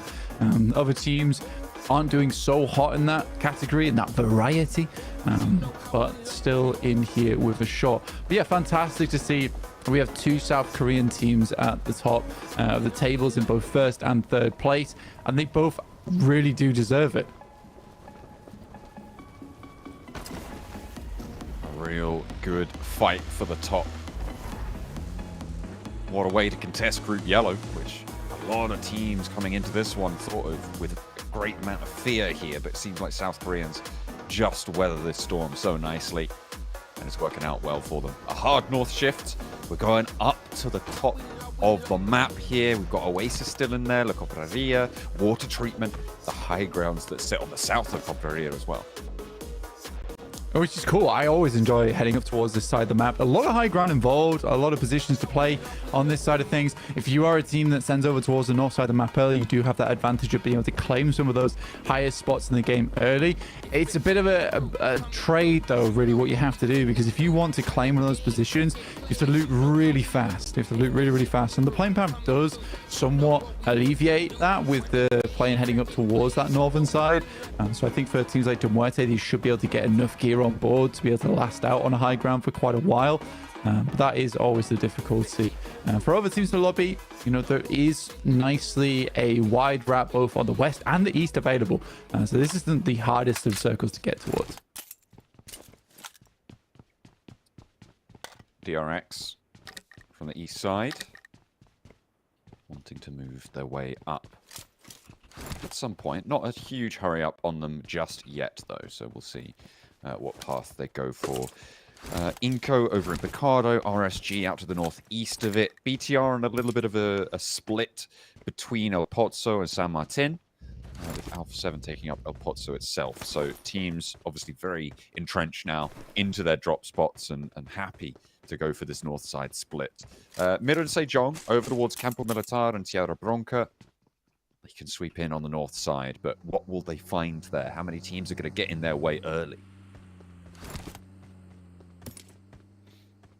That's a lot of what Miramar's about, is just moving early, getting to positions where you can play off the back of it. Because that stage 2 shift is pretty drastic. A lot of our teams in PUBG Mobile, they will kind of do this, which is just loot, keep things pretty calm, pretty chilled out. Not move too far, because likely the next circle, it could be dead center, in which case, you know, you could get a good spot. I mean, for Zeus already, there is a ridge over towards that eastern side, which they can completely take the advantage of, which is why they already have Rita sat over that way. But yeah, stage 2 is always when you will see the most movements coming through, which is in about 4 minutes time. Major Pride, southeast, have been a little bit quiet today, and they've had some moments where they've gotten deep into games, but they just can't add up those elimination counts, having them stolen away time and time again by MSJ, by DRX, by everybody in this lobby. And now they're in 4th place. They're out of the top 3. Somewhere we didn't expect them to be competing for at the start of this group, but certainly where they are now, along with some of the best. But the top 5 is really where we're looking to be able to select 3 of these players from. Come on, stop arguing. What's going on here? Incredible fun. Loses out on the ramrod charge. I will say one thing about Alpha 7 is I think they need to loosen up a little bit, because we are seeing games where they get really far into it. Sure, it's not an easy position to play on that last match, and they lose a player on the side, and they have to play that split because everyone playing inside that shack is basically a death sentence anyway. So that was their one goal. They had to play off angles. You see them take that 2nd place. They didn't do badly. They're still climbing. They're doing really well. They don't look happy about it at all. And I think that comes from a team where, again, there was a lot of expectations of them. But I think coming into PMGC, I do want to see a bit more happiness. I don't want to see cheers and high fives only when they're winning chicken dinners. A 2nd, 3rd place like that from a difficult spot on the map, that's very, very well done. And that's the type of mentality that can actually hurt you in the long run. Yeah, absolutely. Something that you need to be keeping on board. Teams are starting to make their way up north now, Blank, and we're on board with Harame Bro, who are behind BTR. They are in this first circle, but they'll probably want to be getting a little bit closer to the middle. I wouldn't be too surprised to see a team take the high grounds near that Crater Fields position, over on the east side of it. A little bit of an opening there on the map. DX Xavier could be the team to go for that. The concrete's where Harame Bro are going to end on up, just on the northwest of San Martin. Just behind BTR, who are going a little bit further in, but just towards water treatment, not quite going in there. These are making that wide wrap that I was talking about earlier, and likely we'll see Team Spirit and RSG do something very similar here. Head up towards the northern side. Demuerte's not in a bad spot, though, on the northeast. The DRX are encroaching on their spot. They've located a weak link, and they're about to break it.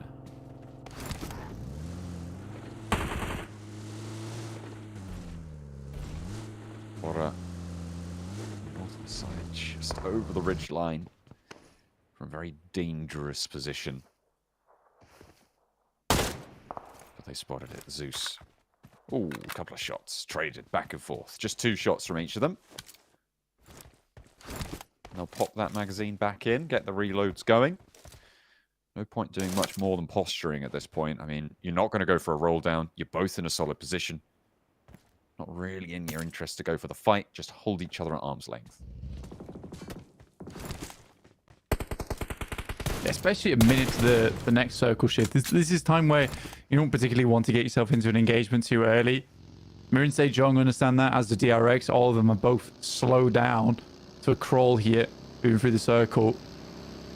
At this point in time, all you're doing is just circling around, and Mirren Sejong even take the wide wrap over towards Oasis on that north side. Potentially get a better position to rotate in from. You are limited your options by doing this, though, because if the circle shifts back down towards the south side, it is a long journey back out towards the east to make something like this happen. There's a real lull in action at the moment for our teams. Yeah, we're still on 64 players alive, 8 minutes on the clock here going into the match.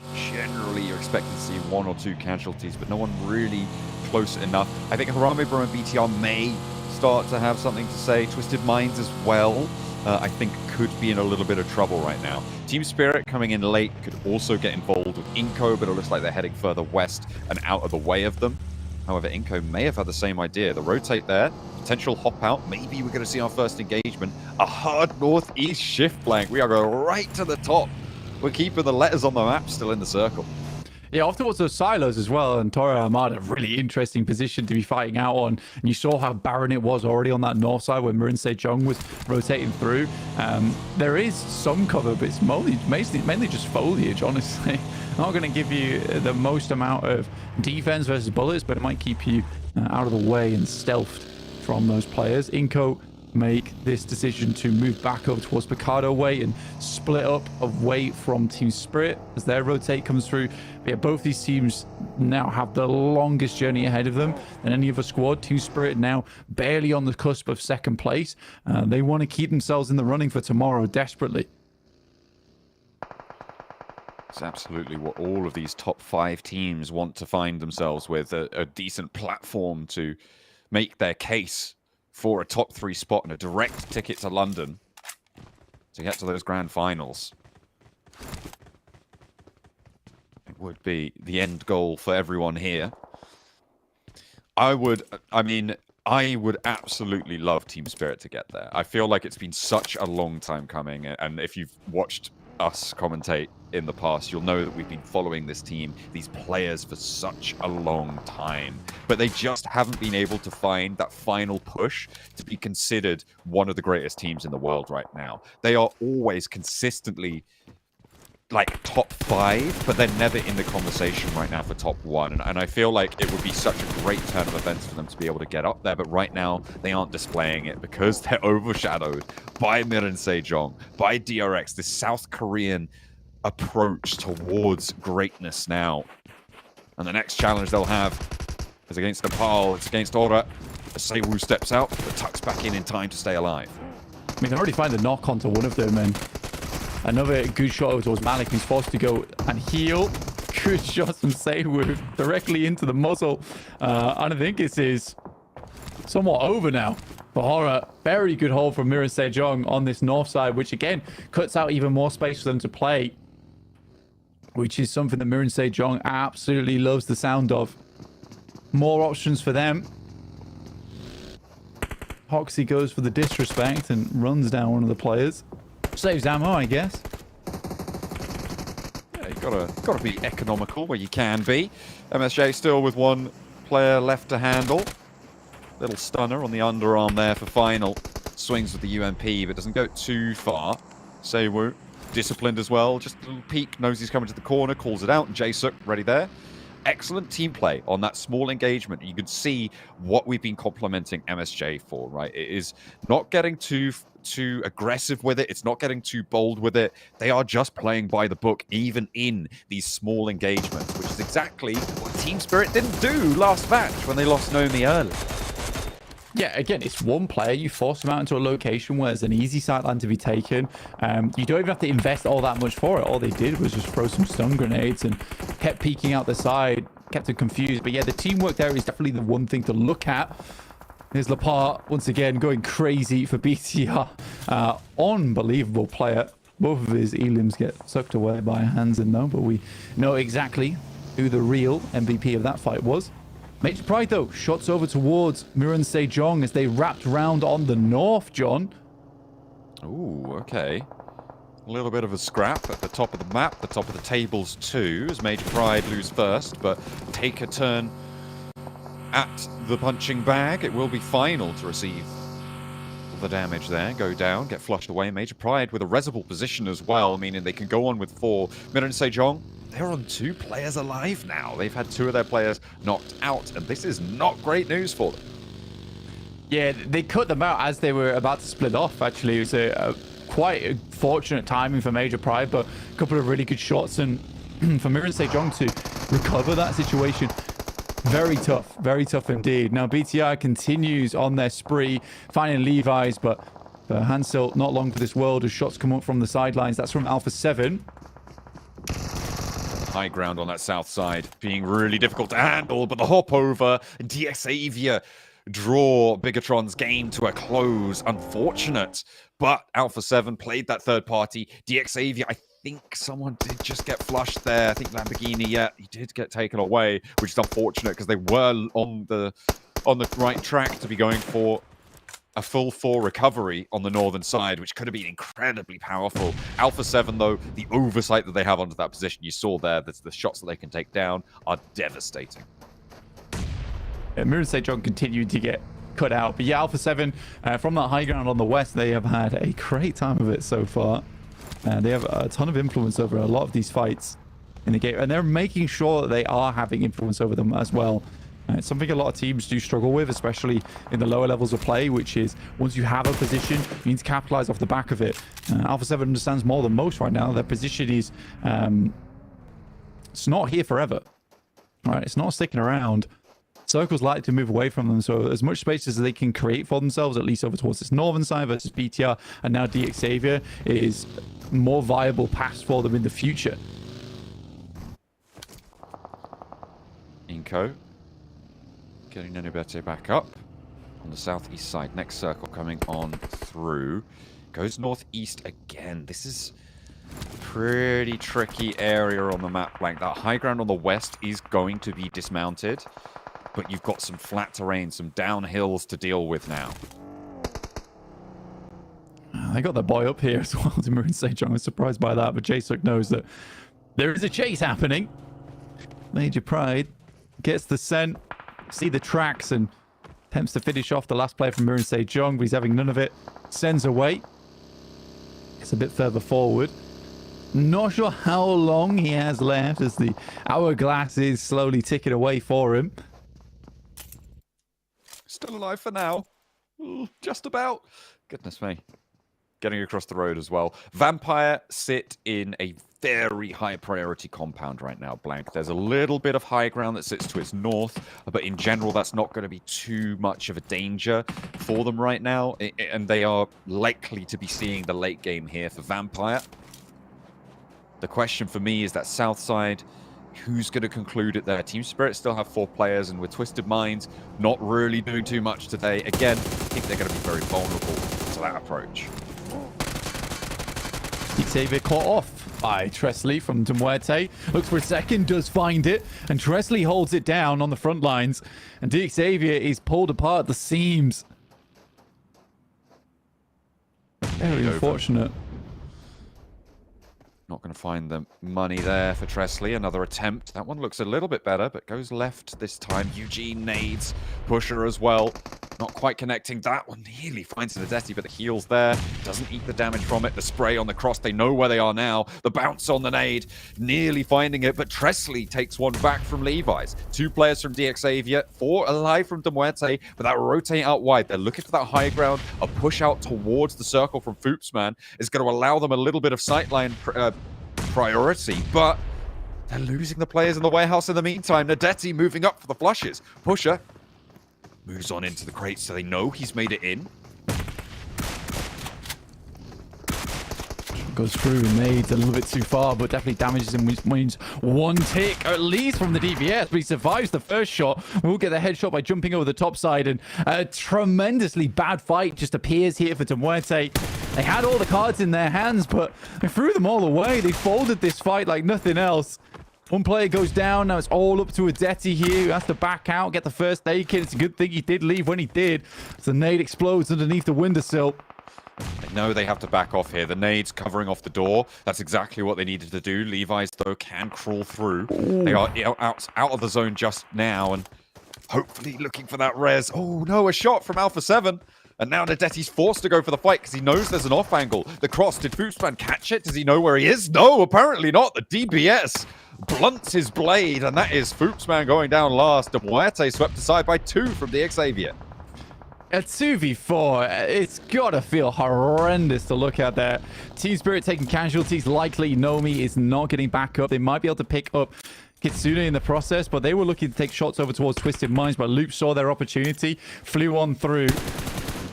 Sort of need to find themselves a knock here to provide themselves a bit of space to work with, a bit of breathing room. The circle is moving. This is a horrible time to take a fight. The blame is not on Loops here at all. But they did attempt to... Well, hello. Hello? The Loops? Where do they go? Straight over the top and immediately down to the floor. That was a little bit too quick. A little bit out of control from Loops, and they lose 2 of their players very, very swiftly for it. They didn't have too many options than to go fast, but I feel like that was a little bit of a lack of vehicle control. Don't think they expected it. That was Rafina remaining. This guy's had the lowest damage on the team as well as impact-wise. I'm not expecting to do too much. I think Team Spirit is very happy just to continue forward. They know they need to get further into this circle.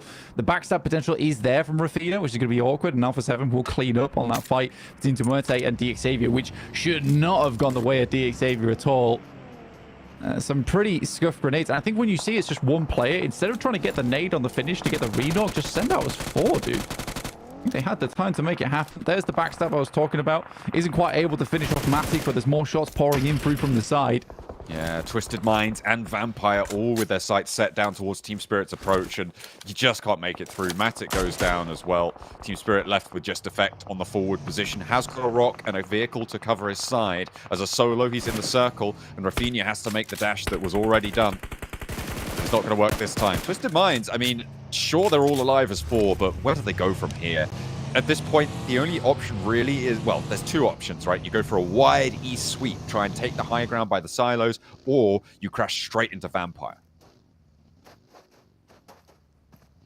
Inco. Inactive. 4 players still alive for this team. Arguably made a better rotation than Team Spirit were able to do, but now they found themselves in a tricky spot. Trying to provide cover for Inactive along the way. Good shots to the Mini 14, though. Tons of damage through on towards Major Pride. Almost pops AZ out the back, too. Elementrix pushed back behind the silo as well. No chance you get back up. He's immediately flushed out. Inco doing well so far in the engagement with Major Pride. Elementrix is isolated. They know where he is. A nade in from Vitali. Looks a little bit long there, but does catch a bit of damage. Elementrix can't hold as far forwards now, and another one to follow it up. Looking for the damage, but again, not going to be able to find it. Major Pride stay on as 3. They are in this next circle. These are the silos that Twisted Minds may have an opportunity to rotate up towards if they don't want to step foot into the Vampire compound. That compound has lost value at this point in time. It's still great, though, for controlling this south side of the map. Major Pride, though, would like to get some more points on board. They have overtaken DRX, but as 4 players on this southwest side, they're likely to continue on this game for a bit longer than potentially Major Pride, where these sightlines from RSG on their west, and they still have to push through Inco underneath them. Yeah. The big position right now, the north side of the circle, the high ground for Alpha 7.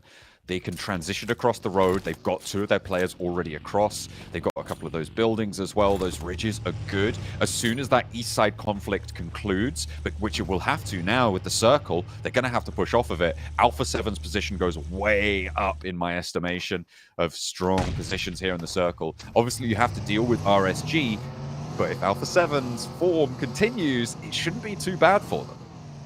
Yeah, the main competitors are Zeus. I think for Zeus, you really are looking to take that northern side of the map. Oh, Fantastic nade from Vampires. Doran last left alive again, but bullets pour on through towards their position. Lovely regroup there. Rob's the last to fall. The nade bounces away on the impenetrable armor of the Vampires on the south side. The crash, I mean, it was done and dusted as soon as Tony K pulled the pin on that one. Yeah, it's unreal nade. I think he actually just bobbled it over the top of the wall. So it stopped quite short. It's been a weird one because I think that lucky a lot of the nades been thrown throughout the tournament haven't been quite as slick as a lot of the ones we saw in the past. That's Alpha 7 taking shots over towards Zeus, already finding the first knock onto him. That might be a game over type of play. I mean, Mafioso does go down, so potentially there's a bit of a regroup possible. Jasuk spotted. Nade around the backside. Wow. Wow, feels the heat on his heels. And actually takes a shot over towards Rita. Gets the knock there. Looking for a little bit more. Takes some damage, but the healing's good. The Molotov to force him away, but he doesn't quite have the sight lines from Maniac to get in there. And he might have just been able to get a little bit further into this one. Ooh, this is nasty. MSJ really want to hold on to this top spot. They've got 4 limbs. They're getting late into it. There's Team Spirit out. Spotted, I think, by DRX, potentially. Or on that northwest side. Alpha 7 might fall prey to RSG's backstab, but they're playing it really slow. Again, RSG currently in 15th place. It's just in terms of pitting those two teams against one another, especially with RSG on 3 players. You would not expect Alpha 7 to go down here. They've had great control so far, though. And on to 6 eliminations. They managed to regroup their knocked player on the far side of the road. They drove out, grabbed the down player, put him in the back seat, and brought them back into the fold. And this is that high ground that I was talking about now. RSG looking to try and compete with Alpha 7 for it, but as soon as this fight concludes, Zeus are no longer in the way. Alpha 7 once more have that massive amount of control. Major Pride may look to send into RSG here and try and sweep through. It's one of the few viable rotations that they've got available to them. There's not much more that they can do because Jasuk currently holds basically the only other viable position on the northern side. It's not really all that viable either. Alpha 7 peeking over the top, coming face to face with their rivals at the moment, DRX. We're on the low ground. I mean, it's going to be a bit difficult. And at the moment, I would say Alpha 7 just has a bit more space to work with, especially with this hillside, and gives them ability to peek over the top and then retreat backwards. Somewhat sandwiched, and the circle moves away from him on towards Jasuk, who is somewhat safe just by the pure fact that a lot of our teams around him have to fight in the first place. DRX may just keep a little bit of the ridgeline on the south side. And I feel like they could definitely are the sort of team that can leverage that and make it work. They have always, well, over the last 3 games, every single time they found themselves on the edge of one of these last circles with a high ground ridgeline. And they have done very, very well from these positions over these last few games. So we'll see if they can repeat that performance here. Alpha 7 going to be pushed off their ridgeline position. And they'll conclude the fight with RSG one way or another. Yeah, they know they need to. They send these nades in. That's a fantastic one. Knew roughly where he's playing, and that limits RSG to 2 players. And a 2v4 possible for DX Xavier versus Demuerte, but I don't see this happening. RSG versus Alpha 7. Major Pride up to 5 elims now. From that east side, though, they've definitely just got to move soon. 5 elims is good, but Inco, yeah, they've got that fight. And it's been brewing for a while. Major Pride do fall, and it's DRX's opportunity now to keep climbing these tables, maintain that 3rd place spot that they started the match with. But if Alpha 7 have anything to say about it, they will be the ones to take on DRX in the final circle again. Blank, it's just South Korea and Brazil all the way. It's fantastic. Really fun to see this rivalry forming between these regions already. Inco down low at the moment. Vampires opted just to let 2 of their players fall to the wayside. Could not find a way out whatsoever, and now hold up behind a vehicle at the moment. Damn. Okay. I don't think that was even coming through from Vampires. A shot from Alpha 7 immediately put down. Oh, J-Circ now with a test. Will not be able to pass. RSG, they've been bumped down to 2. A 6th place finish for MSJ. And that is not a terrible way to close out that game, considering they were on a solo for so long after Major Pride did a lot of work against them at that north side of the map. So, how far can Alpha 7 and DRX take this one? Alpha 7 has to come off this hillside. Luckily, they've still got vehicles to work with. I think that is the major boon for them. Oh, dude, needs to get out of the way. QXZ forced downwards. And again, what? This is happening exactly again as DRX takes a knock, whereas they're the only ones with proper sight lines up towards Alpha 7. This gives a chance for Alpha 7 to do this. Uh-oh. Oh no! 3 players go down! 2 to G-Bay on the off angle, and Lighting as well on that shack will hold his nerve, and Alpha 7 are on 1 player. They disappear, evaporate against Reagan's, and now the north side is opened up. DRX, they're flagging a little bit as well with the off angles from Vampire. Sure, there's only 1 player, but it's going to make it so hard to move. They're a little bit entrenched here. Luckily, there's a knockback over to Vampire, but Carrillo left as a solo. Things take a turn for the worse for Brazil. That is a disastrous push coming through from Alpha 7 down the hill towards the shack. What's it with Harame Bro as well as RSG on these insane holds. Stone using the most powerful of cover, the cactus. Does finally get taken down. Alpha 7 tries to move out, leaving just 1 player from RSG. He is able to pick himself up another elim point though, so can't say he's too unhappy with that. And DRX looking for the back-to-back. Lighting goes down last, extinguished by DRX, and it is once more South Korea to take the top spots. It is going so well for them. It's Brazil for 2, then a South Korean back-to-back, and it's DRX to get both of them. Do you know what time it is, John? What time is it? It's South Korea time. Oh, hell yeah, absolutely. Let's head back over to the desk to break down just what makes South Korea so special, playing from the south side of the circle. Well, I'm not very sure if those 2 things are related, but one thing that is related is that South Korea came to play here at this year's PMGC. My God, if you told me DRX were going to be able to pull off this kind of play, I can hear Colors all the way from I think he's in Thailand. I think so. Saying no way, that's not possible. But oh my God, what is going on with this team? This is insane. Like, we're gonna have yet again, even though Major Pride did jump back up into top 3 at before DRX won this. I think we're back to 2 South Korean teams in top 3 again. Dude. 2nd place. Chicken dinner. Another chicken dinner. DRX just got into top 3. And then they win the next game in Miramar with only 1 more left to go, Max. Another one.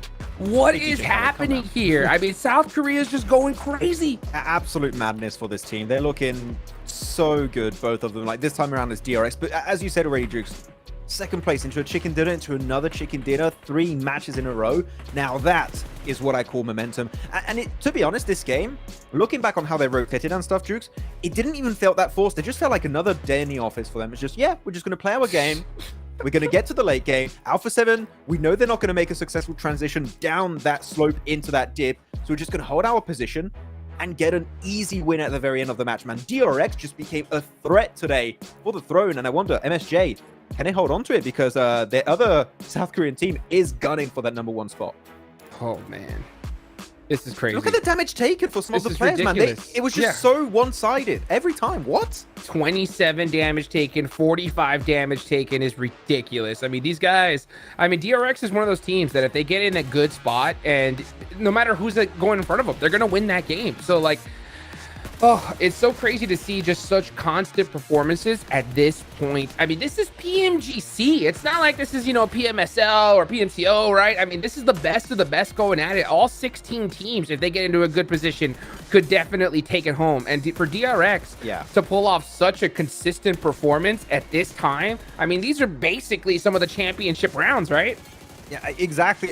I'm just having a really hard time to realize that this is now 4 games, by the way, Jukes, Jason, that we've had Brazil, South Korea, like, making it to the late game in some way, shape, or form. Like, we had Alpha 7 and DRX again in these games, just being hyper damn consistent every single game, it seems.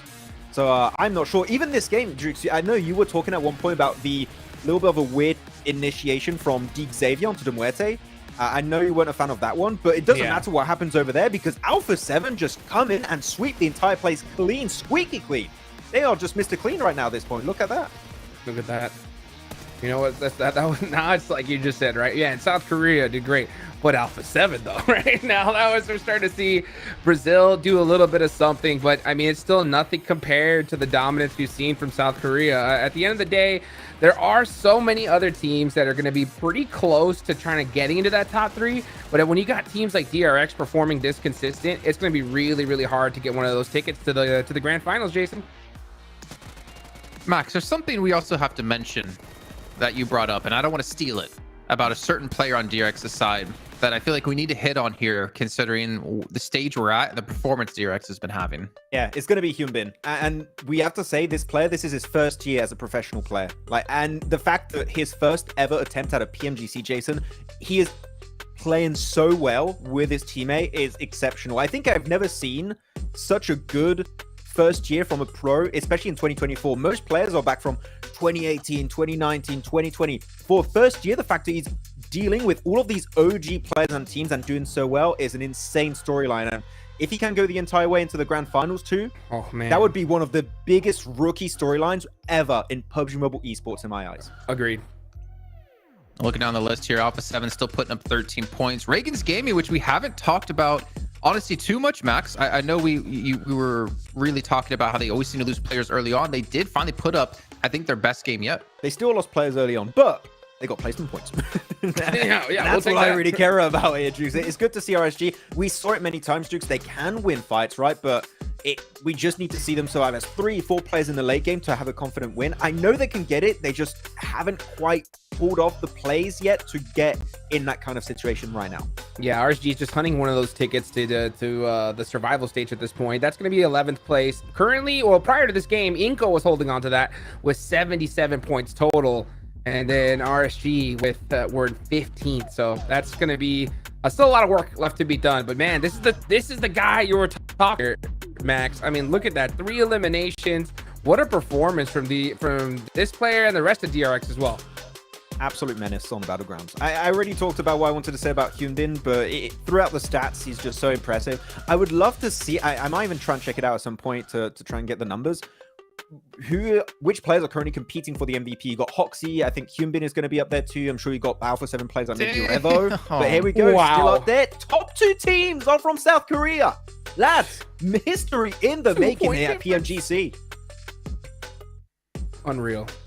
I mean, it's only kind of fitting when taking a look at maybe another esports title that has their world championship going on right now with probably the most known player in esports doing extremely well. Faker would be proud. He would be proud indeed, man. 2-point difference between these two teams, 3 chicken dinners for DRX. As you look down the list, though, that means Major Pride and Team Spirit have been pushed out of top 3, especially with Alpha 7 able to get themselves in there. So if we stopped right now, again, to remind you guys at home who haven't joined us throughout the entire show, it's top 3 goes straight through to the Grand Finals once we're done with Group Yellow, and then it's 4th to 11th will go to survival stage. Every team there below that is going to be eliminated. We do see Vampire have moved up a little bit here into 6th place. Team Spirit have been, I wanted to say a little bit quiet today. Major Pride have kind of been a little bit quiet today, but it's also weird to say Major Pride have been quiet because it's hard to replicate performance they've had in the first 2 days. Hey, we get to see RSG move up a little bit too. 67 points there in 13th place. They're trying to hunt down that 11th position. Now, not that much of a gap left. What is that, 13 points? So they could definitely try to cross that here soon. But that in that first page, we saw a little bit of a disparity there from, I think it was from 5th and 6th place. Yeah, 5th and 6th. So that point gap could definitely be troublesome. So I want to see in this last game coming up, Max, right?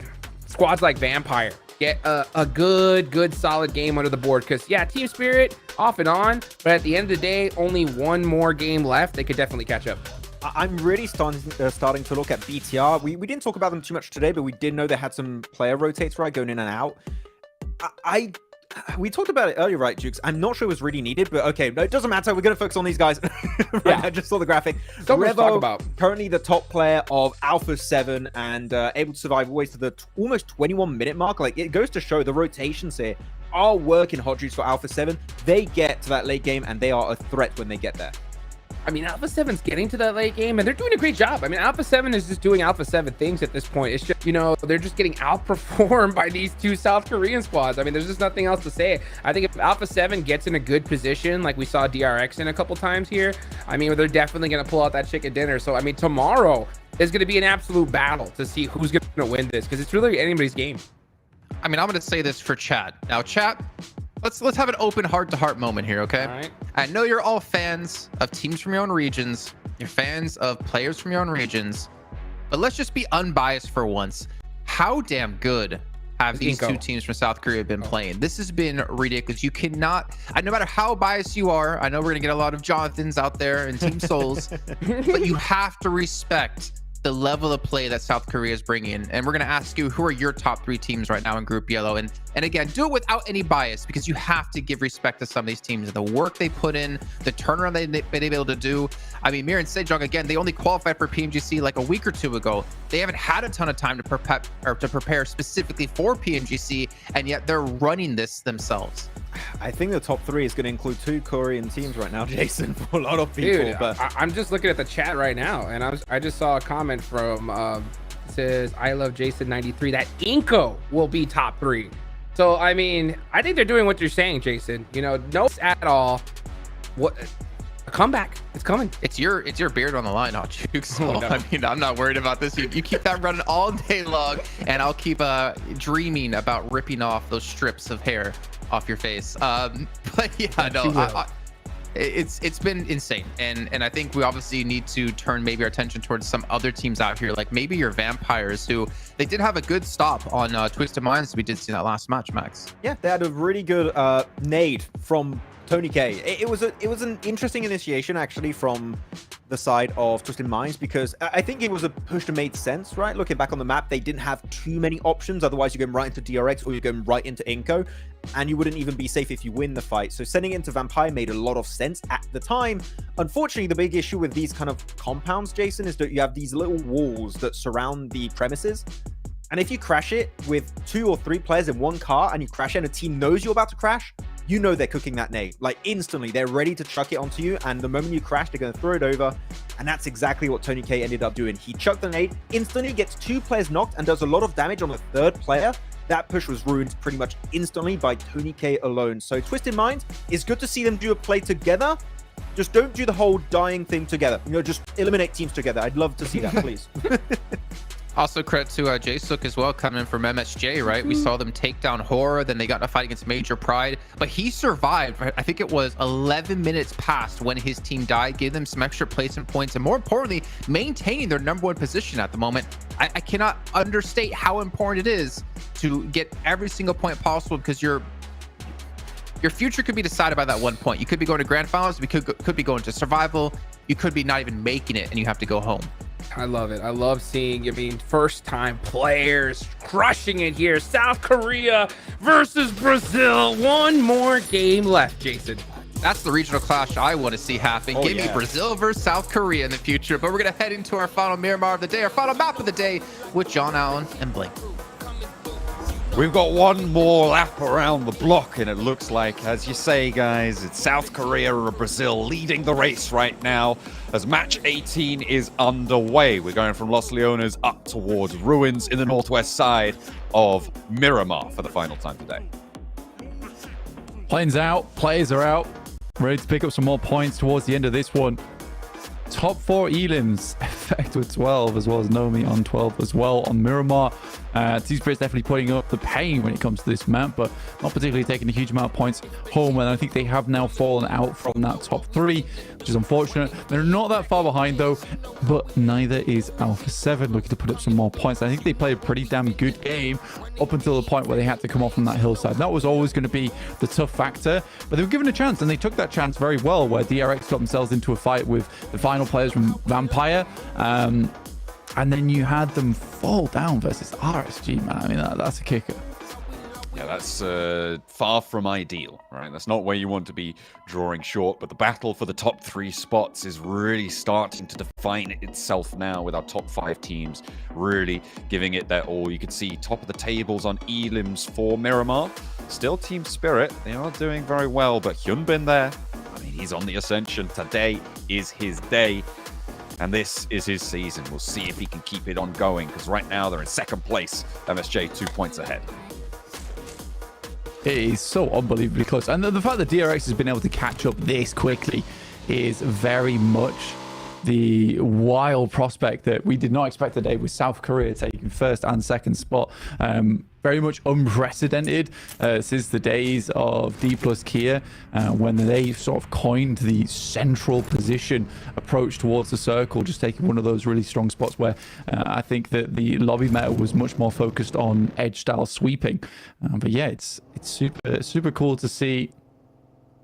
And something that we've not seen in a long time when it comes to those international tournaments. Like, these are probably the best two South Korean teams in the world, as Jason was saying. Ooh, D plus Kia, you better perform. It's a real gauntlet for the other teams from the region. You're right. It's going to be tough. Inco in the middle of this circle right now, so we're going very central on this one. They'll be able to establish themselves fairly quickly, or one would hope anyway. They still need a little bit more loot by the look of things. MSJ and Impala can head out to the west as we get a little scope out of their drop spot, of their locations that they've had. They've got Sewu out closer to La Bendita, making sure that they have got a little bit of information out on their first move as well to the west side. We'll see if they can sneak their way in on the north side of Los Leones underneath La Bendita, make a rotation towards the middle. It's a super central circle, actually. Really benefits absolutely everyone in the lobby. I don't think anyone's put out too much by this one. Yeah, we'll be keeping an eye on this top 5, because they're the ones that distinguish themselves from the pack now. I would say absolutely. With 133 being that cutoff, but down to 6th place with Vampires and 105, which is somewhat of a drop, right? It's somewhat of a drop. Absolutely. It's a very difficult chasm to try and cross as well for DX Xavier and for Vampire. For me, I mean, after today, it feels like they're probably the only two teams that could jump up into that top 5. But even then, this top 5 is moving in lockstep with another. We talked a lot about how South Korea are moving up these tables and surprising us. But we've got Alpha 7, Team Spirit, two teams that we were expecting to have something to say about this lobby. Major Pride, one that we weren't so much expecting. But all of them are making those increments. They're putting up, 5, 6, 7 point games consistently, and that is what's making these top 5 so difficult to catch. Again, that consistency is what everyone wants when it comes to a PMGC, is being able to put up those points. And it's the key thing for Alpha 7, which kept them in the running for so long. Even when they didn't have the hottest of starts, they've completely switched playstyles, which is a playstyle that's more geared towards getting towards that top side of the lobby, into the top 3. Not looking for a first place, not looking for crazy games, just games that are going to keep putting them in that top 5, 6 to 7 eliminations. It's what Team Spirit's tried to do, but they're not getting those top 5s. They're purely getting the eliminations on side, which is still good, but those extra added little points when it comes to placements is the thing that's carrying Alpha 7 further towards that top side. But yeah, real brawl at the end of the day. Now I'm super excited to see exactly who we do have in our top 3 when we end this, and this fight between Major Pride, Team Spirit and Vampire and Alpha 7 is going to be close. Absolutely. It's really difficult to call it. Well, it is in fact impossible to call.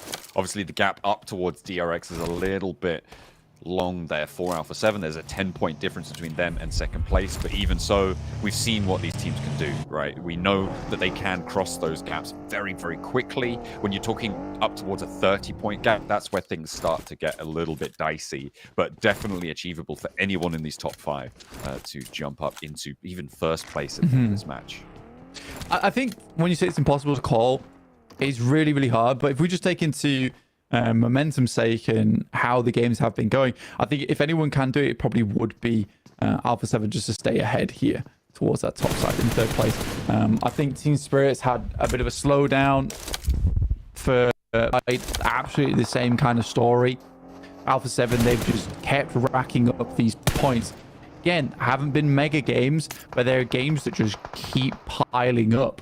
And after a while, they are sitting on a mountain of points, which is great to see. DX Xavier, I think they're very clued in on this position that is behind them. And this will be the first obstacle of many for Alpha 7 during this game. Moving in. Their approach from the east side, DXavier have been spotted. Alpha 7 cooking the nades already as Nadetti gets into a bit of a dangerous spot, but does have the cover from the back lines of DXavier. Carrillo's already taken a little lick of damage there, and another player sent forwards with DXavier. A two-pronged attack now, looking to try and regroup it, but Nadetti gets a bit too bold. Backed off the ridgeline, another challenge from McGrellan as well. Looking to try and lead from the top of this hillside, and DXavier now 3 players up close, but McGrellan has their number. Nadetti's first to fall, Lamborghini and Levi's towards the back now. Nades keep on trading. No one really looking for the bold peaks, but a big pickup for Levi's keeps them safe for a little bit longer. However, they've isolated that position. They know this location. Over to Revo. Ooh, not quite long enough there. Levi's nearly puts a second one into the mix of it, and the backup from DXavier needs to come in. Paragin gonna roll up, draw some attention, and do more than that as well. Revo needs to stand tall, but can't quite, as he's trimmed down to size by DXavier's roller. Alpha 7. They are in danger now. 3rd place on the table's shore, but Major Pride and Team Spirit hot on their heels, and with DXavier as an outside draw, they may be able to find Mafioso and draw their day to a close. Maybe it was impossible to call after all. Alpha 7 do not have fun there. Some great nades coming through from DXavier at the end of the day. And again, it's more than just that. The movement coming through from Levi's was fantastic, backed up by the rest of his team. The fact that Adetti was able to get up close, send a nade across, they knew that they'd be walking back from it. So in that moment, that's when he chooses to rotate in the vehicle. Really, really well done overall. And that is the final player from Alpha 7 to fall. No chance of even getting some placement points in this game. So 0 overall. And I think with that, it would be an incredible feat now for Alpha 7 to stay in that top 3. You're expecting Team Spirit and Major Pride to get at least 1 or 2 points this game. You would hope. But Alpha 7, severely diminished in their point scoring capabilities, it's safe to say. As 0 will be where they draw short. 136 on that tally. Twisted Minds, currently having a nightmare week and not impressing anyone, really. 1 or 2 good positions in some games, but even then they just can't convert. And it has been pretty dastardly for them. Unfortunate. From San Martin, they'll make their approach. DRX, though, opposite, right? Fantastic ascension today specifically. Before today, it was Meren Sejong. Now, the twofold attack onto the tables from South Korea. It's the most notable occurrence we've seen so far. Major Pride, look at a roll on down into the buildings here. Not going to slow down either. They make their way on in. All 4 of their players alive. And great news for them. Get to a position like this. This will do for now. It's pretty central as well. I think a few of the teams would like this position, so they might have to fight for it a little bit. But again, that spot on the map does hold quite a few teams. Team Spirit typically doesn't play the most amazing from this position. You'd laugh considering it's directly next to their drop spot, but I haven't seen many good games where Team Spirit's able to get a central spot, play off the back of it. Hopefully this is a game where they can prove us wrong for the sake of their table. They are 3 points behind 3rd place, right? And that is a direct qualification spot, which is the most important part of getting up into that top 3. Sure, you're looking good to maybe take one of the top spots if you finish at the top of the survival stages, but Team Spirit die in survival stages. It is not a friendly environment for them. Historically, they have suffered when pushed to that limit, and getting up into the top 3 would be such a relief for them. Lock that one away. That's what they're chasing. See if they can do it.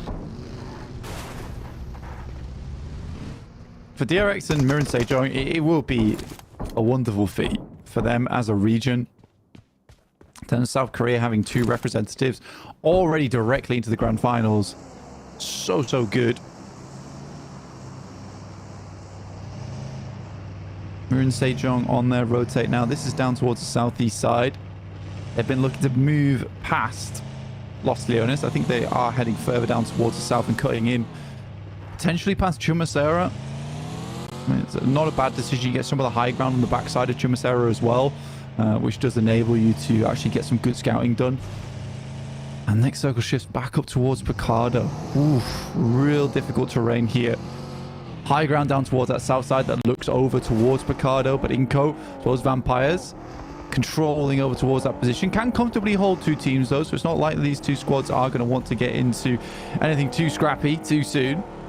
I feel like I haven't seen a Picardo finish in a long time. I mean, we talk a lot about how hot drops there are absolute trash strat, but a late game finish, I mean, I haven't seen it for a long time. It's more Los Leones that you see. Team Spirit trying to hold off this push from BTR, seemingly going to rebuff Leon away. They're going to be neighbors once more, but look at the off-angle shots coming on through. BTR really suffering. The approach comes in from Inco as well, so further up to their north, and it's really tough stuff to get on into Picardo. No one's moving in for free. Up to the arena there, and Inco just about get past. 3 players alive, but they will survive for the time being. Yeah, 5 teams, by the way, inside of Picardo right now. Team Spirit dangerously close to BTR, who are going to get that reset. They'll be able to get their 4th player back up. It was a limping push in towards that building, but they'll get the splints on. Bandage up. Good to go again. I'm just going to reposition the vehicle so they don't get shot out, just in case they do need to make some quick rotates in the future.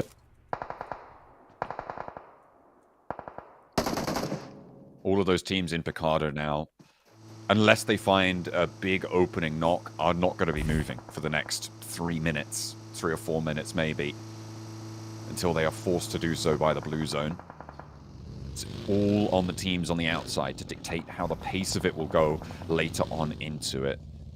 On the south side, you've got both DRX and Mirin Sejong currently being guarded out rather thematically for today by Harame Bro on a wide split on the south side. It seems like Harame Bro's been the only team that's actually been able to do anything against these 2 rosters, but they're still not doing very well on the overalls. It's unfortunate because we've seen some pretty cool plays from Federales, from a couple of these players as well. I think for RSG as well as Harame Bro, they're both the mosquitoes of the lobby. They're so annoying to deal with, and they have actually lost quite a few games for other teams, purely because of the backstabs that come through and the sudden clutch moments that come out from nowhere. But you're definitely right about that central arena. We do have a circle of teams currently placed up because they cannot assault one another in those buildings. There's so many angles off to the side. You saw that BTR tried to take a small engagement with Team Spirit, but could barely do that with the shots coming through from Harame Bro as well as DX Xavier. And Horror were about to get involved. So yeah, you're right. And especially with this circle now, it feels more and more certain like we're heading over towards Picardo. There are 2 apartment buildings in the middle of Picardo that have not been taken right now, Blank. And I wouldn't be too surprised to see a team just try and last-ditch attempt, send it, lose 2 players, and take up one of the floors in these central apartment blocks. In general, there's a shell on Picardo right now, and it's yet to be cracked.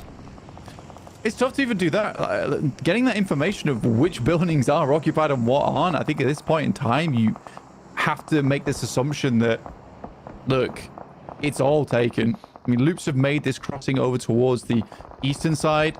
That'll do for now. They did take casualties doing it. They got Rafina in the backlines, who does need to regroup with them.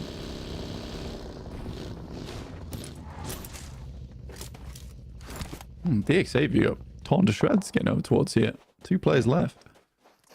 Losing a lot. Twisted Minds on their north side. 1 elimination so far. On their feet, though, which is not ideal for this sort of an approach. No vehicles when you're looking at having to crash into Picardo. I feel like Twisted Minds are out of this one, kind of already. Yeah, they are stuck on the western side. DX Xavier currently on down towards the south. They do only have 2 players, so not too much of a threat for them right now. With Twisted Minds, it's a slow approach. They can definitely take these buildings off towards the east, which is what they're currently doing now, and hope for something that pushes over towards that western side, which should be very useful for them in the future. They're certainly cut out. I think Zeus is in one of the positions that I do like on the outside edge of the circle, playing that ridge on the east, as well as having a backstop location down towards the south on the warehouses. They can control a lot of the area on the east off the back of this, and if they do get a miracle shift over towards the eastern side, it's certainly a strong place to play.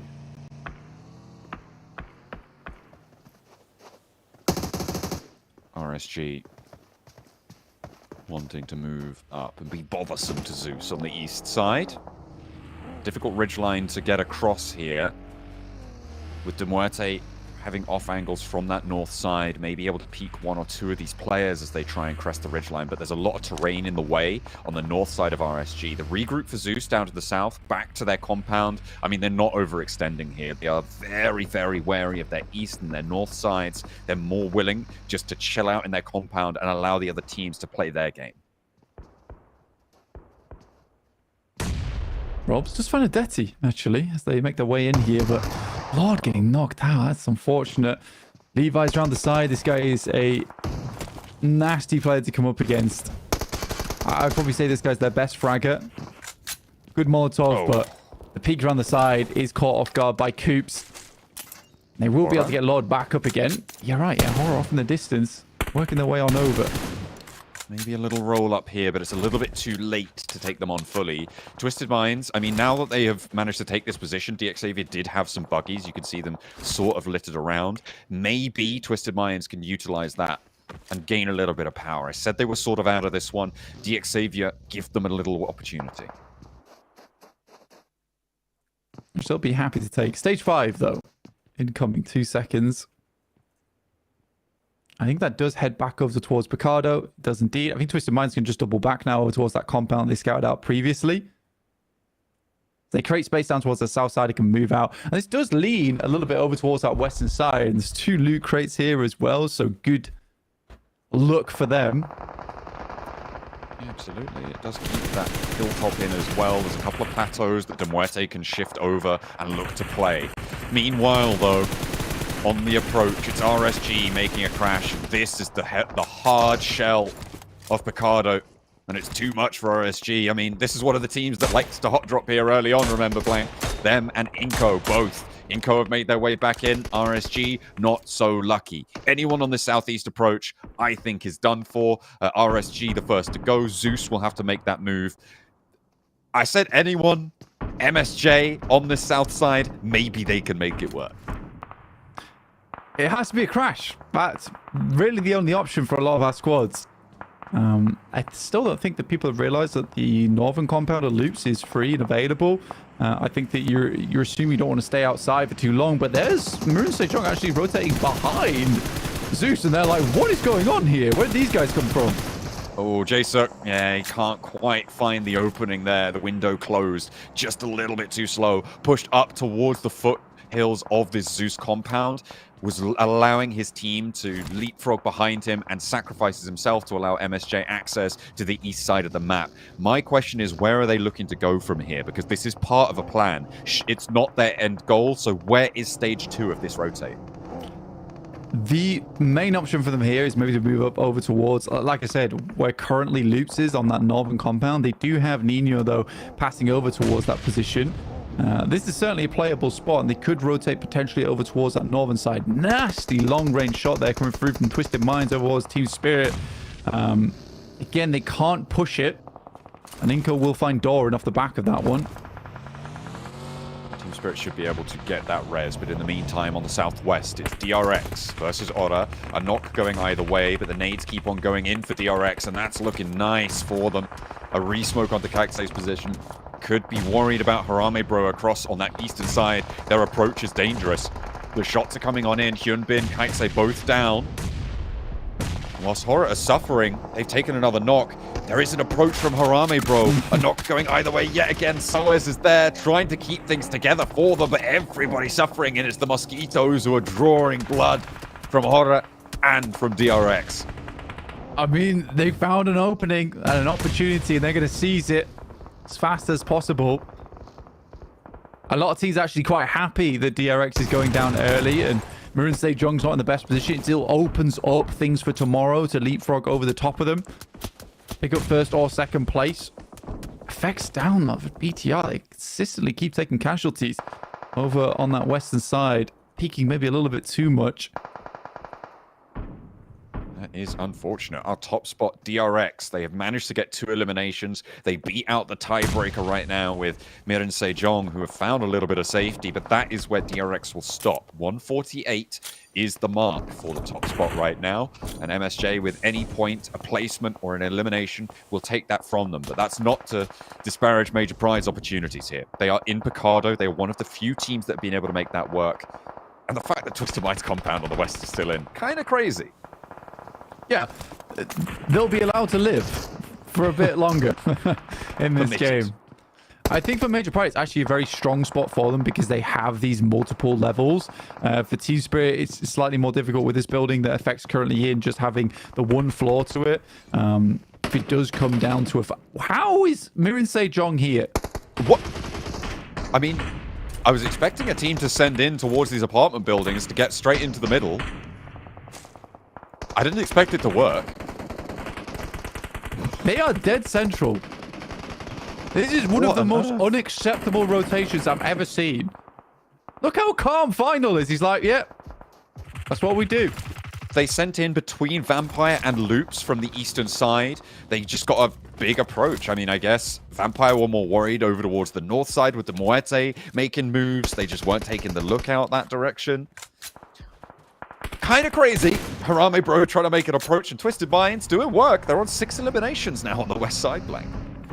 Cutting Harame Bro down. I think it's good for Twisted Minds because they want to control more of this western edge.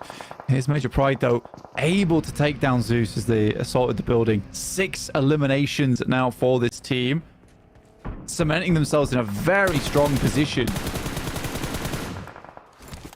It is all right for the time being, but they're right on the south side. Not very central. Team Spirit a lot more central. And you're talking about teams that could chase them, right? They are very close on those tables. Mirin Sejong as well, closer to that middle area. The worst part of the deal for Mirin Sejong, sure, they get through, they keep 3 players alive, but they are fully surrounded. Team Spirit have an open flank, so do Major Pride. There are options for rotates away from Picado, should they look to take them. Yeah, they just have to sit still. I think the reason that Mirin Sejong is able to do this is because they rotated so far out on that eastern side. Good shot from Minko. And then got over towards the stitch. They were able to hide all their vehicles and all their players. They waited just until the circle was about to push them in and then sent through. So I think the Vampire as well as Loops had absolutely no info on that rotate coming through from that eastern edge. So it's a very well done play. Pretty much just playing more of this stealth gameplay. And whilst he may not appear on the numbers for this match, Jaesuk really a big key factor for it. Oh, unfortunate rundown on the ammo there for inactive. May allow Pusher to get back up here, actually, if they can get the cross. But absolutely, Jaesuk is pivotal in making this rotate. He was able to suppress and draw attention from the team out on the east. I can't remember who that was. I think it may have been Zeus or Major Pride. Not too sure, but it definitely was very important to allow MSJ to move in behind him to get that flank. So this is a big credit to them. Southwest shift keeps Major Pride in, keeps Team Spirit in. The west side of Picado getting a little bit better now. Team Spirit hyper central. This is a game for them. Right? This is their game. This is where they really need to pop off. They know better than anyone that survival stage is not where they want to be. Getting into towards the top 3 right now with DRX out, Mirin Sejong on 0 points. For them staying in that conversation for tomorrow is really important. I think for the mental game as well, ending the day in top 3 is so essential. Twisted Minds, now they are being punished. This Northwest compound, I mean, they've been sort of dead men walking for the last 2 circles. Helped out a little bit in survival time, but 9th place. 7 eliminations, though, so probably one of their better performances over the course of these games in Group Yellow. But where do they go? There's a little opportunity maybe to swing down to the south towards that road, get a little bit of terrain cover, but they have to make that approach. It looks like instead they're going for a full frontal crash here, and Lord's already down. Coop's next to fall. Everybody is divvying up Twisted Minds as Doran makes it to some sort of cover, but the rest of the team, they are on their knees right now, begging for mercy, and none will be given to them. Yeah, it's a really horrid approach here for Twisted Minds because everyone sees them at potential points. That's exactly what they are here. They are just potential points for other squads. Knock over towards Loops from Team Spirit as Demuerte breaks away from their position. Nice. Not Points to get yoinked again. To Demuerte. Oh my goodness me. Major Pride. I mean, they're up to 6 eliminations, but everybody is just volleying fire up to this north side, and it's teams getting trimmed away by the circle here, and everybody trying to split the difference on this. Doran on the outside is actually fairly safe here. Nobody can push out towards him. He's not really in nade range, and you need to keep those nades anyway. So if he just keeps his head down, he can survive pretty late into this one. I get that Lapar was trying to get the nade off, but it was very dangerous to be moving out of the zone like that. Out of the building, sorry, on towards that ridge side. It's very visible by a ton of other squads. Oh, Major Pride. This is so sad. I mean, 6 eliminations is good, but they could have had a whole lot more. They have the highest position in the map to be playing off the back of here. Doran gets top 5 easily here. If he just stays alive, right? He just stays down. Nobody's moving out that way, as I said before. And it's Vampire to move. It is Loops to move. It is Inko to move. Major Pride to try and hold, but on the top floor, Becca gets spotted. Evo Station has to heal, and this is dangerous now. And Nade in nearly finds it from the ground floor. The little drop down there for Becca allows him to get rezzed as well. But Inko are making moves. Vampire trying to slow them down. A big nade into the mix of it. Doesn't quite find an active on the knock. Juancho as well. Nenobete now up and into the mix with BTR. Juancho to back him up, but Inko leave one trapped back. Looks for the heal, tries to find it, and Nade over to Nenobete, finds the knock, and it's up to Juancho. He's good for one, the second as well, and Inko rampage into the BTR compound. 2 more players, 1 Volt, and it will be cut down as well. Inactive's here, he's across the way, but it's all up to Juancho. He may not even need the backup here. 3 players fall, and finally he's curtailed. The burn comes through from an off angle. It's not even BTR to do it. Team Spirit can third party, and they want to do it quickly. They will look for the last player of BTR, and it will go their way. Vampire chiming in to try and separate this fight from Team Spirit, but Nomi once more. This guy is bold, he's brash, and he's looking to make it work. I mean, they need points. They desperately need points. In comes Vampire as a full 4-man squad, spotting out over towards Twisted Minds. Becca struggling as Luke's move over towards his position. Effect will take down Doran. Becca finishes off Neil Zada. Oh, Doran calms was back down up. again. I mean, Doran was stepping up to try and steal those points, but just survive, get some later. Back down into Zone 9. It really does not feel that way. Team Spirit with a real nice location. Other teams would beg to take off of them. Neil Zada are 8 eliminations for Major Pride. Hard to catch up to them now. Team Spirit would have to absorb a lot of the elims in this lobby. DRX are sweating right now as well, because this top 5 is approaching. Alpha 7 a bit unhappy about this as well. MSJ, they close down Loops, and somehow with a miraculous rotate find themselves in the mix. They are now in that top spot. The placements will add up to 4 teams remain. Vampire with 4. Team Spirit, the raid boss now, but nades are pouring into their locations, trying to fend off everyone. The gap in the wall suppressed by Matic. Vampire will be pushed through, but Schweppes lands one to him, and no response to be found. Effect needs this res, and he needs it now. That is a wild nade coming through from Schweppes, and they know the location should be close by. Evo Station getting shut down by Miran Sejong. Just Becca now remaining. Seiwu down inside the building, and outside the truck stop. Flat tire there for Hoxie. He drops to a knee. Final for the last player to stand for MSJ. Very thematic, but Becca looks to shut him down. The final circle's closing on the west side of Picardo. Oh no! And a nade from the backlines. Finals death knell will take down 1 player from Team Spirit. Kitsune getting res now, and it's all up to Major Pride, with Becca on the outside, may be able to be a little third-party angle here. Vampire trying to make their approach, but it's suffering on all fronts. AZ is down, and Becca strafes across with a spray down. Looking to try and find a knock, and Team Spirit looks to stay alive. Vampire approach, looking to descend onto this position, make their ascendancy up the tables. Becca holds the corner, they're up into the wall. He steps back in, Team Spirit not taking the shot. Stone goes down, and a 180 from Becca to make a magnificent play. But Team Spirit now, the last team to stand in the way of it, all in the middle, all weathering the storm. They want to get up into the top 3 to close down their 3rd day. Out go Major Pride with Becca the last to stand. The door swings open and it is Team Spirit to stand tall. The west side of Picado shut down and they stay alive to the final moments. Spirit ending from Team Spirit, but does that get them into the top 3? That is the question on everybody's minds right now, because Major Pride Roll to put up a ton of eliminations. It's going to be horribly close for them. Maybe 1 or 2 points differential either side, but we will have to wait and see what the death says about it. But yeah, that was a great game from them. A really strong position. There was a few moments where they maybe stuck their head out a little bit too far, but what a run from Major Pride. That was not easy, and Becca made an incredible play towards the end there. Stole so many points away from Team Spirit onto Vampires.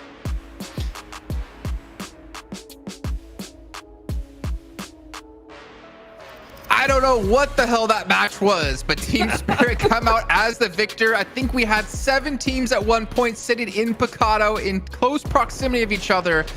Though I really felt like Becca here, as we saw, the almost clutch out of him was insane. The game sense, the shots he was hitting as well, really showing why Major Pride is proven to be one of the strongest teams in the lobby. Dude, oh my gosh. You just saw the faces on Vampire. They were so pissed, dude. They thought they had that one in the bag. I thought that they had one. Jason thought that they had one, but Maxman said Team Spirit was going to win, and that's exactly what happened. No, I said Team Spirit. He said Vampire. No, I said that. Correct you there. Actually, no, Kalara said that. Oh yeah, Kalara said that. I forgot. My bad. We can see here though 8 eliminations coming in for Team Spirit, and they fell out of top 3. This potentially could get them back in there. We'll never know, but we will find out as the overalls will come out at the end of the day. I don't know why I said we'll never know. We're gonna find out in like a couple minutes. But honestly, an insane match. Though I do want to point out one team that we did talk about, MSJ, Miran Sejong. How did they get into Picado and to do with 3 players where they potentially could have had 4? Like, that could have been a completely different game. Well, Jason, I'm happy you're bringing up that question, because I looked back on the map feed to see how they got there, and I still don't know.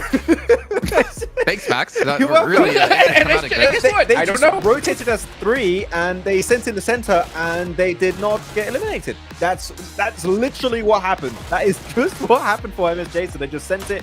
One building was open, and they took it for themselves. And also had some really good clutches. Finals nade hot jukes, by the way. That created a big possible opening for Vampire, until they encountered a little Becca boy that did not like them very much. Oh my gosh.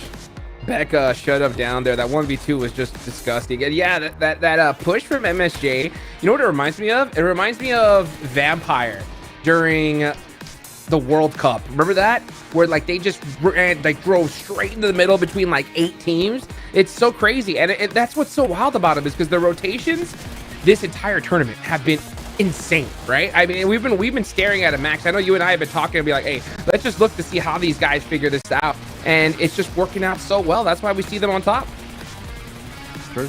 It's been fantastic rotations overall. I mean, it's always tough when you get to a Picado finish, right?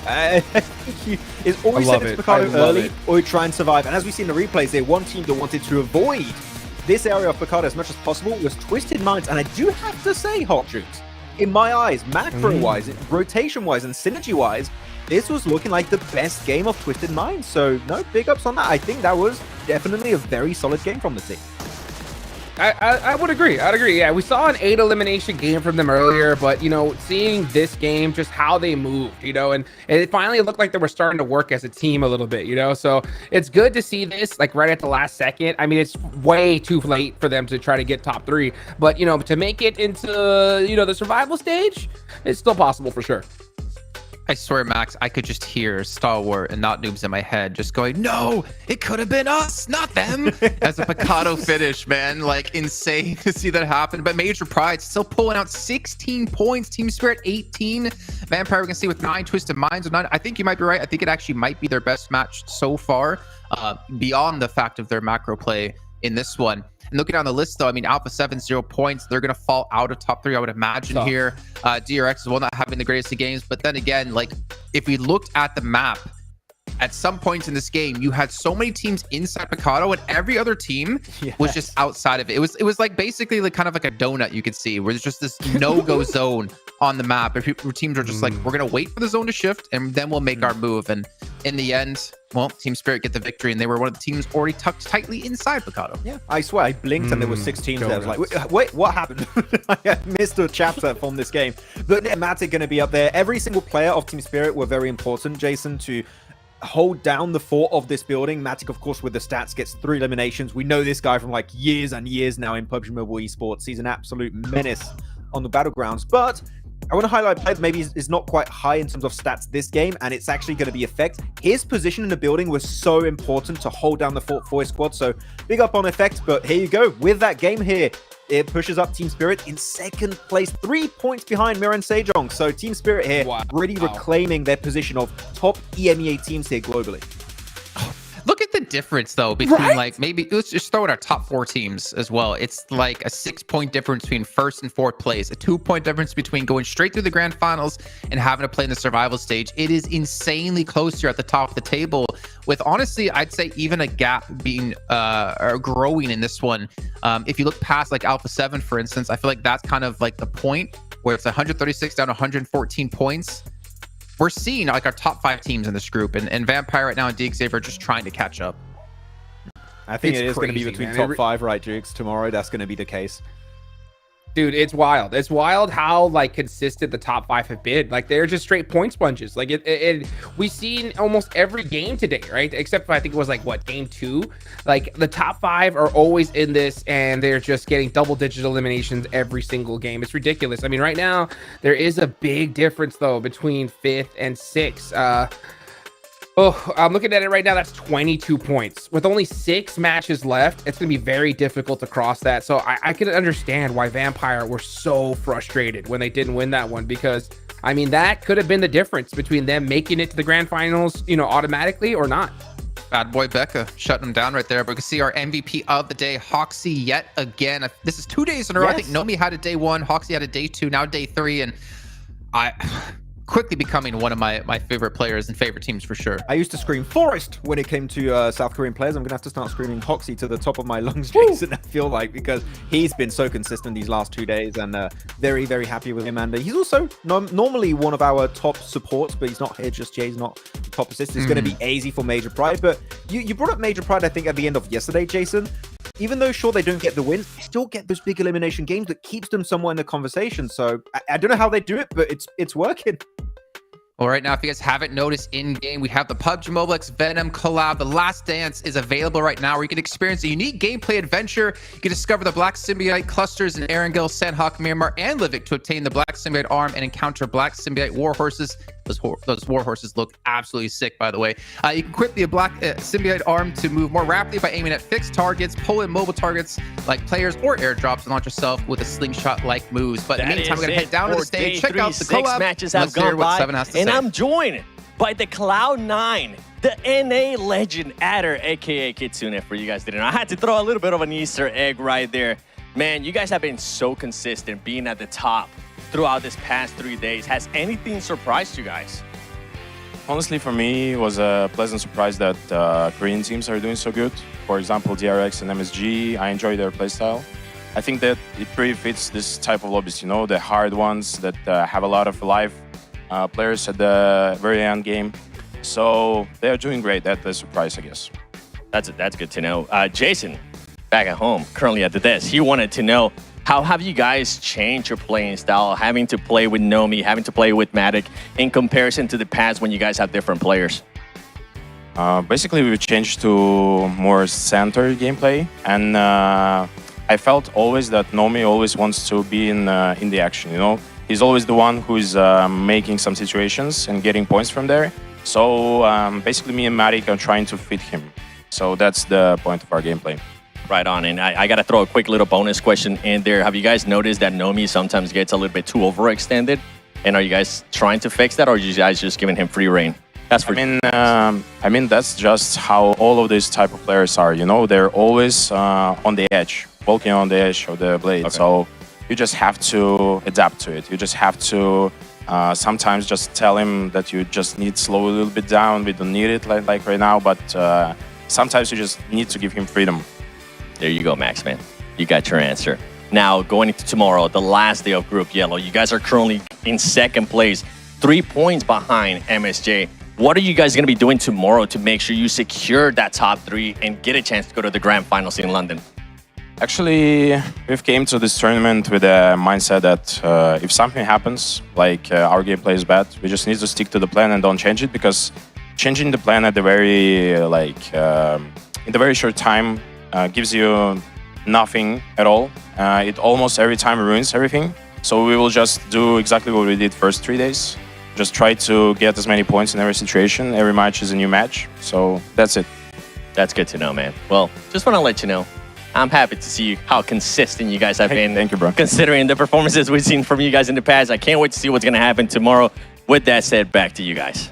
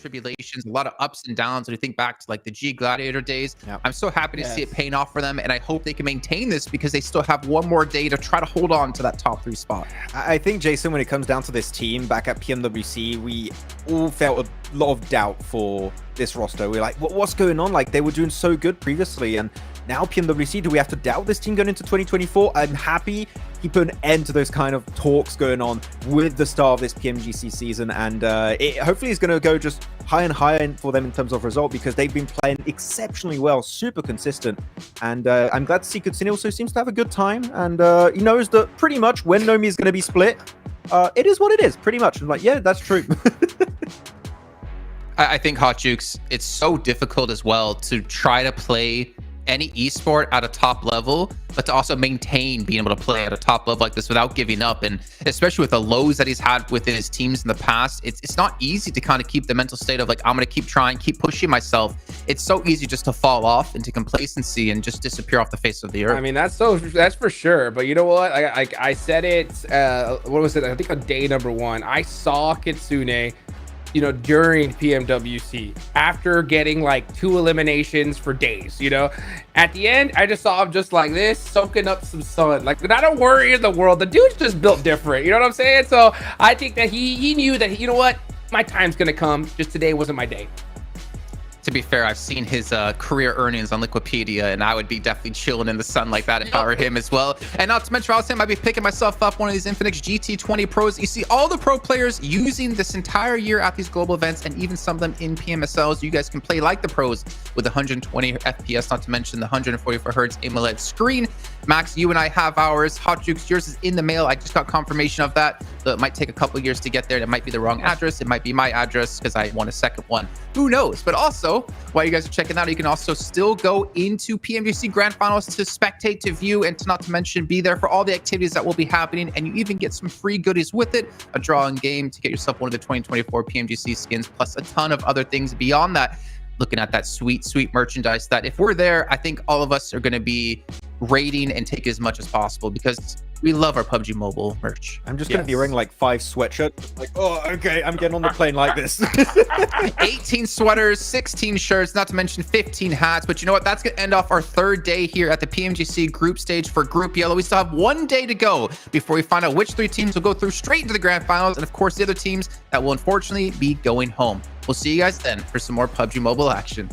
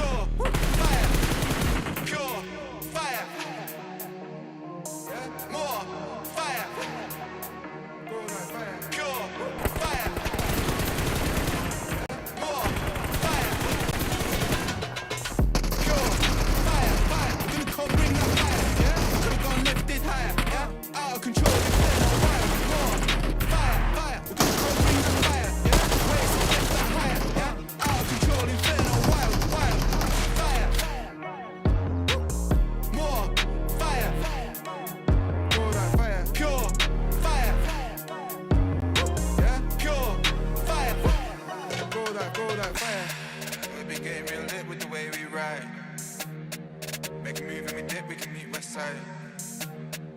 In the dark is a bitch with the flame ignite, yeah. It's a bag full of bricks getting switched tonight. Pure fire, ripping the drill, bringing the heat and you know that the deal. Getting the goal, babe, you know that the real. I'm gonna confirm that I'm lit in the field, yeah? We're taking the block, breaking inferno, we're breaking the lock. Selling our beats and we're selling them not. Burning the heat and we're ready to pop.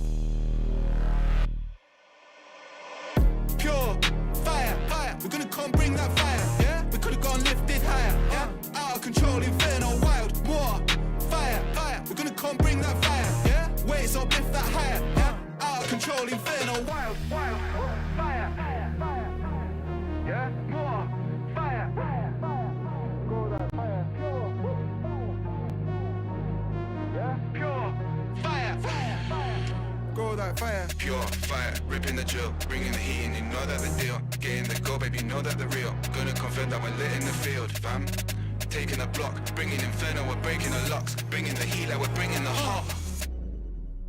Pure fire, yeah? More fire, Go that fire. pure fire, yeah? Pure fire, Go that fire. pure fire, fire. We're gonna come bring that fire, yeah? We could've gone lifted higher, yeah? Out of control, inferno, wild, more fire, fire. We're gonna come bring that fire, yeah? Waves up, lift that higher, yeah? Out of control, inferno, wild, pure fire.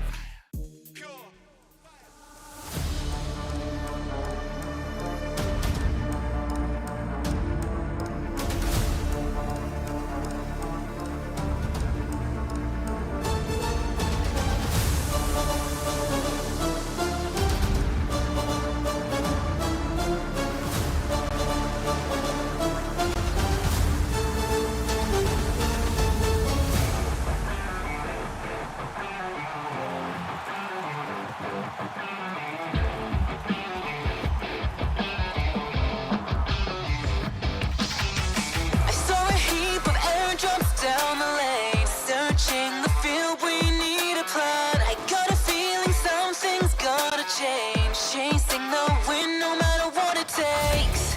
You be the one, I'll be the next, where do we go? Clickety-clack, firing up like wind blown.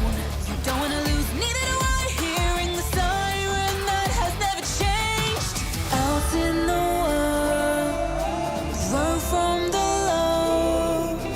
I got your back, you're not alone.